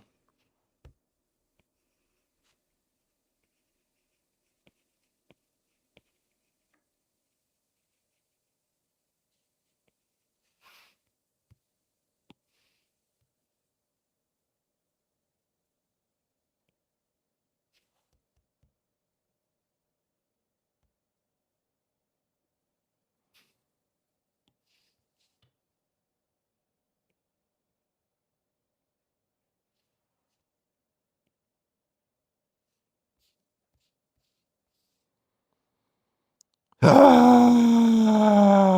All I gotta do is the shadows now. God damn, that took forever. But I did it. Oh, that was a lot of effort. Oh, that was a lot, guys. Oh. All right. Let me try and skim over the stuff here real quick.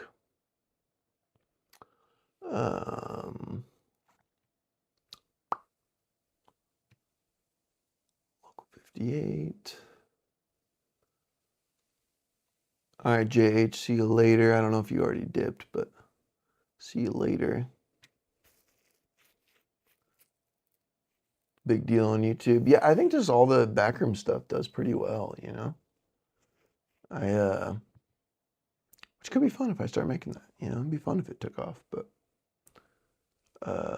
my recent posts on Instagram have done pretty decent, but nothing crazy. And my Instagram has been pretty dead for a long time.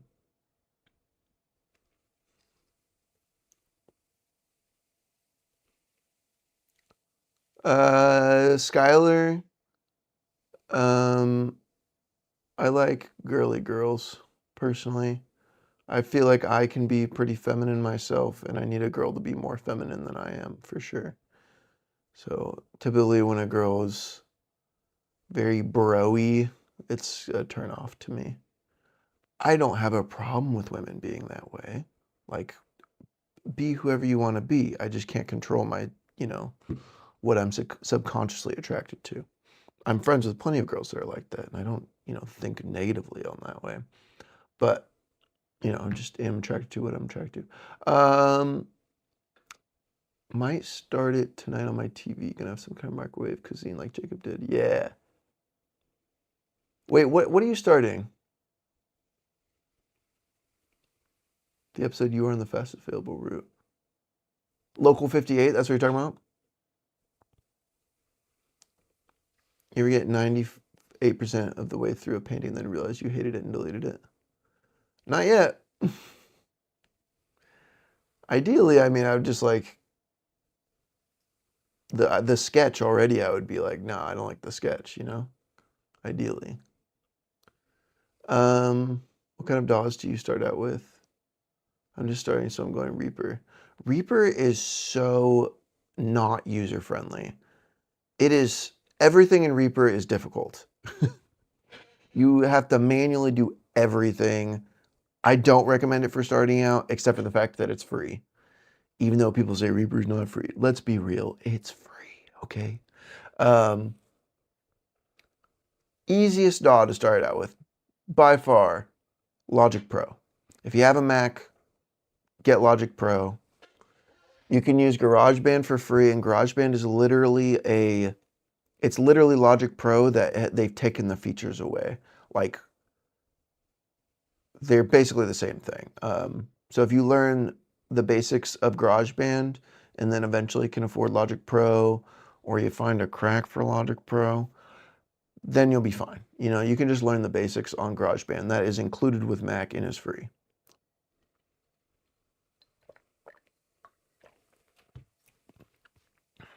This makes me want to try. Yeah, get an Apple Pencil, dude. I don't think they're compatible with iPhone though. Before you get an Apple Pencil, double check the compatibility with your iPad.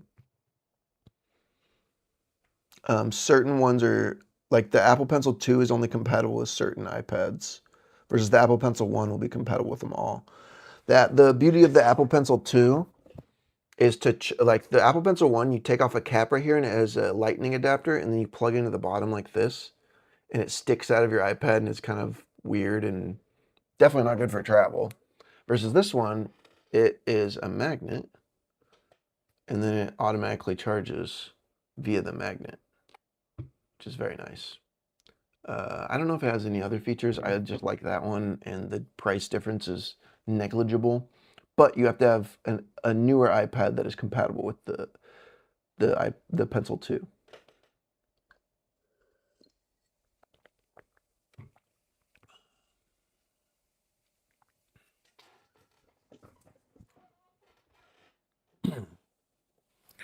Yeah, that being said, the guy that like influenced me to do digital painting, he uses Photoshop with a mouse. He literally uses a mouse with Photoshop. So you don't even need the Apple Pencil to do good art. Like, he does amazing artwork. And yeah, he's just using literally a regular mouse in Photoshop. So if you want to step it up, you can get the Apple Pencil, but you really don't need it. And a lot of people will just use the drawing tablets that don't have a screen inside of Photoshop. Also a great way of doing it. Yeah, so don't be discouraged by trying to get some expensive crap. You really don't need that. You don't even need this, and this setup is cheap. This is just really nice because you're doing it directly on there, but you really don't need to do it that way.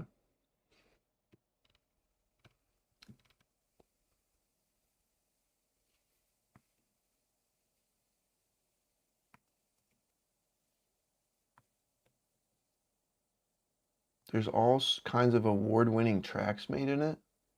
What does that have to do with anything? You can literally make award-winning tracks in any DAW. No DAW will sound better than another. So if that's what you're thinking, that's not the case. It's literally about the learning curve. The Reaper learning curve is very steep.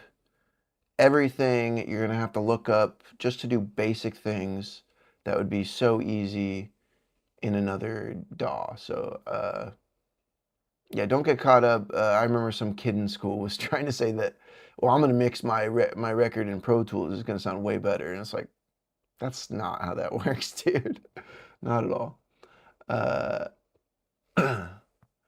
FL Studio is really, I think, only good for making beats. But it's also extremely different from other DAWs. And you're going to have a hard time transitioning over to it. Ableton is good. Ableton is good, and like if you're on Windows, I would say probably Cubase, I think, is probably the most user-friendly, or Ableton. Literally Cubase or Ableton. But I think I would go for Cubase. Cubase has like a lot of fun features, like the drum MIDI I really like in Cubase, because you can do it with like these little diamonds rather than just using piano notes. Thank you, JC. I appreciate that. I used to do 3D modeling on my tablet, but now I do it in VR. Bro, how? I want to do that. That is so sick. No, don't do BandLab. Don't do BandLab.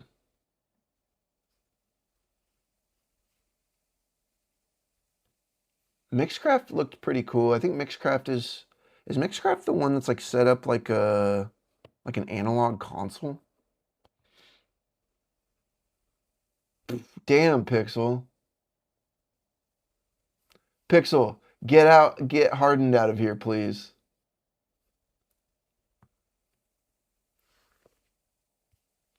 Okay, there's problems with FL Studio though. If you want to record something, you like have to record it in stereo. It's like everything is a stereo track. There's no mono tracks. Like that's so like that's not realistic at all. Um, Also, FL Studio has like the pattern thing that it starts out with, and then like you can put any track on anywhere, and it's just confusing, I think, personally. Versus like when I went from Logic to learning Pro Tools, it's easy. Pro Tools just has a bunch of shortcuts, but they were they made sense with each other. A student that I was teaching was using Studio One. That was easy. Uh, Things just very easily transferred over to Studio One. But then my first student that I had was using Reaper, and everything was a damn nightmare. I was like, God, you have to. There was something I was doing on Reaper the other day because on Windows that's what I'm using for live streaming. It was the MIDI instrument. You plug in your MIDI instrument into USB, and you play your piano. Nothing happens. Okay. Well, you have to set the input to be that MIDI channel. Like, okay. Then you play. Nothing happens. No, what you have to do is you have to arm the track to be that specific MIDI input, even though it should be automatic. Logic, you literally plug it in the USB, you can instantly play. There's no extra setup.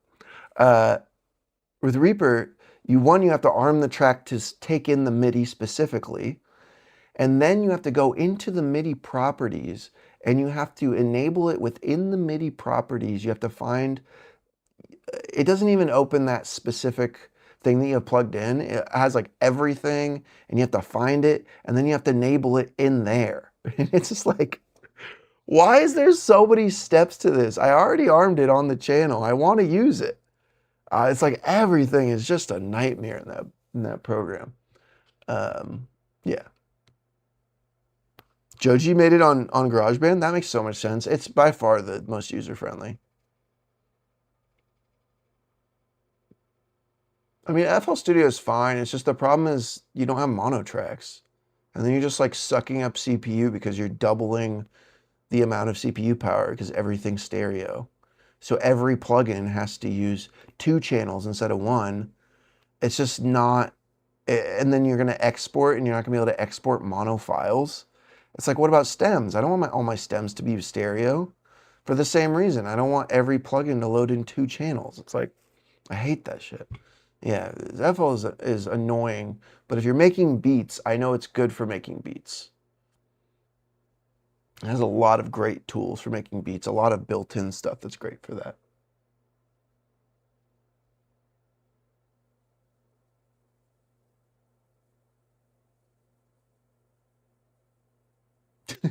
Okay, Skylar. The Drawfee YouTube channel is why I switched to digital.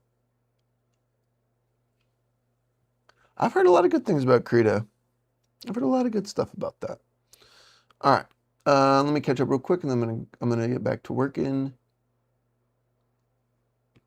Alcohol marker illustrator. Alcohol? Alcohol marker? What's that? I don't know what that means. The Wacom thing seems abstract with no screen. No, because think about it. You're looking at the screen and you're literally seeing, like, as you move your pen above the tablet, it moves the cursor in real time. So even when you're not touching down on the tablet, it still moves it around with it. So everywhere you move it, it literally translates onto the screen. So there's a little disconnect, but you get used to it really fast. It's not as bad as you think it is. Damn, Skylar. Damn. Looking at Victoria's Secret.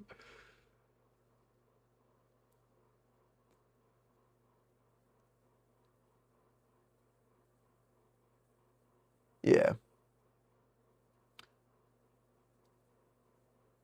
Yeah, I would say, like I have one of those without the screen. And the first day I was like, damn. But after like 3 days, Like, I mean, you say a learning curve, but literally like 3 days later, and I was fine. Like, I was like, oh, that's fine. But I still wanted this. I was still like, oh, I like being able to like draw on top of what I'm doing, you know? It's just nicer, I think, but it's definitely not necessary for getting started. I use Logic Pro, Logic Pro X, and then when I edit drums, I pay for 1 month of the basic Pro Tools subscription because it's only $10, and then I use Beat Detective to edit live drums because Beat Detective just like speeds up the editing drums quite a bit. I've done a lot of slip editing drums in Logic. It's just a little bit slower. Not significantly slower, but a little bit slower. Because the problem is Beat Detective also makes mistakes and then you have to go back and fix them. But it's pretty damn reliable and it's really precise, which is nice. Editing inside of Pro Tools is extremely nice. Editing, where you're trying to time align things specifically, great in Pro Tools, and not as nice in Logic because some of the waveforms can look a little funky and it's just not quite as good for that. But when it comes to mixing, sure, it's great.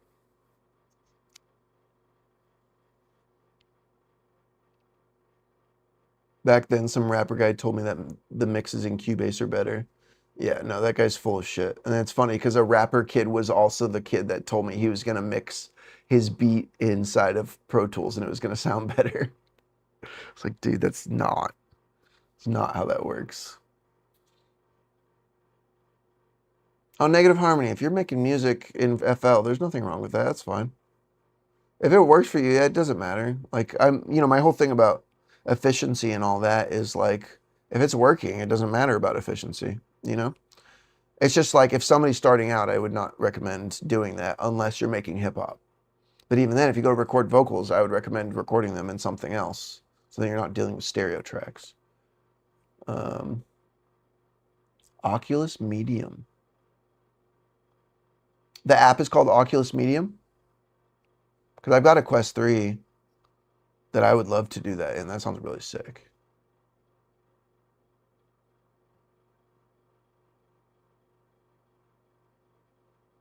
Maybe the new versions of FL do, but I know that it was an issue that I ran into back in the day was no mono tracks inside of FL.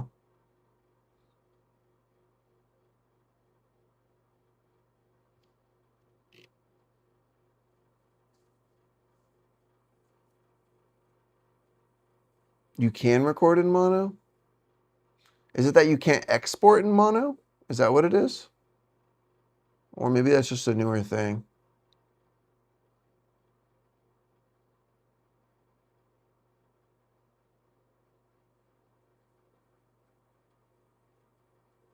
Yeah, like you can load, that's the question, like what Miguel is asking, like you can, to clarify, you can load mono plugins. The plugins aren't stereo on a mono track.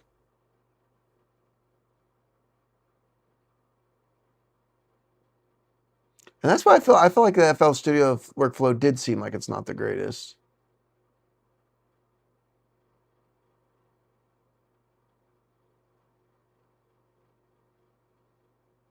A little dial next to each of the mixture tracks. You turn it to the way to the right, the mixture tracks become mono. That doesn't make sense. It would have to be a setting to where you're only using one channel versus using two channels.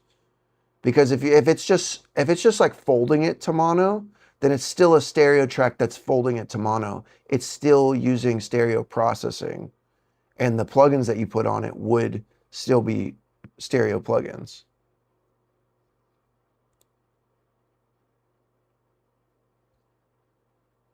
Pigment type, the alcohol makes pigment dry instantly to prevent smearing. We go over again with the marker, lifts the pigment you've already put down. Oh, interesting. Allows blending no matter how long it's been. Yeah, that's cool. I like that. Wirelessly tracks, that was the workflow shit show I imagined. Yes, it does. It wirelessly tracks where the pen is. Like when it's floating above. Like you'll have the pen above here and you'll go like this and you'll see the cursor moving around with it. Like your mouse cursor. You could literally control your whole mouse with that. There's a metal producer in Sweden whose name is Jacob Hansen. And he uses one of those like Wacom tablets or Huon tablet, whatever, without the screen, and he uses that for recording stuff. It's really interesting. Like, he controls his whole computer with it. You should look it up if you haven't seen it. Any tips for getting lead guitar tracks to not disappear as much in the mix with the rhythm guitars? Yes. Add more mid-range. Boost like the 1K area of the leads, and it'll help them stand out above everything. Versus if you keep it the same, I know what you're talking about. They kind of blend in a little too much, and you really want them to think about your leads, especially if it's like a guitar solo. Think about it taking the place of the vocal. Versus maybe a lead needs to be more backgroundy, and if you're doing that, if you want it to be more backgroundy, roll off some high end. Yeah, high end and maybe some low end. But really, with leads, a lot of times you need way less low end. So a lot of times you can roll off leads at like 200 hertz.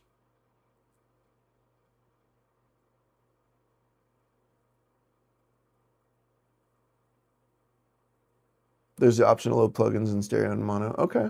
Okay.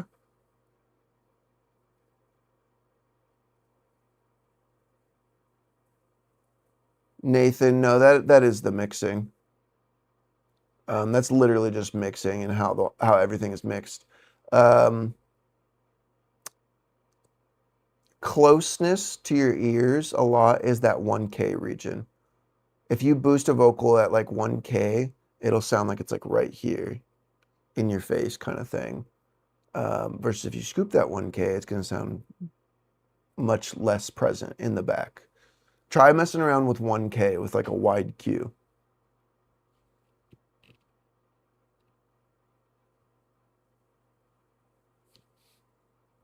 All right, I'm getting back into it.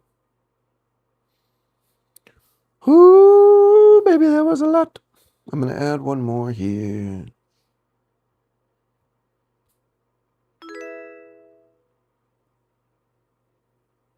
Nice, got a sub on YouTube. That's cool. It's not even anybody in the stream right now. It's just somebody just randomly subbing on YouTube. Fun. I'll probably turn off those notifications for the next stream, because I really only want the subs to come through that are from Twitch.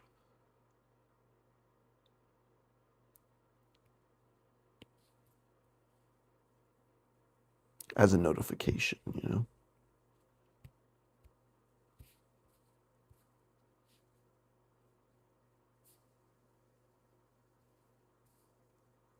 Okay.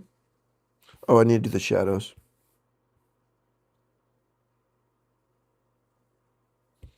And I'm also going to have to like reshade this whole thing, but I'm not going to worry about that right now. I'm just going to worry about getting the spirit human things in first, and then I'll do that afterwards. Once I get the majority of these beings down. Something like that. Something like that.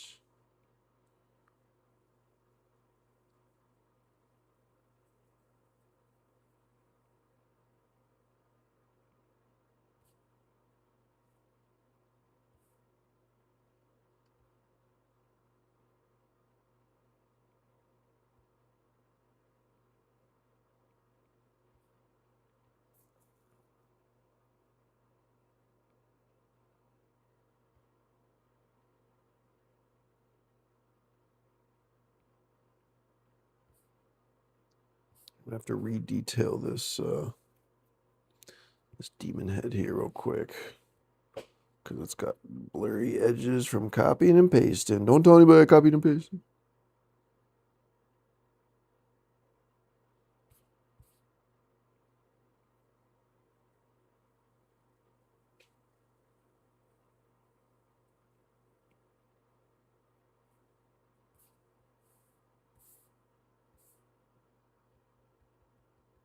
I went too ham on it. Let's do it again.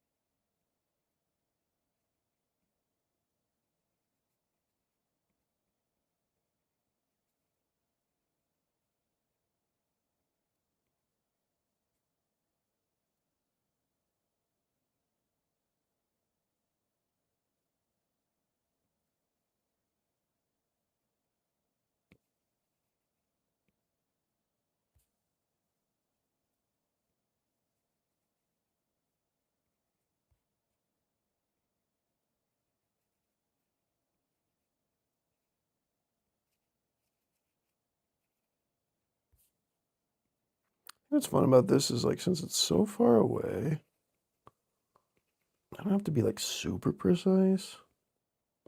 I can kind of rough do it. And because it's so far in the distance, it still works. Yeah. Let's go. This one looks a little off. Let's be more angled. More like that. This one's too angled.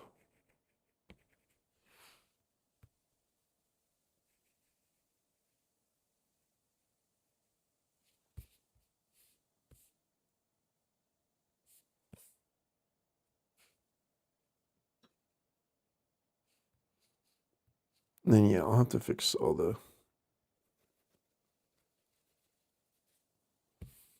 these shadows along here.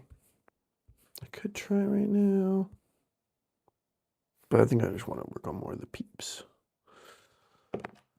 Oh, what are we at? 150, 140, 140. And I gotta take my neighbor to her job, 3:30.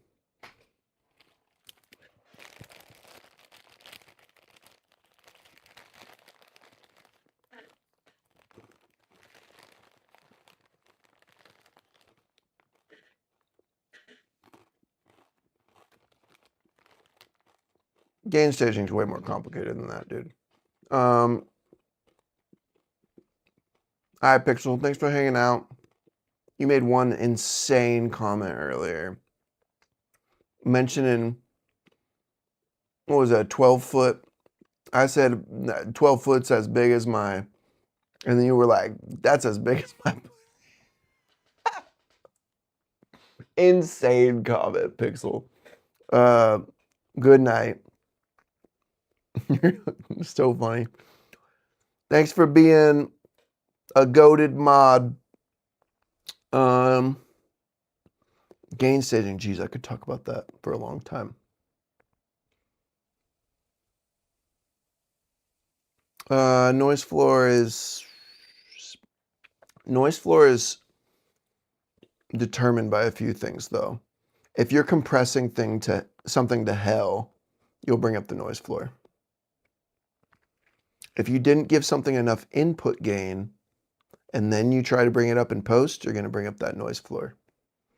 But if you recorded at 24-bit, the noise floor is really, really far down there.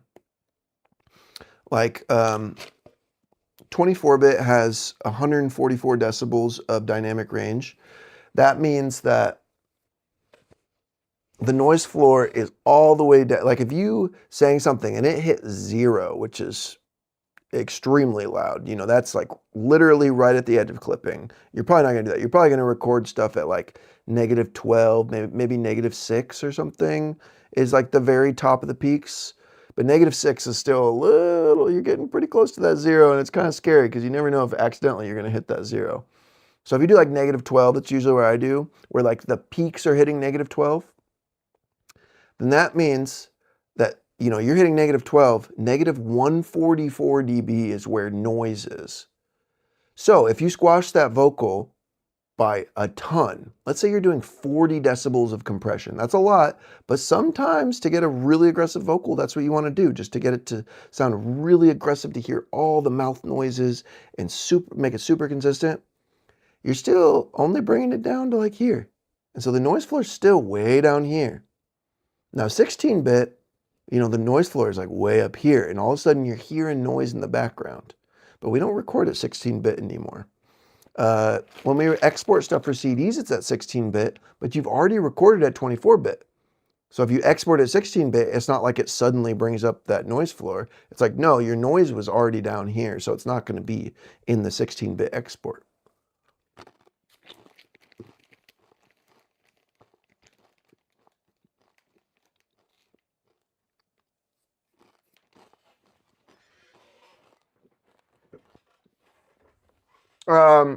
James, the painting is for my band Dark Watch.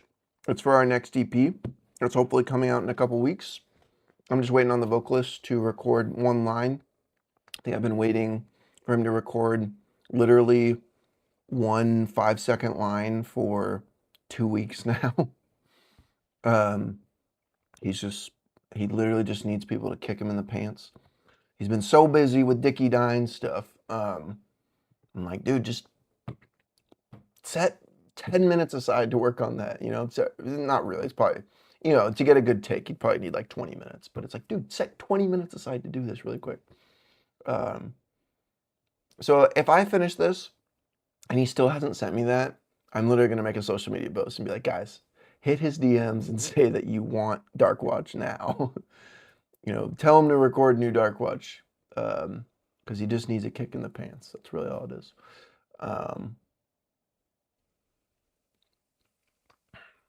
Hair's all fixed now. All I have to do is a little bit of makeup tomorrow and hopefully find a cuter, sexy outfit, maybe some short shorts, because I might go to the skating rink.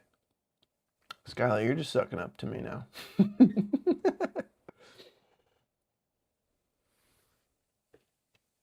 You know what, Skylar? You know what's a killer outfit for the skating rink that I see a lot of cute girls wear? Skirts. Skirts, and skirts with some like some of those like high socks, like the knee socks, you know, or you know, leggings of some sort that go up to like there or something. Very cute outfit on the ladies. I do approve. The other thing that I've seen that is very cute is just some nice yoga pants, you know? Can't go wrong with that. But something about the skirts on the floor and you're shaking your butt and stuff, like, very cute. I might have to get myself some damn little skirt thing, you know? Shake that shit. I don't think I can pull it off. My neighbor is going to work. She works super late.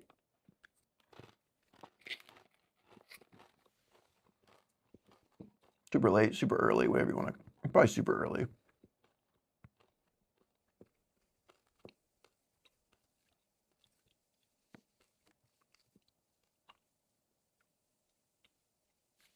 Yeah, you're all good, John. I just feel like I gotta explain it more.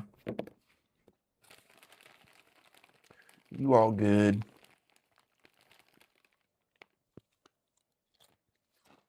There's so much misinformation. I've been there. I've fucking been there. I'm watching this like nature thing on TV and I'm like, I've been to that spot. I could totally be some other spot that looks similar.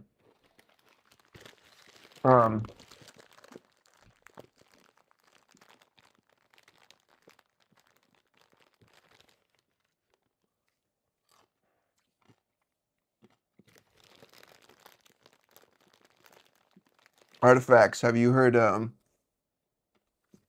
his singing on Dark Watch? Not just the Doom singing, but have you heard his clean singing? The last EP that we put out has multiple sections of him clean singing. There's only a couple. There's like one clean singing part per song. There's only 2 songs that have it though. One of the songs doesn't. But also if you just check the Dark Watch Instagram, literally the last reel. No? I think it's the last reel that we posted, or the second to last reel that we just posted, is one of the clean singing parts. You should check it. You should peep it. He was a little hesitant when I brought the idea to him, but he went for it. I was like, dude, you should really try a clean singing part here. I got an idea for a cool melody. He's like, okay. And the funny thing is like I sang the melody first to give him like my idea for the melody. And then when he sang it back, I was like, dude, that sounds so similar to me singing it. It was like really similar to how I sounded singing it.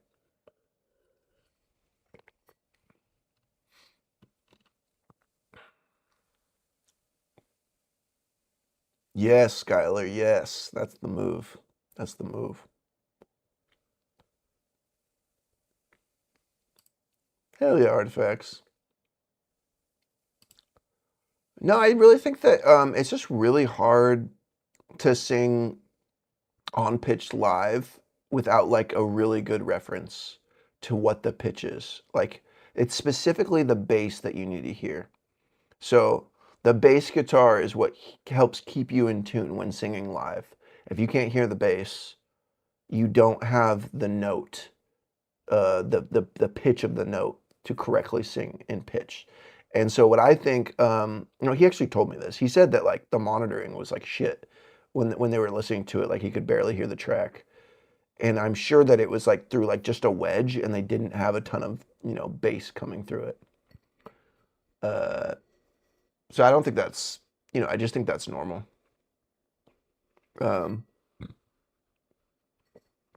Because I've heard him sing plenty of times, and he's a perfectly he has pitch. He doesn't have a problem with pitch. He really doesn't have a problem with pitch. He's just practiced, and he does the singing live when we do it live. We don't have any tuning on the live vocals, so it's like there's no.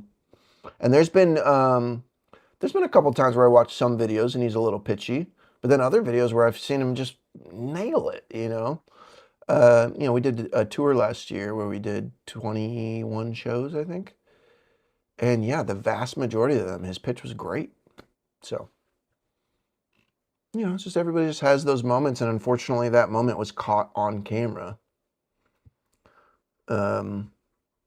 Also, he, I think it's humbling. He always gets told that he's super amazing at vocals. So of course, the one time that it's not that, it's going to hit him hard, And that's something I was thinking about. I was like, look, he's always been praised for his vocals. Nobody ever says anything bad about his vocals until then. So, I think if anything, it's good to, keep him in check a little, like, no, you're still human. You still gotta try hard just like the rest of us. And not to say that he doesn't. He 100% does. That's why he's so good at so many vocal styles, is because he tries hard to figure them out. Yeah.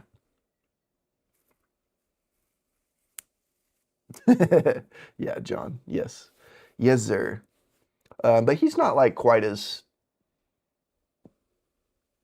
like he'll do the pens and stuff. You know what I mean? Like he's not like hardcore about it.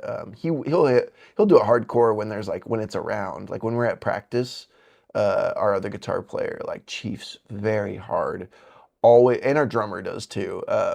And they have like they'll bust out the oil rigs, and yeah, Austin will go ham on that.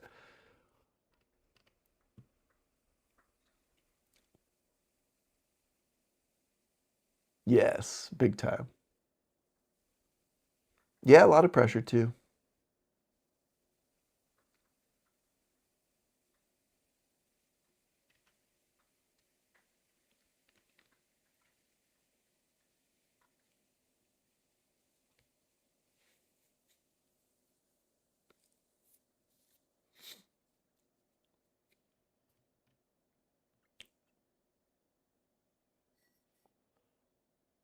Hell yeah. Yeah, I mean, I'm not gonna lie. On the Dark Watch stuff, I won't lie to you and say that it's untuned. Like I do tune the vocals. To me, an out of tune vocal is the same as an out of tune guitar. It'll ruin a mix. So harmonically, I need things to be in tune. So every singing vocal that is in any of my productions, I tune it. Not typically auto tune. I use auto tune specifically for pop singers, but I use it in conjunction with manual tuning. I use Melodyne. So, every one of my productions, I'll go through and I'll manual tune. I'll go through note by note and look at them all and move them and adjust them one by one. Versus using auto tune where you just slap it on and you just, set it to do it fast. That to me, if you don't set it fast enough, then it misses certain notes, and certain notes still will be a little out of tune. Won't sound as good. But if you set it too fast, then it sounds like T-Pain, and then it just sounds like hip hop, and it just like you get the artifacts of the tuning, and it sounds tuny. Versus if you go through and you manually go note by note and you move them one by one, and if something sounds too tuned, you can fuck with the transition between the notes and ease that transition, and then you don't hear that nasty auto-tune artifacts. But yeah, so I'm not gonna lie to you and say that I don't, tune the singing, but I do. But yeah. The Puffco. Yeah, dude, he actually does. One of the guys that the guitar player was saying, he does actually have a Puffco, and he has brought it to band practice. But usually they're using full-on dab rigs, dude. Yeah, the glass is really cool. The dabs are just too strong, dude. If I'm doing a dab, it's like an extremely tiny dab, but real smoke leaves my voice more comfortable than any dabs. Yeah. I just like, dude, I like smoke. Specifically, it's smoking. It's not, a lot of times it's not even the high. It's like I was addicted to straight up the smoking aspect of it. Which sucks. I'm wondering about starting at the back this time and then moving forward. Man, I should not have eaten all those Doritos. Ooh. Ooh. Fuck, dude. That's so bad. They're like those, that's basically fucking flaming hot Doritos, you know? Oh, man. It was a little bag, though. It was the little bag. I'm not feeling the hottest. Feel a little warm. Dude, you know what I always say? I don't like that digital weed. I don't like that digital weed, dude. I like that analog weed, you know? Like, I straight up, people will offer me pens. Like, back when I was smoking, I haven't smoked for a couple months. Probably like 3 months now. But I just don't. I don't do the digital. I always tell them, I'm like, nah, I don't do that digital weed. They'll offer me a pen, and I'm like, nah, it just doesn't do the same for me.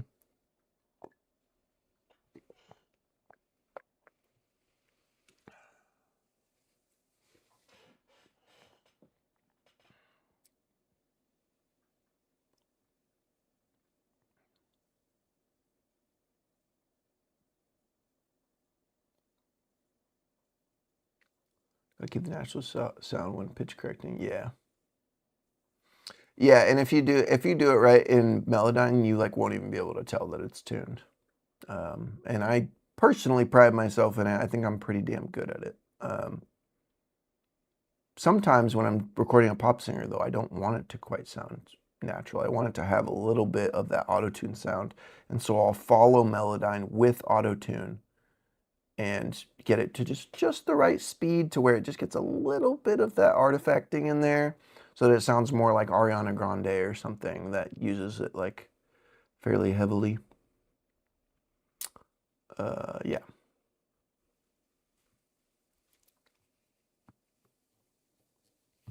Oh, the pesticides? Yeah, dude, that's why I get the compliance stuff. Like in Washington, we have like there's a specific code on it that says like, that's like FCC compliant or something like that.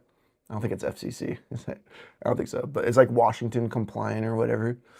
And it's pesticide free. I was like, dude, if I'm smoking this stuff all the time, I gotta watch out for that. For how long am I a producer? The first band that I really fucked around with producing was when I was 19, and I'm 34. So was that 15 years? Right? Yeah. 15 years. Yeah. 15 years, I'd say, but I didn't really get started until I was 20. 2012. 2012 to now. What's that? 14 years? Yeah. Yeah. The first record that I fully put out, like when I was first starting, I had like a buddy, I had like my mentor that was really like guiding my hand through the whole thing. So I don't know if I would really consider when I was doing a 19 that I was, but it was the first band that I worked with. It was like a friend's band that was like, yeah, I'm trying to learn. You guys want to do the thing? They're like, yeah. Yeah. 14, I guess if you count that, 15 years. And then I did it for probably like 5 years. No. I did it from 2012 to 2015. 2015 hit, and a bunch of people were saying I was really good at it. So I was like, you know what, I'm gonna go to school and try to get like really, really good at it and like learn, get a degree in it and hopefully move up within the industry. And I did a little bit. But I got distracted by an ex-girlfriend that wanted me to move home and try things out. And then she fucking screwed me over. It's a whole story. You might have heard it before. Yeah. Thanks for hanging out, Timo. Anyways, I want to get back into this painting. Crown Magnetar has cleans in it? We've played with Crown Magnetar twice. Darkwatch has. Earlier this year? No, earlier last year is what it was. We haven't done any. We did one show this year at the beginning of the year. Okay, let me see if I can estimate the size properly here.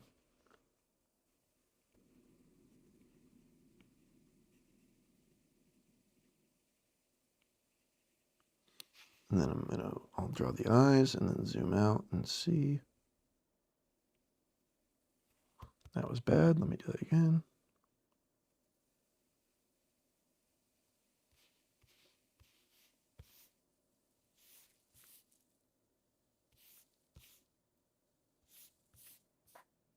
I think that's good.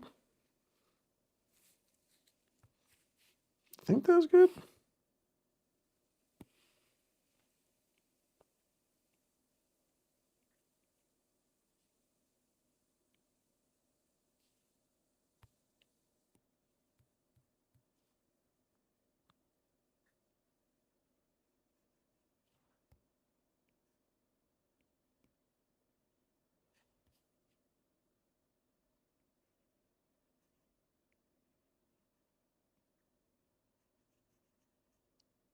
Much as I love doing this painting, I really do. I'm really enjoying it.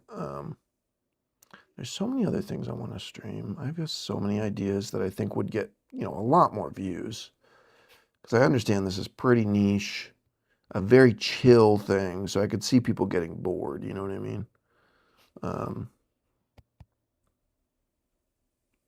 Luckily, you guys are all really cool about it. And I'm very thankful for that. Thank you, guys. But I have so many fun ideas, and I just can't wait to explore them more. Yeah, let me do a few of these and then I'll zoom out and see if it looks roughly the same size. Think so? Yeah, I think so. Are they too small?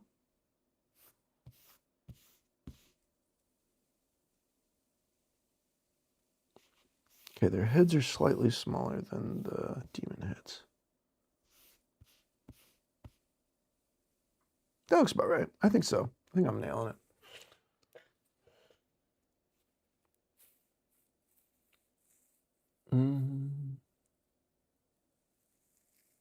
Yeah, lots of cheap stuff on the market. For real, dude. Dude, don't get me started on Upon a Burning Body. You guys want to hear Upon a Burning Body tour story? Fucking Upon a Burning Body. That's just so annoying. They just annoyed me. It's just like, you just don't do it on the tour. That's like, hey, you guys want to hear the story? Tell me if you want to hear the story. Let's do if I can get $1 in the super chat. $1. Everybody tip 10 cents in the super chat. There's only 8 people. So everybody tip 20 cents in the super chat. If I can get $1 in the super chat, I'll tell you the Upon a Burning Body story. This is a real tour story from when I toured with them, by the way. When I was in I Declare War.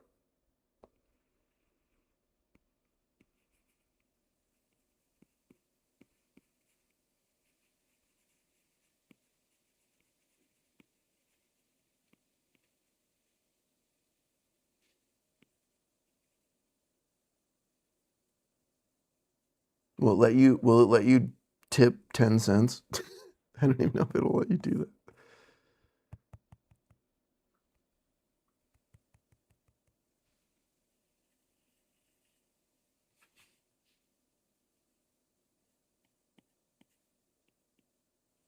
I'll say, is there a minimum for super chats? Will it let you super chat a single $1? Let me know, fam. Just so I'm not out here making ridiculous requests here. But until I get that, I'm going to focus on the painting.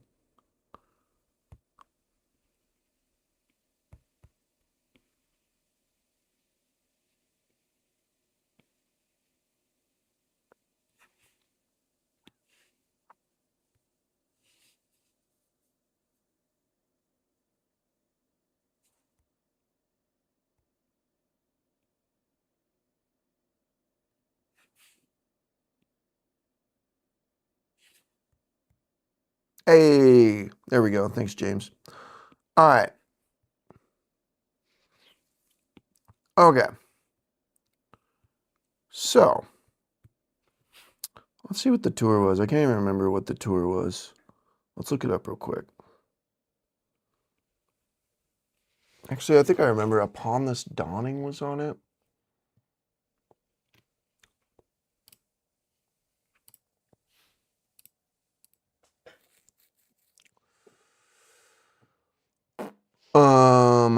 Can you imagine if there was like Pornhub like immediately on my front page or something?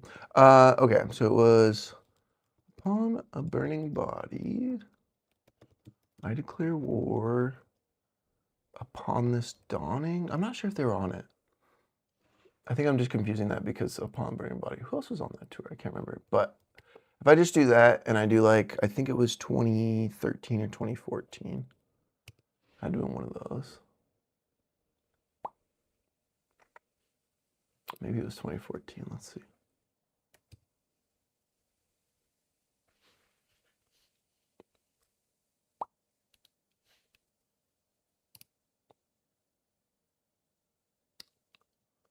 What was it? Were we just doing a few dates with them? Is that what it was?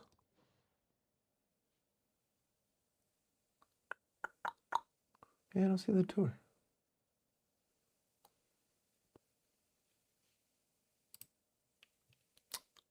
I know I would recognize it too if I saw it. I wonder if it was just this. Because, I mean, I think it was when we were playing South by So What. Because I remember we were specifically in Texas, and we were playing somewhere where they'd normally have rodeos. Anyway, so we were playing this venue in Texas where they'd normally have rodeos, right? And basically, there was a green room at this venue that we were playing. Upon a Burning Body was the headliner. We were the direct support. This wasn't a festival. This wasn't that So What festival. This was a one-off show. And there was like a few other bands on it with us. I think there was 4 or 5 bands total, right? A normal show. Upon a Burning Body headlining, we're direct support. We play right before them. There's one green room, and then the rest of it, you're literally out at like a ranch kind of a thing. So there's no other place to chill, and it's Texas in the middle of the summer. It's humid, it's gross out, it's hot as fuck. But the green room had AC. Guess what Upon a Burning Body decided to do? They decided to put their own little image of their, you know, it's a little a piece of paper that said Upon a Burning Body Green Room. They put that up there themselves. It was not from the venue. No, it was from themselves saying, hey, this is our green room. The rest of you get to suffer. And I want to clarify, this wasn't a small green room. No, we're talking an apartment-sized green room. Plenty of room for at least another band, if not the entire package. But no, they decided to be rock stars and take the whole green room to themselves on a day where it's hot, it's miserable out, and we are literally hanging out in our vans in the heat. Not running our vans because, you know, we're broke metal bands, so we're trying to, you know, conserve money. Yeah, so anyways, not a big fan.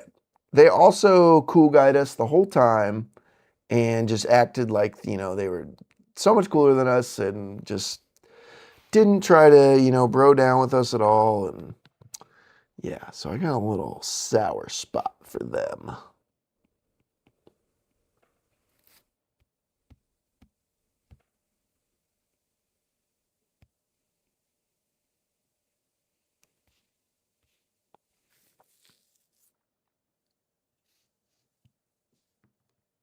John, this fucking girl, she ruined my life. Now I'm on a musician career trajectory.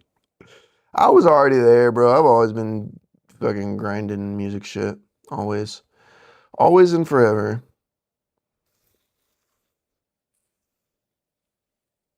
It's not a big deal. I'm over it. Paints hell. You got a degree in it. That's insane. Yeah, I have a bachelor's of science in recording arts. When I started out with hip hop beats and later on moved to dubstep / electro, it kind of made me do more sound design and synthesizers than producing music. Dude, sound design and synthesizers was very fun. And I didn't learn any of that until I got into school. And I had a buddy that was really into synths. And now he has a bunch of like modular synths and stuff. And he still just comes up with such cool sounds. And I remember I was producing my pop record from 2016 while we were at school. And I was showing him some of the sounds, and he was like, you could make something cooler than that. I was like, dude, I don't know. I don't know what I'm doing. I was like, how about you? I was like, can you make something cooler than that for my record? He was like, yeah, I'll do that. And so he like sound designed a really cool sound. If you want to check that out, it's the song's called Sympathetically Empathetic. I know it's a mouthful. Sorry about that. Sympathetically Empathetic by Jacob Hansen. And he did this like Wurlitzer kind of piano. Wurlitzer? I think that's it. But he did like some really fun sound design to it. Yeah, so check that out if you're interested in it.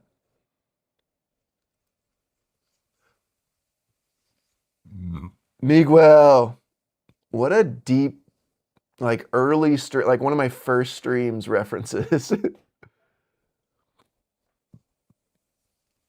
James, do it.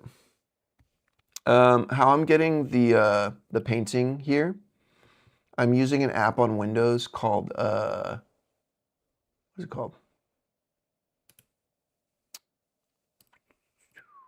5K something. 5K Player. It's called 5K Player. It's free, but it allows you to do screen mirroring from the iPad onto Windows. Yeah, over AirPlay. Works really well. And there's like barely any lag from when I do this. If you watch my arm, you see the lag? It's like very minimal. Yeah, it works really well. I really like it. It's an easy way of doing it.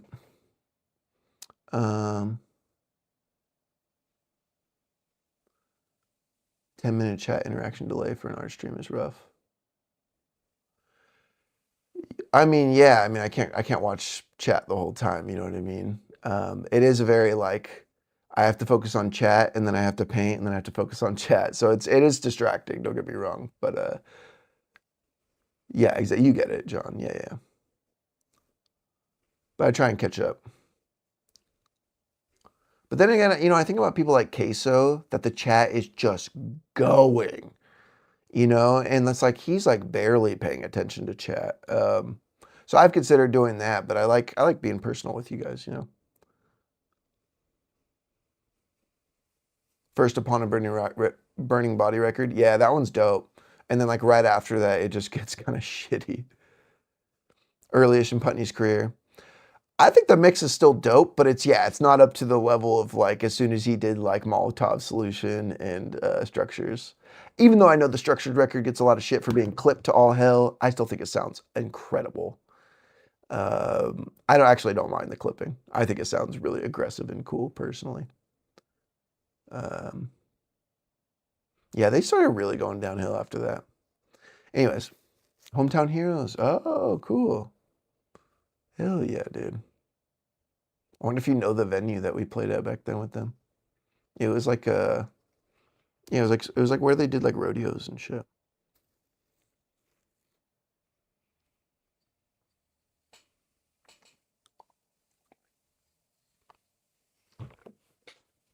Let me show you something real quick.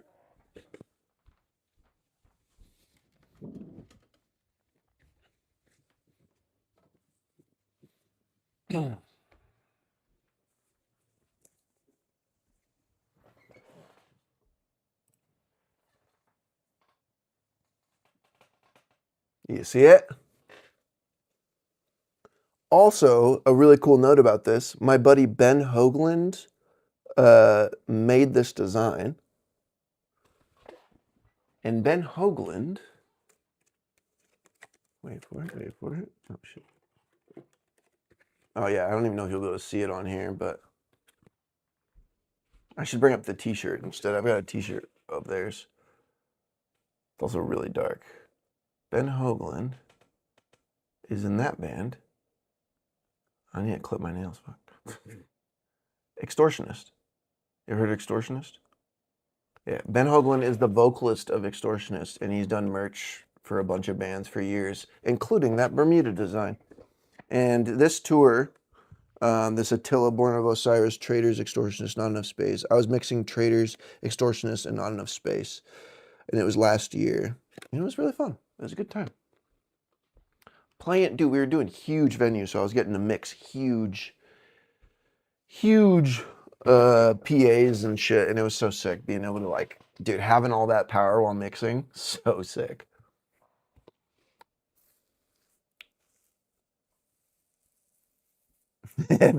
On the clipping is remarkable. I love that, dude. Dude, Isolationist is like one of my favorite records. Like, I love that it is gent deathcore. I love that combo. Just don't see it too much, you know? Not specifically deathcore that is also gent. I love that combo. They're one of my favorites, dude. The bass player in my band also really likes them. We always talk about them. The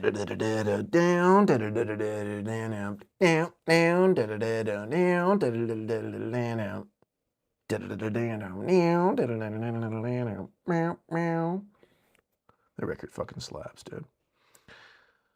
Let's go. Also, The Wandering I think was pretty cool too, but just kind of a step below Isolationist, I think. I think Isolationist was just a little better. It's almost like on The Wandering to me, they went like too proggy.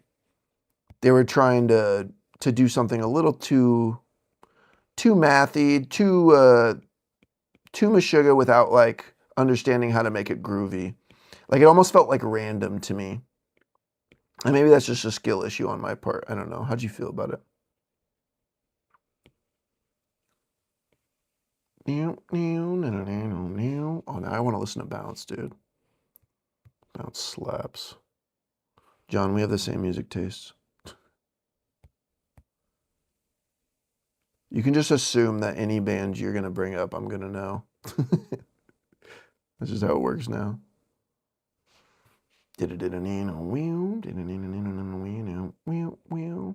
Saw them back in the day, and the drummer was wearing when I bought that shirt from them, the drummer was wearing those headphones, like where they're like the big fat headphones, and he was like concentrating super hard because he was trying to play the Wandering songs, trying to play like songs that make no sense.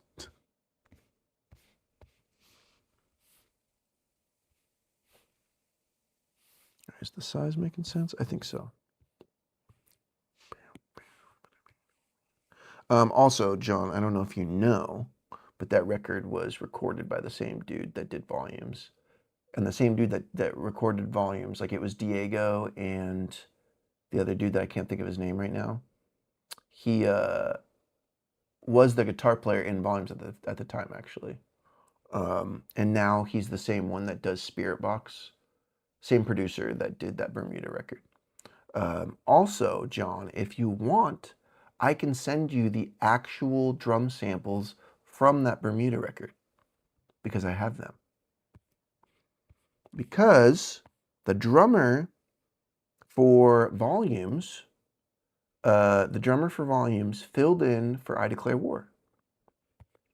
And when he did so, The old drummer of I Declare War that I toured with hit him up and was like, hey, can you send me some cool drum samples? And he sent him the Bermuda drum samples. So I have those if you want them. In fact, I've used them. I've layered in that same snare sample in the Darkwatch stuff. So if you listen to the new Darkwatch stuff and you really listen for it, you'll hear a little bit of that in there. That snare on the Darkwatch record is 3 different snares combined. And one of them is indeed that Bermuda sample with that big room sound to it. That yeah, it's fun. But like whenever the drummer's like blasting in Darkwatch, I don't use that sample because it's too much of like a hard hit kind of a thing. Dan Bronstein, yeah, exactly.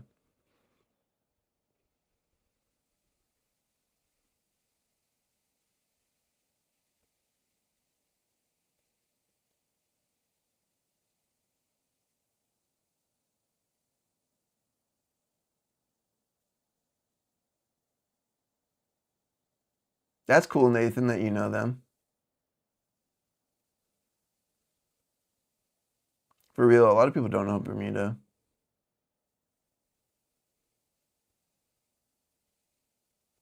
Oof, Skylar, that's rough. Yeah, Dan Bronstein. Yeah, I got that kick.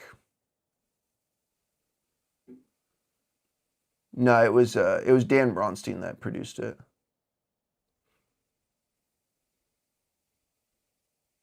Yeah, dude, still making it, still making the cut. Yes, bro. Yes, Nathan. Nathan.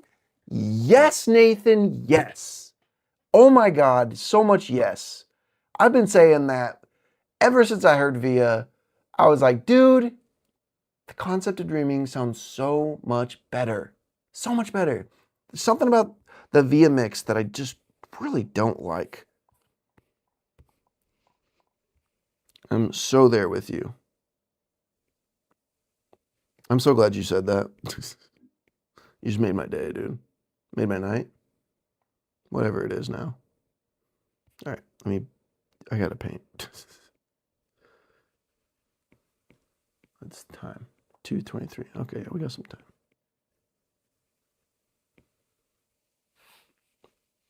I'm so glad you said that, dude. Also, I'm surprised that this microphone's still going. Let me know, guys, if it cuts out. I imagine it'll cut out soon because I've been going for 5 hours now.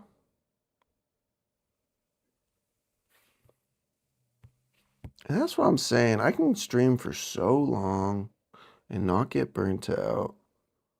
I really think I got a future in streaming if I just keep to it. Probably not doing painting because it's obviously not the most exciting thing that a ton of people are going to click on. But gaming especially, because I fucking love gaming. And if I can monetize gaming, oh my God. Dream come true, you know? Believe in me, guys. Believe in me. I'll do it. I'll do it, okay?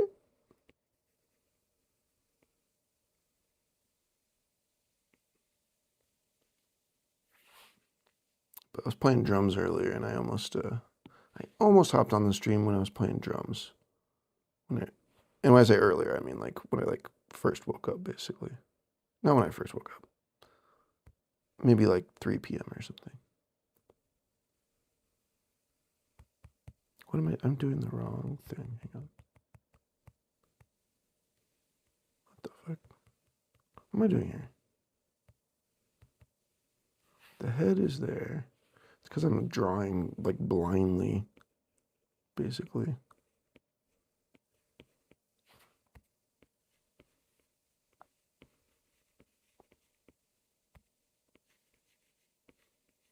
I also need to make sure I'm not doing like a weird angle or something. I'll have to check after this one to make sure. Shit it down. I want to listen to Bermuda now, dude. Oh, it's getting me. Dude, when I take my neighbor to work, so I just blast Bermuda in the car. Look, there's one rule. You can't ask me to turn down my music.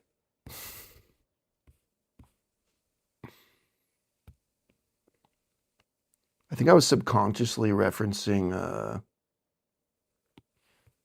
Death Proof there. Anybody in the chat know Death Proof? Please tell me somebody in the chat knows Death Proof. What a banger ass movie.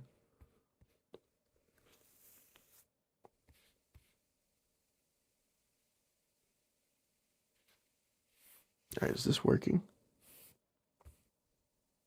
I think it's working. I think it's working. Maybe I'll do the ones at the front here, just to make sure.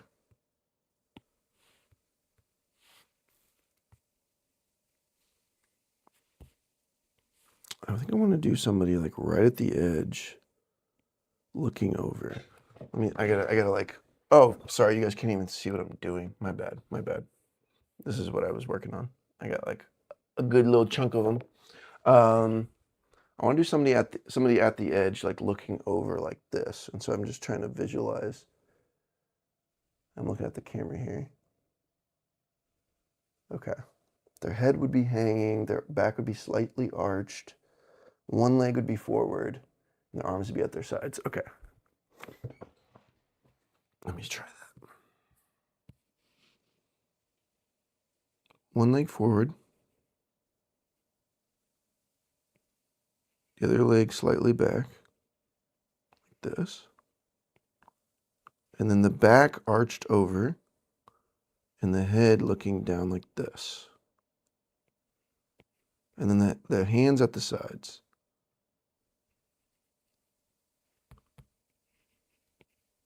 Something like that. And then I'll mess with the proportions after this. Oh, there's a nice little squeak on my proportions. I can't get it to do it again. Once in a lifetime miracle. And then looking down at it like this. The size looks about right. Looks about right. The proportions look okay. Let's go like that maybe. And then try to paint over this.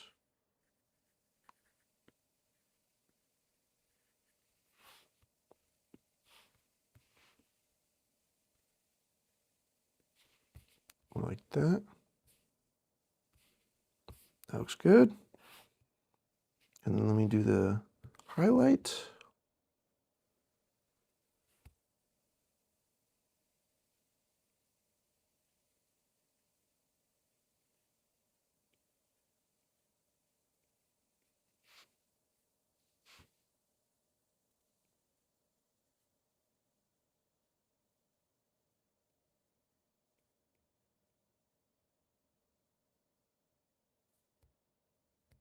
Something like that.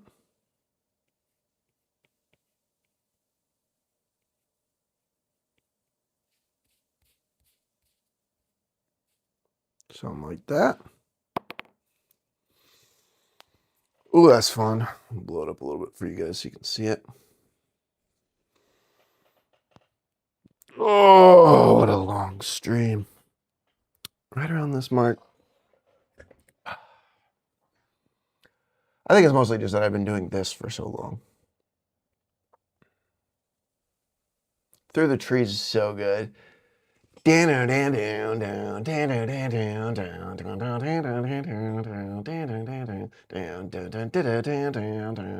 Oh, so sick, dude. Ah, for real. All the songs that didn't make Via are so good. Even that pretty one right at the end.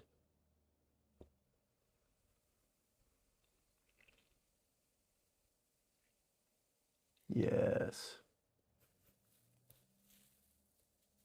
The original Intake, like, dude, when I heard that when I was 19, I was like, this is like futuristic metal. I was like, I didn't even know metal could sound like this. And as a metal drummer, this is like everything I want. And I like, basically I ripped off Intake for my metalcore band at the time. I have a secret record out there that I've never released. You want the link? You guys want the link? I'm not gonna lie. There's a lot of guy that was in a crew that did not want me releasing it and showed up to my house with the crew and was like, if you release that, we're gonna jump you. Anybody want the link? Anybody want the link? It's really good. Not to toot my own horn, but it's a really good EP. Aristia.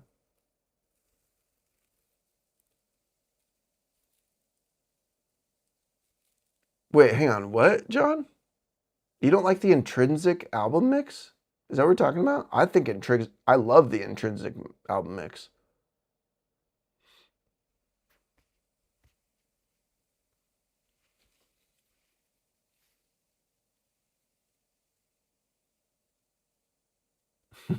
Yeah, James, you got to do it, right? Yeah, you got to stare at your hands. Yeah, exactly.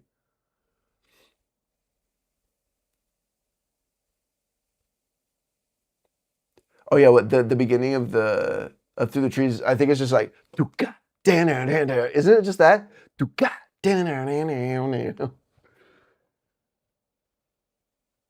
You should live stream when they jump you. Yeah, dude, it's because like let's see here.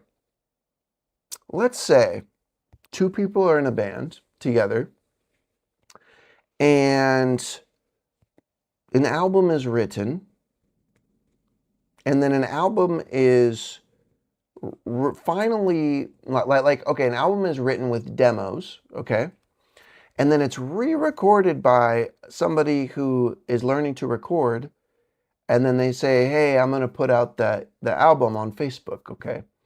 Now, let's say that you know the other person in the band is like, you can't put that out. I wrote that.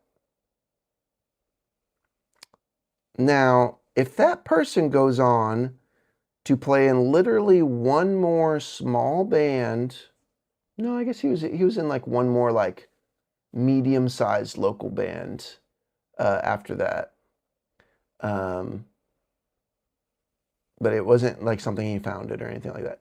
He's played in that one more small band for a few months, and then he was never in a band again, versus the other guy that claims that he wrote it, went on to be in I Declare War, went on to be in Prestige, which was a very well-regarded band around Seattle, went on to be in Enterprise Earth, went on to be in Darkwatch, went on to write solo music, went on to write a Degent album called Tractora, went on to literally keep on writing music that was very adjacent to that. Who do you think really wrote it? Who do you think? Yet he convinced his crew buddies that he wrote it. And why do you have to show up with, 6 of your crew buddies and surround me and my friend and be like, yo, it's fucking bullshit that you're going to try and claim that you wrote that when you know that I wrote it. And then when I try to rebuttal him, he goes, shut the fuck up, don't say a word, I'm going to pop you in your mouth. With, 6 crew dudes around him. Ugh. What a fucking experience that was. And then like he proceeded to like pop the tires in my car like a couple years later. Yeah, just what an experience that was. So anyways, the leader of the crew at the end of all that, he got in my face and he said, hey, straight up, if you release that album, we're going to jump you. So I didn't, because to be honest, metalcore is not worth that to me. I just went on and did Prestige and had plenty of success with Prestige, which led me to being in I Declare War, which led me to being in Enterprise Earth, You know, which led me to being in a band with the greatest deathcore vocalist alive, Austin Dickey, in my opinion. Yeah. Anyways. Oh my God. If you would have seen my childhood has all sorts of fucked up shit in it too. Go figure. But yeah, that's such a thing, dude. Yeah, dude, I love the mix on Intrinsic personally. I love the snare sound and the guitar tone, but also the way that the vocals are mixed. I really like his vocals on that. I'm also partial because I toured with them on that record. But personally, I like it a lot more than Exoplanet. I think the Exoplanet mix is okay, but it's not great. I think that the Intrinsic one is really good. I really like that one.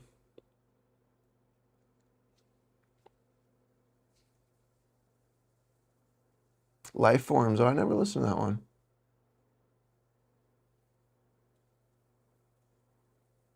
Volumes, like besides Via, yeah.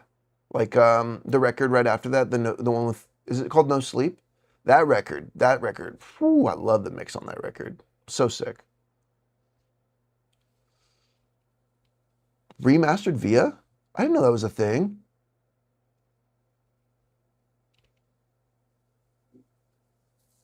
I didn't know, but it was literally like AAC Apple tracks on a CD. I mean, that shouldn't matter. AAC, I forget, is AAC like an MP3 or is that like a wave?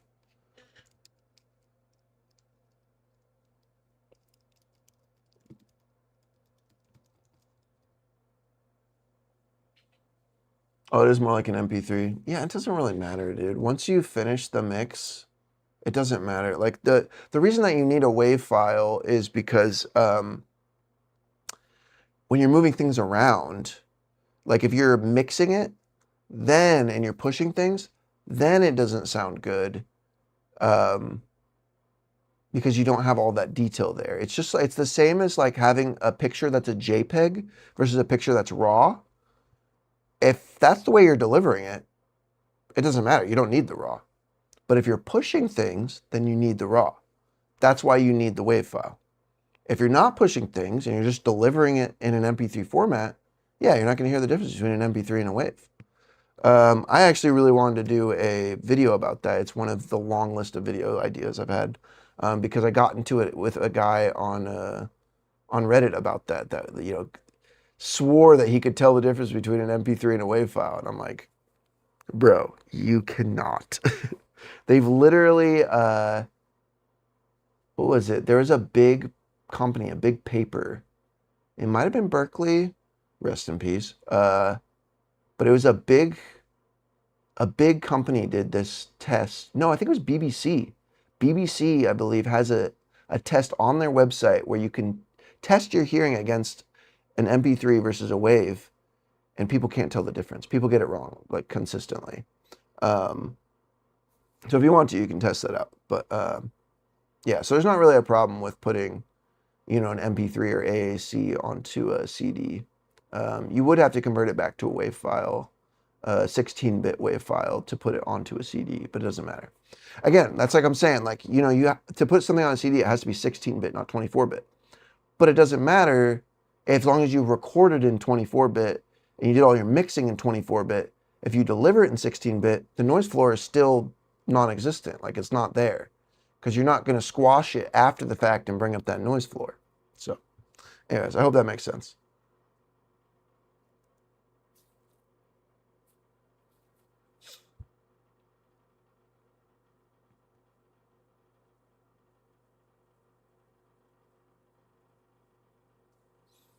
To me, the drums have that that same kind of djenty. To me, that is the djenty snare sound. Is that really room mic sound of a snare, just like the Bermuda Isolationists, like just like that record.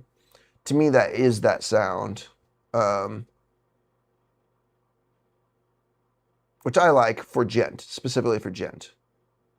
But I understand it is very roomy sound.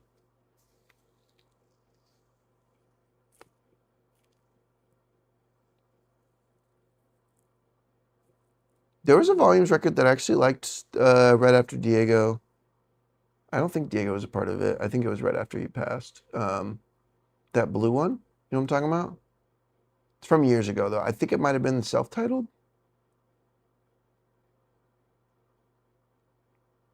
But yeah, I agree. Diego was such a huge part of it.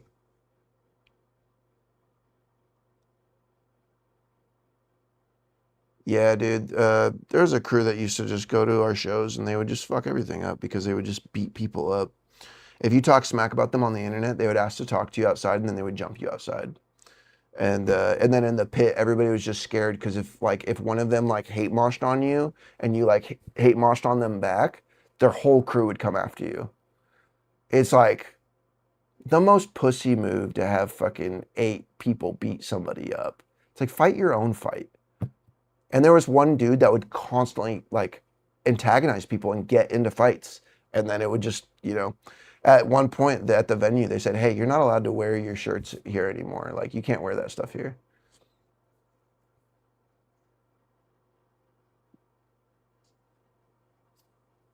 No, I didn't write anything for I Declare War, unfortunately.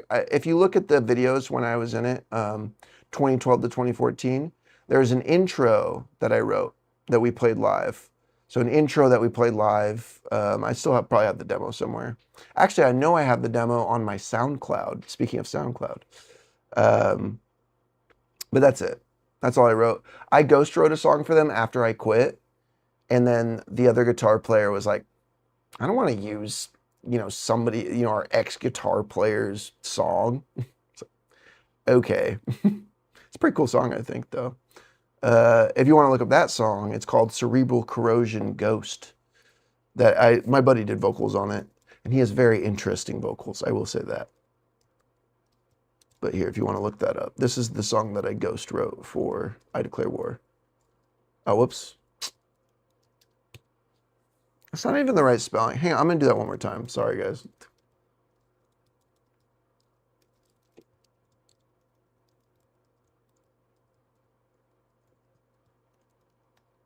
So that's something that I did write for I Declare War. It just didn't make the cut. Even though Jamie, the vocalist, told me, like I actually really liked that song. I wanted to use it. And it would have been very cool to hear Jamie's vocals on it. But my buddy still did really unique vocals that I think are pretty cool.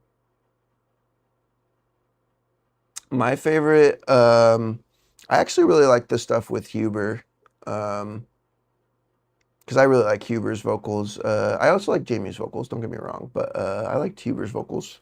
And I really liked the Malevolence record, like how it was written. It had a lot of tempo changes versus the self-titles was like, we're sticking to one tempo.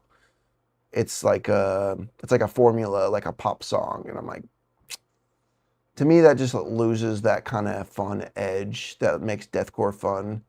Like tempo changes were a huge thing. The drummer in I Declare War always would talk about tempo changes to me. And I'd be like, oh, like I used to be stuck in this mindset of being on the grid all the time. And he started talking about tempo changes. I'm like, dude, yeah, tempo changes are sick. And nobody in this genre is doing that anymore. And so the whole genre feels stale to me. Let's add in some tempo changes. And so that's when I wrote Dark Watch. Right when I quit I Declare War in 2014, I immediately afterwards wrote Dark Watch. Because, by the way, the Cosmo Deus EP, even though it came out in 2020, 2021, I wrote that in 2014. Like literally all of that music I wrote in 2014. None of it was written, the years later. Only the vocals were written by Austin, 5, 6 years later. Yeah, anyways.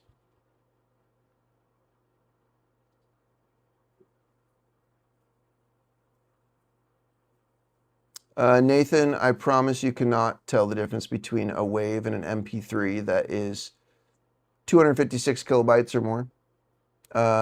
If it's like a 128 kilobytes per second, yeah, I think you can tell the difference. But if it's like 192 kilobytes per second, I highly doubt you'll be able to accurately choose which one is the correct one. You have to do a blind test. Go to the BBC website and try it for yourself. I promise you that is, as somebody with a Bachelor's of Science degree in audio, I promise you that is a placebo effect that is tricking you.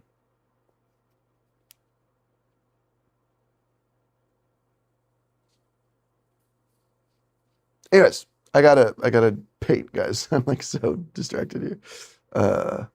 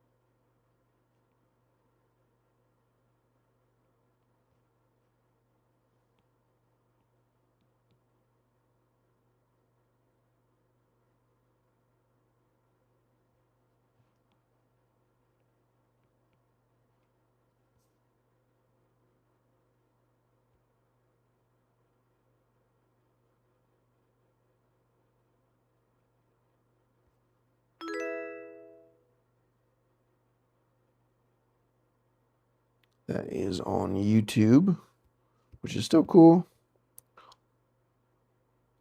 But it's not the same as, a Twitch sub gives me monies. Helps support the stream. A little different than a free YouTube sub.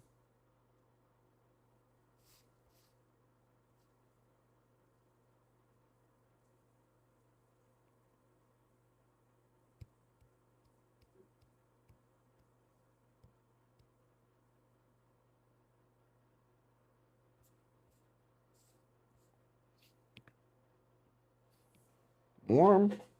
Why am I getting warm? That got me worked up. What's up, Danny?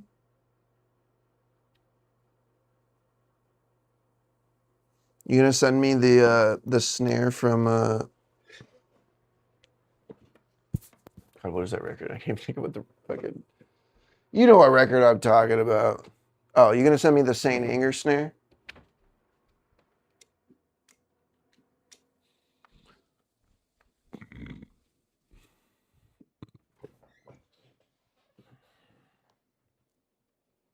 Actually, I actually would love to hear the most unique snare. I'm not gonna lie. Actually, that does sound fun. I am fully open to hearing a very unique snare sound. At first, I was like, I gotta paint, but actually, I would like to hear a really unique snare sound. That shit's fun.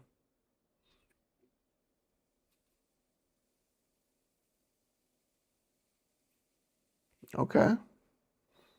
Car Bomb is crazy, dude. Car Bomb's a real trip. They just be playing whatever, you know what I mean? They just be like, oh yeah, math. Here's math for you. Yeah, you guys remember algebra class? Welcome back.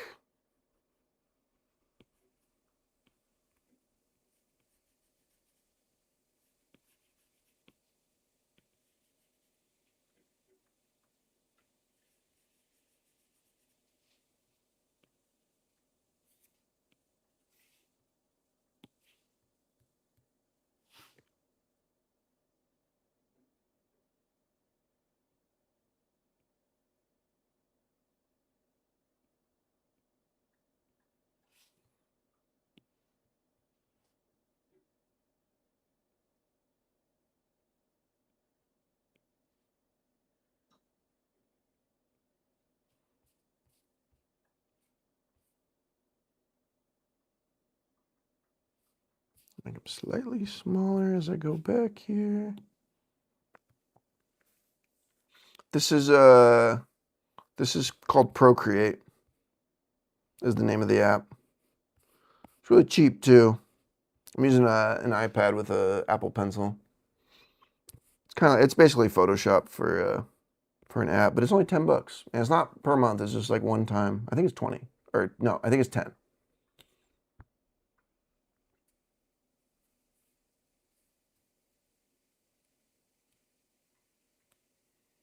They're just like, it's just like that Wandering record to me where I'm like, it's just too random.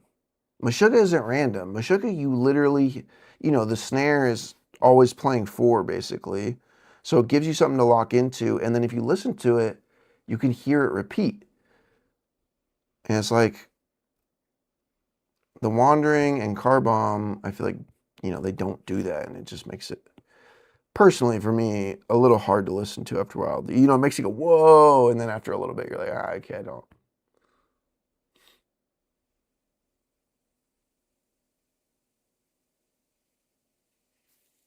Hell yeah, Danny. I've only started recently. This is I've only done like a couple paintings. Thanks for the kind words though. I appreciate that.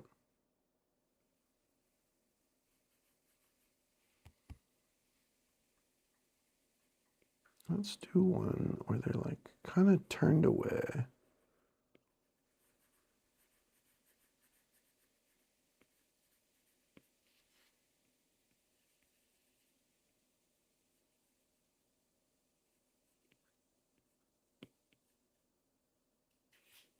Turn towards the camera, really.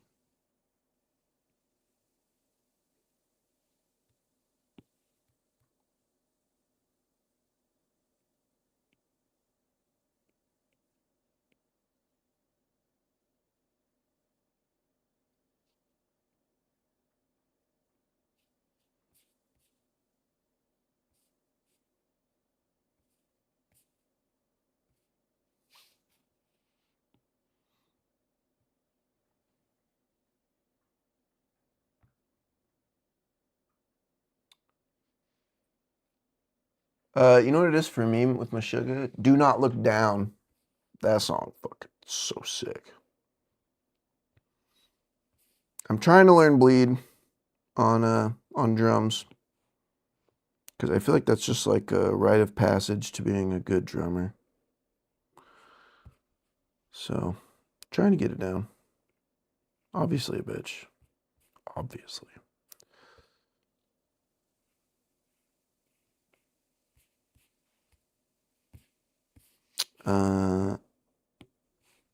But I'm starting to get it down at like a slower tempo. I can get the feet almost up to speed, like really close to speed.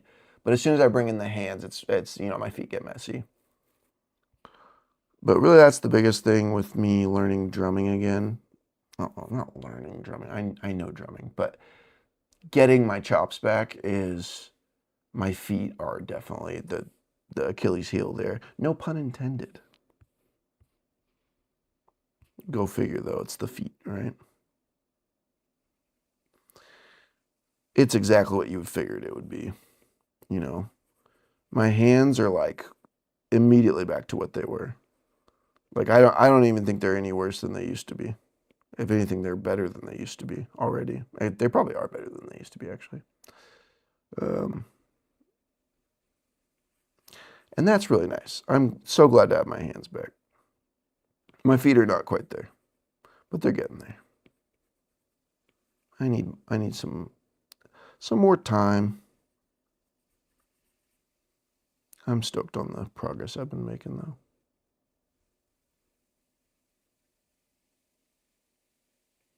You know what? This fool, if they were turned towards me, they'd be a little bit wider. So I'm going to make them a little bit wider here.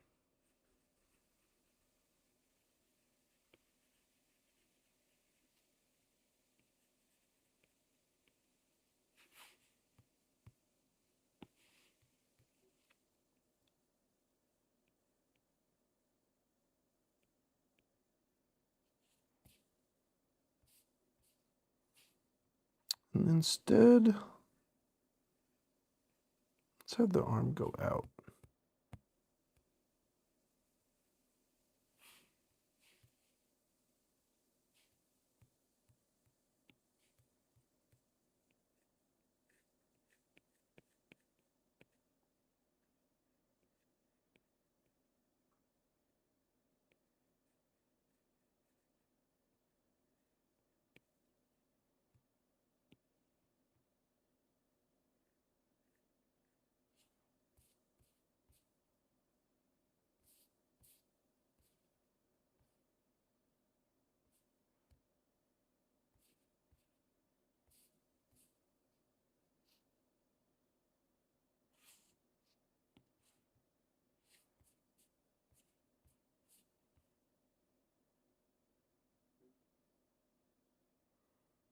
Maybe this one, they're turning their head to the side, like to the right a little. There we go.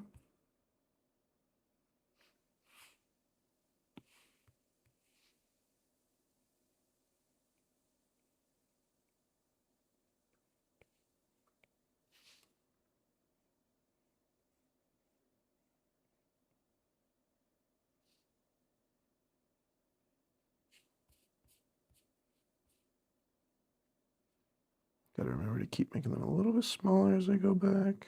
I think I'm doing it though. It's looking cohesive.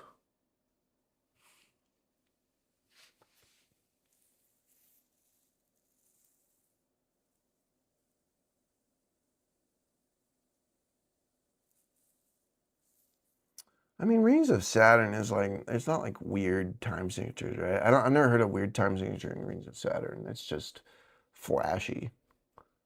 So it's like, you can understand it. There's a car bomb, you're like, what's happening? You know, I think you could listen to Rings of, you could listen to Rings of Saturn and then hum it back, right? I don't think you could do that with Car Bomb. I don't think you'd be able to memorize it like that. But you can memorize Ring of Saturn. If you can memorize Car Bomb and you actually understand like where those snares are going, then you're a G. Then you're a real fucking G.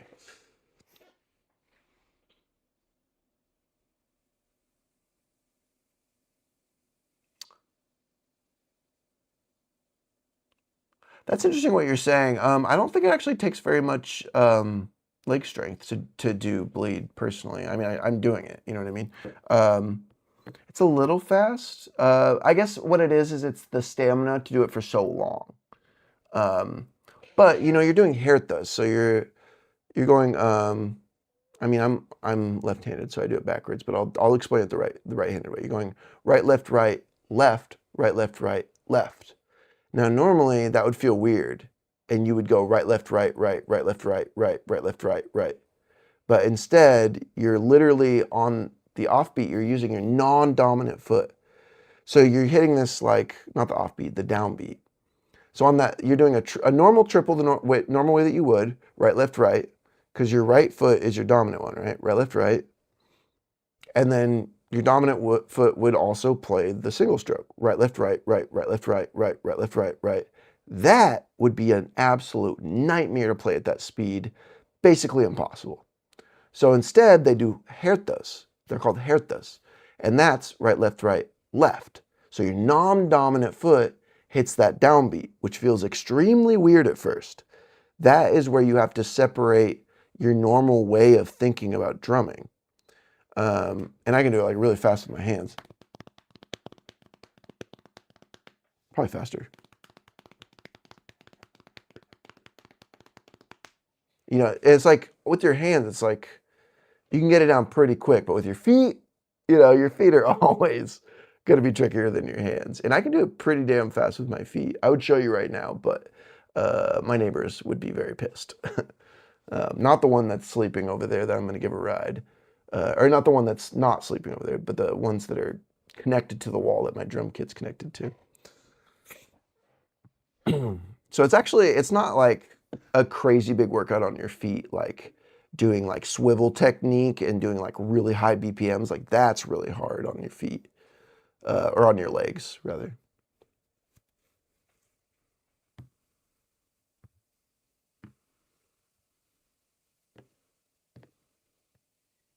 I mean, that's the thing. You can still enjoy Rings of Saturn music. There's nothing wrong with that.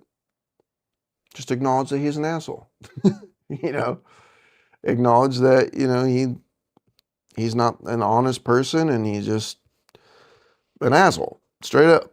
You know, there's a reason that people don't want to be in a band with him. It's understandable. I can be an asshole. We can all be assholes. But he just is quite frequently an asshole. Nothing wrong with listening to them, though. You know, it's not like he's like an actual garbage human that like, you know, you think about like the Lost Prophets guy, like that guy's a piece of shit garbage human. And if he was still in that position, you wouldn't want to listen to his music and keep him in the position of power. You know, it's like Azalea dying. Like, that guy's a fucking piece of shit. And yet, people still listen to his music, which makes him keep making music. And he's the vocalist of the band, so he's put on a pedestal. He's treated like a king. And he gets fed this to his ego, and he continues in his position of power and hurting people.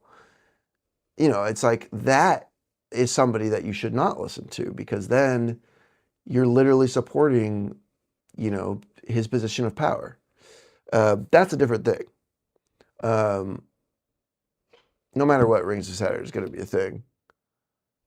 And it's not like nearly on the same level of like trying to get somebody killed and like kicking a dog, you know, being verbally abusive. Like, that's, I mean, maybe I don't know if, you know, Lucas is verbally abusive, but not that we know of. You know what I mean? He's just an asshole. So, yeah.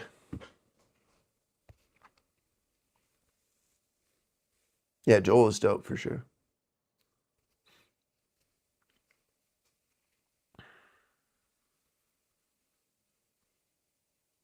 Dude, getting the Hertas with your hand is hard. Yeah, that's the thing, because Hertas with your hand, same sound. Down, up, down, up, down, up, down, up, down, up, down, up. It's like, dude, and I don't have that down either, John. Because I mean, like, I was trying it for a while, and I would like to get it down eventually, for sure. It'd be a fun technique to get down, but I'm just not that, I'm honestly not that into guitar. So yeah. Jacobo, how many of these TikTok guitar players are faking or heavily editing their playing beyond recognition? Yeah, it's become so normalized, but we're pushing back against that now. There's a big group of us that are pushing against that. So luckily, we're trying to make that change, you know? It's easy to trim pick fast, but it's the rests and stoppy start thing. Exactly. Exactly, dude. But you know what I think it is, John? I think as soon as you get your muscles used to it, it'd be easy. Because you know what I mean? Because you're like, obviously that's the whole point of it, right? Is down, up is like, you're just doing this. And then like, you know, eventually that becomes super natural, and it won't feel bad to go fast. I bet you if you keep practicing it, you'll get there. I almost guarantee if you keep practicing it, you'd get there.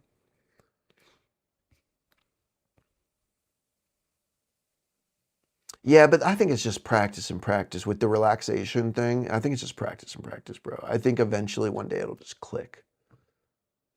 Think about how when you first started playing guitar and you tried strumming and you're like, oh, I'm never going to be good at strumming. Like, strumming sucks. I am so bad at this. It's never going to feel natural. But now it does, you know?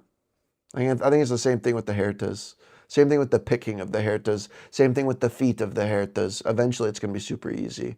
I can already feel it becoming way easier on my feet with just, you know, a few months of practicing. So I guess I've been air drumming it for a long time.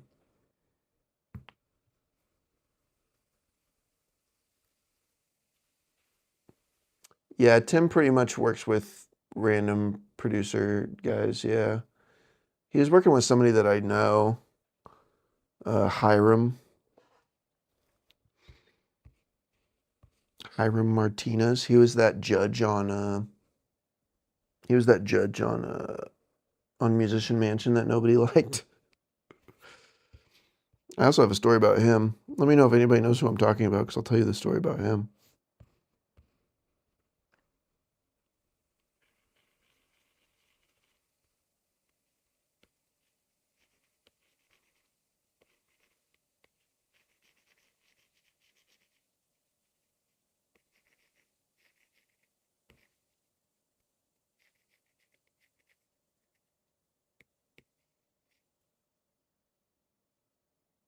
If I went too short on this guy,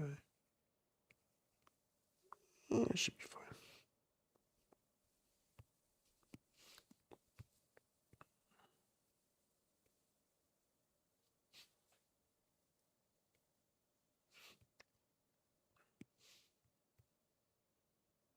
No, sorry, not Martinez. Hiram Hernandez. That's who it is.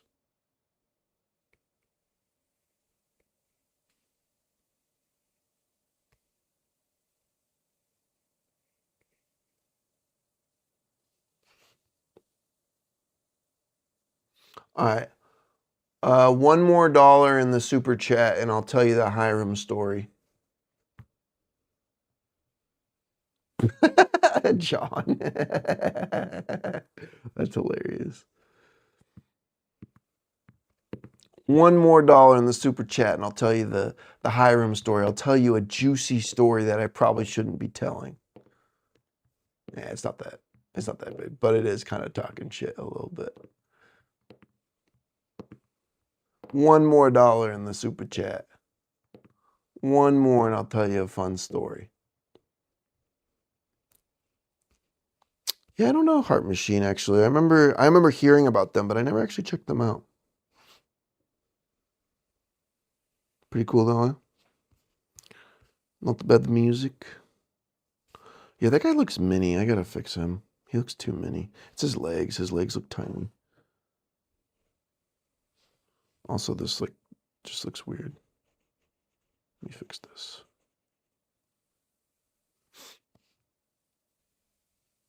Say about 25 minutes more of the stream before I'm gonna take my neighbor.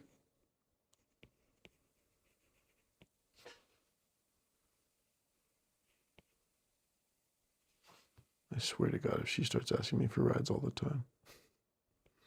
Nah, she said, no, just this one time. I was like, okay. She said that on her own too. So I was like, okay, all right. At least you're aware of that. That's nice. You're like, yeah, I'm not trying to constantly do this. But hey, if you want to pay me $50 every time, I'll do it anytime you want. I fucking would, boy. I fucking would for $50. Nah, I'm not gonna take $50 from her for that. I bought her a anti-barking device because her dog barks all the damn time and keeps me up. If you weren't here earlier for that, I bought her that and gave her that today. So she's supposed to pay me back for that on Friday, she said. I told her I'm not even really worried about it, but she's like, no, I'll pay you back. I was like, okay. And then she said, yeah, on Friday I'll also give you $50 for giving me a ride. And I was like, you don't need to do that. I was like, you don't even need to pay me anything.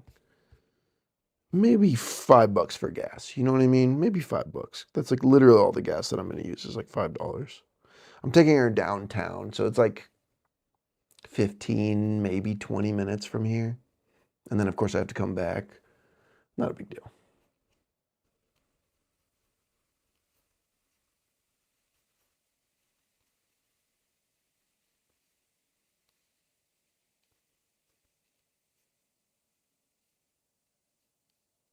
It's all good, John. It's all good. Oh, it was Guitar Pro MIDI kind of shit. Yeah. Yeah, I mean, that's the thing. If you're honest about it, then who cares? It's like Buried Alive boy. Charles, just be straight up about it. Be like, yeah, it's not about the guitar playing. It's about, just writing cool shit. That's fine. I have a djent song by my djent band called Tract Aura. And I wanted to write a part that sounded like Born of Osiris when Jason Richardson was in the band. Like Follow the Signs. I was very influenced by the Follow the Signs riff. And I was like, oh, I want to write something like that. So I did. And the whole thing's fake. And I tell people that all the time. I'm like, oh, no, I can't play that. I'm like, no, that shit's fucking crazy fast. I can't do that.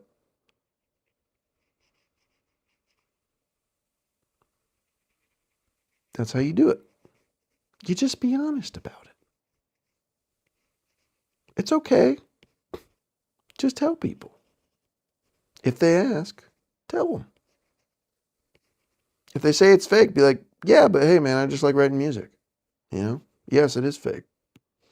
But I'm not presenting it as real. And that's the other difference. I didn't do some fucking guitar playthrough for that song.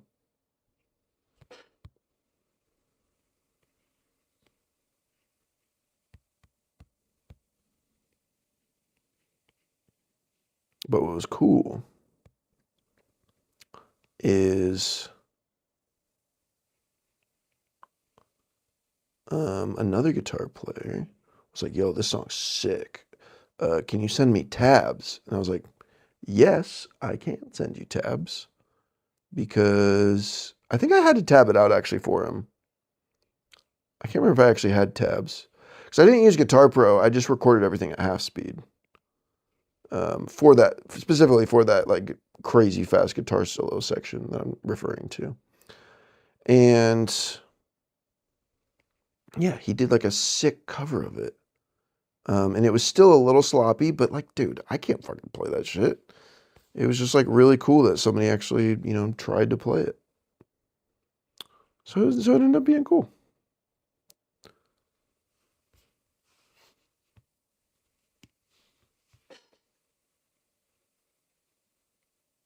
If I didn't have it up on streaming, I would play it right now. But because it's up on streaming, it's got the copyright protection on it. So I would not be able to monetize the stream if I did that. Make these shoulders a little higher.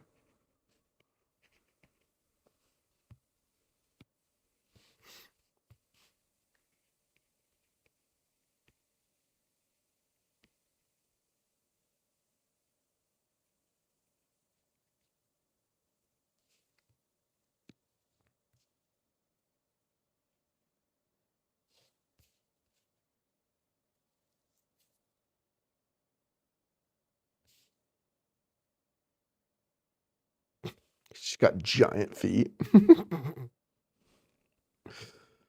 right, chill out. You're making up for something here, bud.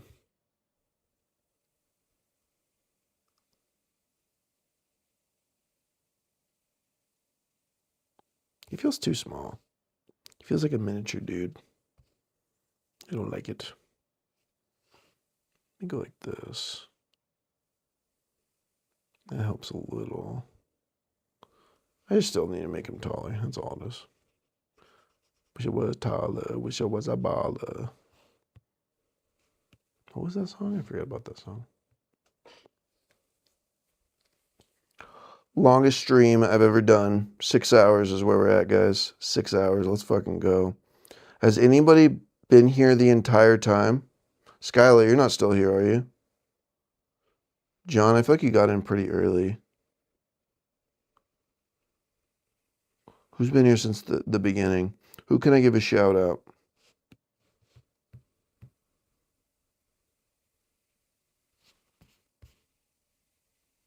That feels better. Let me just fill in black with the rest.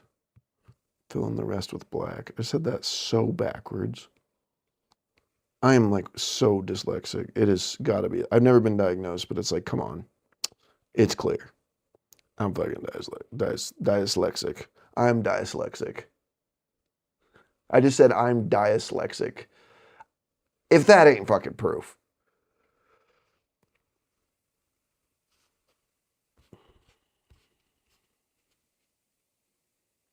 Beautiful. You're beautiful. It's true. He's taller. He's taller now.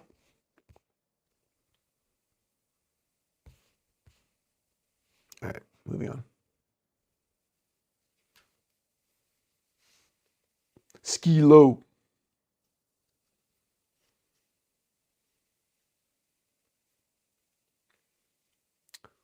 Let me see. Go here. Big Charlie was a normal as fuck, cool as fuck, gent core, big in his rebel plans. Yeah. Do I remember Reflections? Yeah, my first, not my first tour, but yeah, I toured with him. In fact,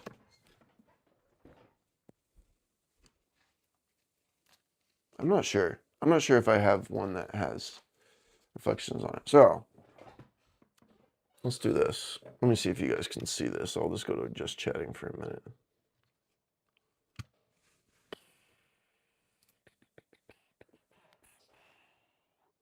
Okay, Google, TV light on. Helps a little bit. This one, I was running sound for these three. see if you can do this here. This was the one that I did last year. Booked half the tour myself, but it was still a lot of dates all the way out to Arkansas. This one I did last year, filling in for I Declare War, and I was running sound for Angel Maker, and they were featuring Big Chocolate, which was so fun, dude. So fun. Bunch of Canada shows. Not super long. Here we go. That band. This is the tour that we did. Contortionist was the best band that we ever toured with. That's what we'd always say. We're like, this is the best band we ever toured. Literally, the Contortionist had just got off tour with fucking Deftones. We're like, why are you on tour with us? You guys are way too good for us. Yeah. Bunch of dates. But yeah, back in the day. And you want to know what? Reflections sounded like garbage. I'm sorry. They sounded like hot garbage. It was the worst guitar tones. So sloppy. They played so sloppy, dude. I don't know which one of them was responsible for the sloppiness. I feel like it was both of them. I don't even know. Yeah. I'll just show you the rest of these real quick. This is when we went to Australia. Just headlined. This is when we toured with Chelsea Grin. Nice little gay pass. Didn't that age well, right? Nice little short run. This is, oh, by the way, this is when Jason Richardson was in the band. So this is when I met Jason and I picked his brain and he taught me how to do pick scrapes a lot better. He told me the secret is to, when you scrape, you put the pick to the side and then you brush your thumb against the strings just like you would a pinch harmonic. That was really dope because obviously that was short run with Jason in that band. This is the first time that I went to Europe. Plot and You and I Declare War were the only two. Odessa, I think, bailed. Empire's Fade was from the UK. They were really dope. Made like best friends with the vocalist of that band. Fucking awesome guy. He used to be in a band called Through the Eyes of the Traitor. They were really cool. Carnifex, the fucking boys. Still homies with them. Those are my boys, especially Budafex. Love Buddha. Yeah, Corey Artford.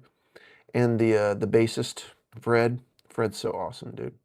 When I lived in Orlando, they were recording an album with, what's that dude that did all the Whitechapel records? I'm drawing a blank on his name. He also did like Black Dahlia. He did Nocturnal. He's in the wheelchair. Jason Sukoff. They were recording with him. And they were just spending forever working on guitar tone. And he was like, dude, can I just like come hang out? I was like, yeah, bro, let me show you some Florida nature. That was fun. Anyways, long ass tour. Look at that shit. Here Comes the Krakens, a Mexican band too. They're actually from Mexico. This is one of the coolest tours I ever did. I wish this wasn't so beat up from touring. But yeah, The Thy Art Is Murder, literally on the Hate album. Fit for an Autopsy. Openers were Last 10 Seconds of Life and Kubla Khan. You know, rest in peace to Kubla Khan out there is affiliated with the Nazi shit, but that's a big bummer of mine because those were also my boys. This was this Europe? Yeah, this is the second Europe tour that we did. I forgot Martyr Defiled was really cool. They were kind of like Black Dahlia, actually. Boris the Blade was on this. That's what this one is here, and they're from Australia.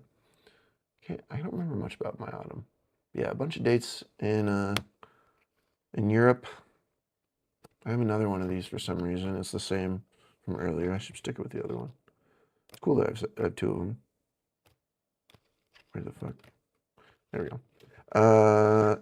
One that I did. This is when I was playing bass in Enterprise Earth. Come on, focus. Yeah, this is when I was playing bass in Enterprise Earth. Spite was the opener. And Spite early in the tour was complaining about sound peeps. They were like we were at dinner together and they were complaining about sound people. And I was like, I just graduated. I could mix you guys. And so I ended up mixing them for the rest of the tour just for free, just to get my like foot in the door and get some experience. Yes, Dan era Enterprise, yes. Jamboree Fest that we played with, very stacked festival. We played this date. You can see us right there with Hatebreed, Miss May I, Job, but you know, a bunch of fun bands. South by So What, another fest that we played where the headliner was All That Remains. That was really cool.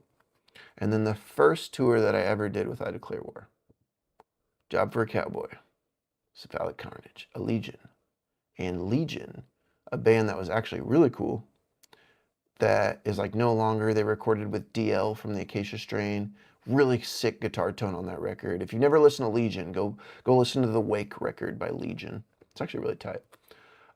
First tour I ever did. I think you can see it's pretty short, but I think I got paid $700. Not a lot of money, because every day you're spending your own money on food.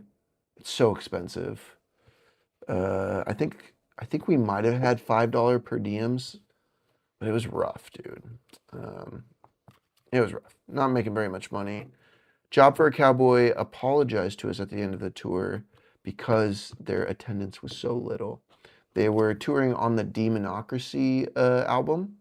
If you remember that album, it was when they started to go more tech death, and people were not stoked about it. Anyways. Oh, God, I gotta pee. Let me see. Desolation of Eden. By the way, the Desolation of Eden album was recorded by this guy, Kelly Cairns. He was also the one that did Molotov Solution Harbinger album, the first Molotov Solution record. And my band Prestige knew about this, and we loved Molotov Solution. And the guy lived in Las Vegas. So we paid $2,100. It wasn't too bad to record a 5-song EP. 5 or 6 song EP down in Vegas, and we went and we slept at their house, and it was a great experience. And he also became one of my mentors for recording, and this was back in 2012. I think. Yeah. And yeah, so I learned a lot of good techniques from him as well. Just recording with him, he was telling me different ways of like I tape off my guitar strings for different riffs so that if I, have a great take, but one of the strings was ringing out, that's the worst thing in the world. So you tape them off just in case, and then your takes, as soon as you get a good take, that's a keeper because there won't be any strings ringing out or anything. I got that from him. There's also he recorded the cymbals separately from the shells. He put towels on the cymbals and shells, and so when I first started, I tried that. A bunch of fun stuff. Yeah. You smoked with the Contortionist right before their set? Yes, dude. With the twins, dude. I love that there's twins in the Contortionist. Only time was ever the smoke sword with the band right before the Techie Proggy set. E1 Good Fight, the Gay Pass, yeah. Plotting You, yep. Plotting You was Landon Tours and Jamie Hanks from I Declare War are buddy. They're when they toured together, they just clicked together. They were almost inseparable, which was fun. Australia. Oh, you remember Boris the Blade? Hell yeah, I love that. Dude, that drummer is now in the band Gravemind. Gravemind's fucking sick. If you've never listened to Gravemind, I really like that band. Australia is just like Florida. It's like Florida, maybe a little bit more like the beach of California, actually. Yeah, actually, sorry, not Florida. It's more like the beach area of California. And kind of like the cliff sides of California, but not as cliffy. California is definitely more beautiful. But kind of think about the desert of California. That's very much what the Outback is like. The beaches where the sand's kind of yellow, that's the same as Florida, or that's the same as Australia. And everything within the cities is extremely Americanized. It's just like being in the States. If you're going to visit somewhere, I would say don't go to Australia. It's just going to be the same shit, and you're just going to spend a bunch of money for nothing, basically. If you want somewhere cool to go to, that is like very different, go to Europe. Europe, and especially like England. England is very different vibes from here, and it's really cool. All the old buildings are really sick, and they have a completely different like architectural style. Um, Austria was one of my favorite spots. Going around to the churches. I'm not religious anymore, but walking around to the churches, everything is like chiseled. Like everything is sculpted. You know, there's sculptures. All of the pillars within the church, you know, are sculptures of like, you know, angel babies and stuff like that. And like it's amazing. Because you know all that shit's hand done. It's not by some machine doing it. Like it's amazing. Very beautiful. Also, what I didn't show here is we did go to Russia. Is there somewhere else we went? We went to Canada a bunch. But yeah, we went to Russia. We played Moscow and St. Petersburg, and we drove from Moscow to St. Petersburg, and it was I think it was 12 hours driving, something like 11, 12 hours, something like that. We were in a Sprinter van that we were sharing with another band. So we were shoulder to shoulder, trying to sleep, but you can't go more than like 40 miles per hour on the freeway.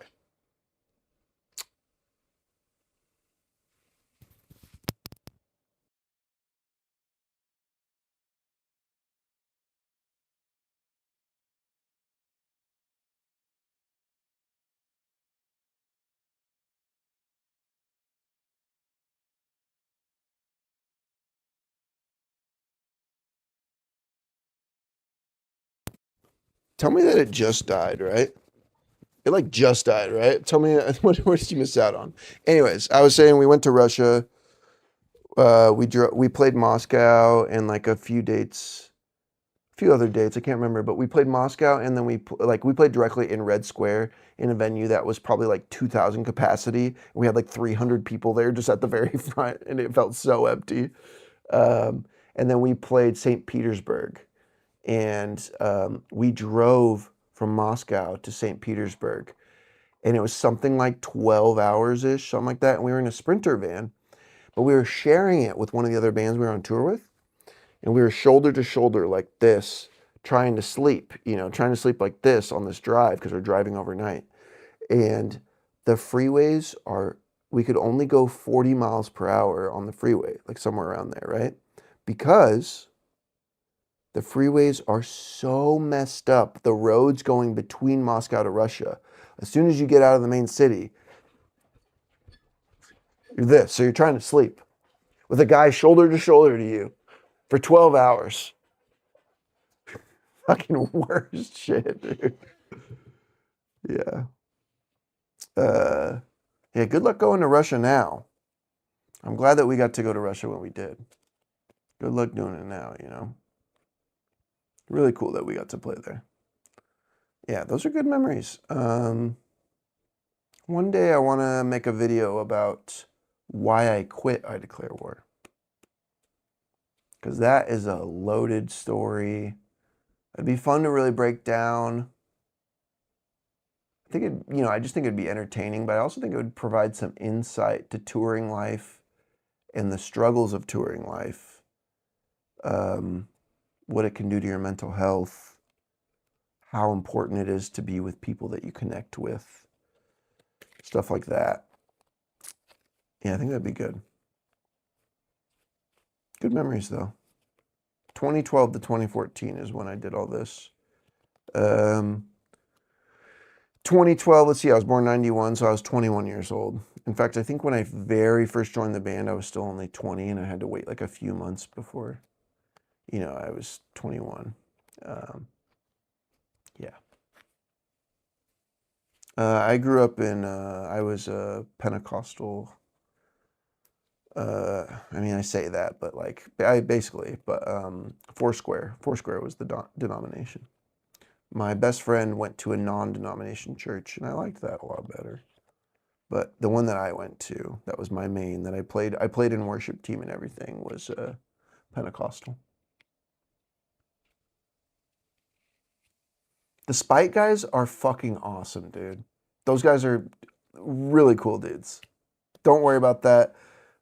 Darius is fucking awesome. His brother's awesome. I can't think of his brother's name, but his brother's a guitar player. Yeah. The guy who is drumming for them is right now is drumming for Traitors. It's the same drummer from Shrine of Malice. And he also wrote a lot of Shrine of Malice.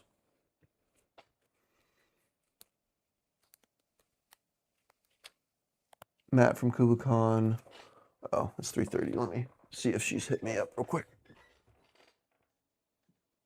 She hasn't, but I'll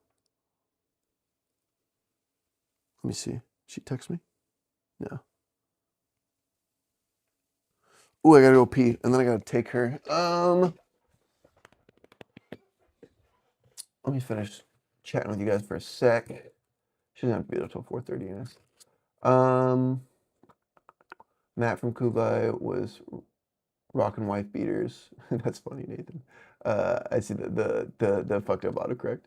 Dan from Crown started rocking them. Dan from Crow? Prabhu?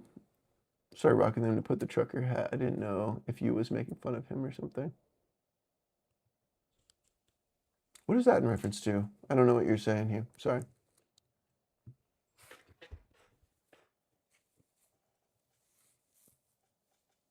Yeah, a lot of really sick fucking lineups, dude. It's really cool to see a lot of those bands blow up. I mean, Lorna Shore opened 2 of our tours, and like, you know, they're fucking huge now. It's crazy. Yeah, it's crazy. Yeah, Firstborn was the shit, dude. Was Johnny in alcoholism mode? Yeah, he was drinking a lot, and his voice was definitely going dry.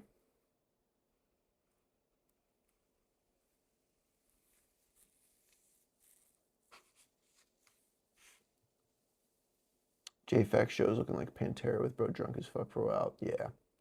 Yeah. Molotov is one of those bands not mentioned enough. Molotov Solution is my favorite deathcore band. Personally, Insurrection. Insurrection is like literally what made me want to play deathcore. It's the only thing that got me into it. Because up until that point, I was just a metalcore kid. And then I heard Insurrection. I was like, it's like the first deathcore record that I like really enjoy.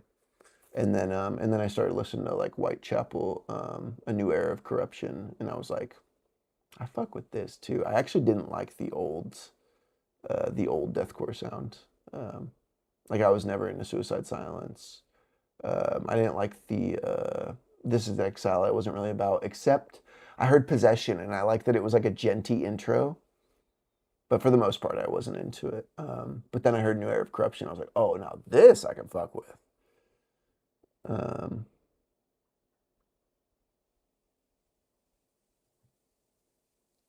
Bigger and more butt rock.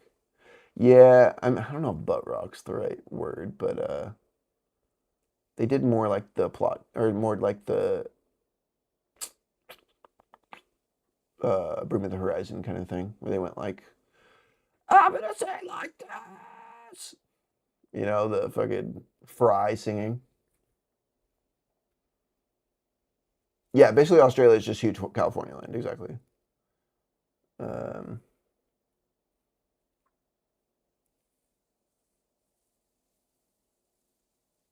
And you come home broke and skinny while being kind of famous. Yeah, pretty much. I was like, yeah, it's tight.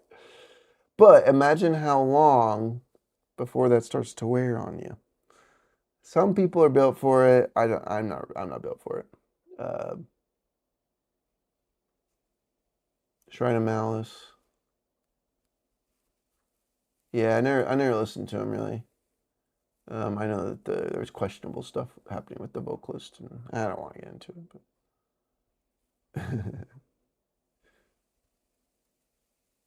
you can't stop the infernal machine. Yes, dude. That song's fun because it has like an interesting little time signature in it. But also that guitar player, dude, Richie Gomez. You ever heard of Richie Gomez? He was the guitar player that wrote the vast majority of that record. There's a reason that that record doesn't sound like Harbinger. It's because it was written by somebody else. And it wasn't Will. I think Will wrote some of it, Will Putney. But no. I just said his name. Richie Gomez.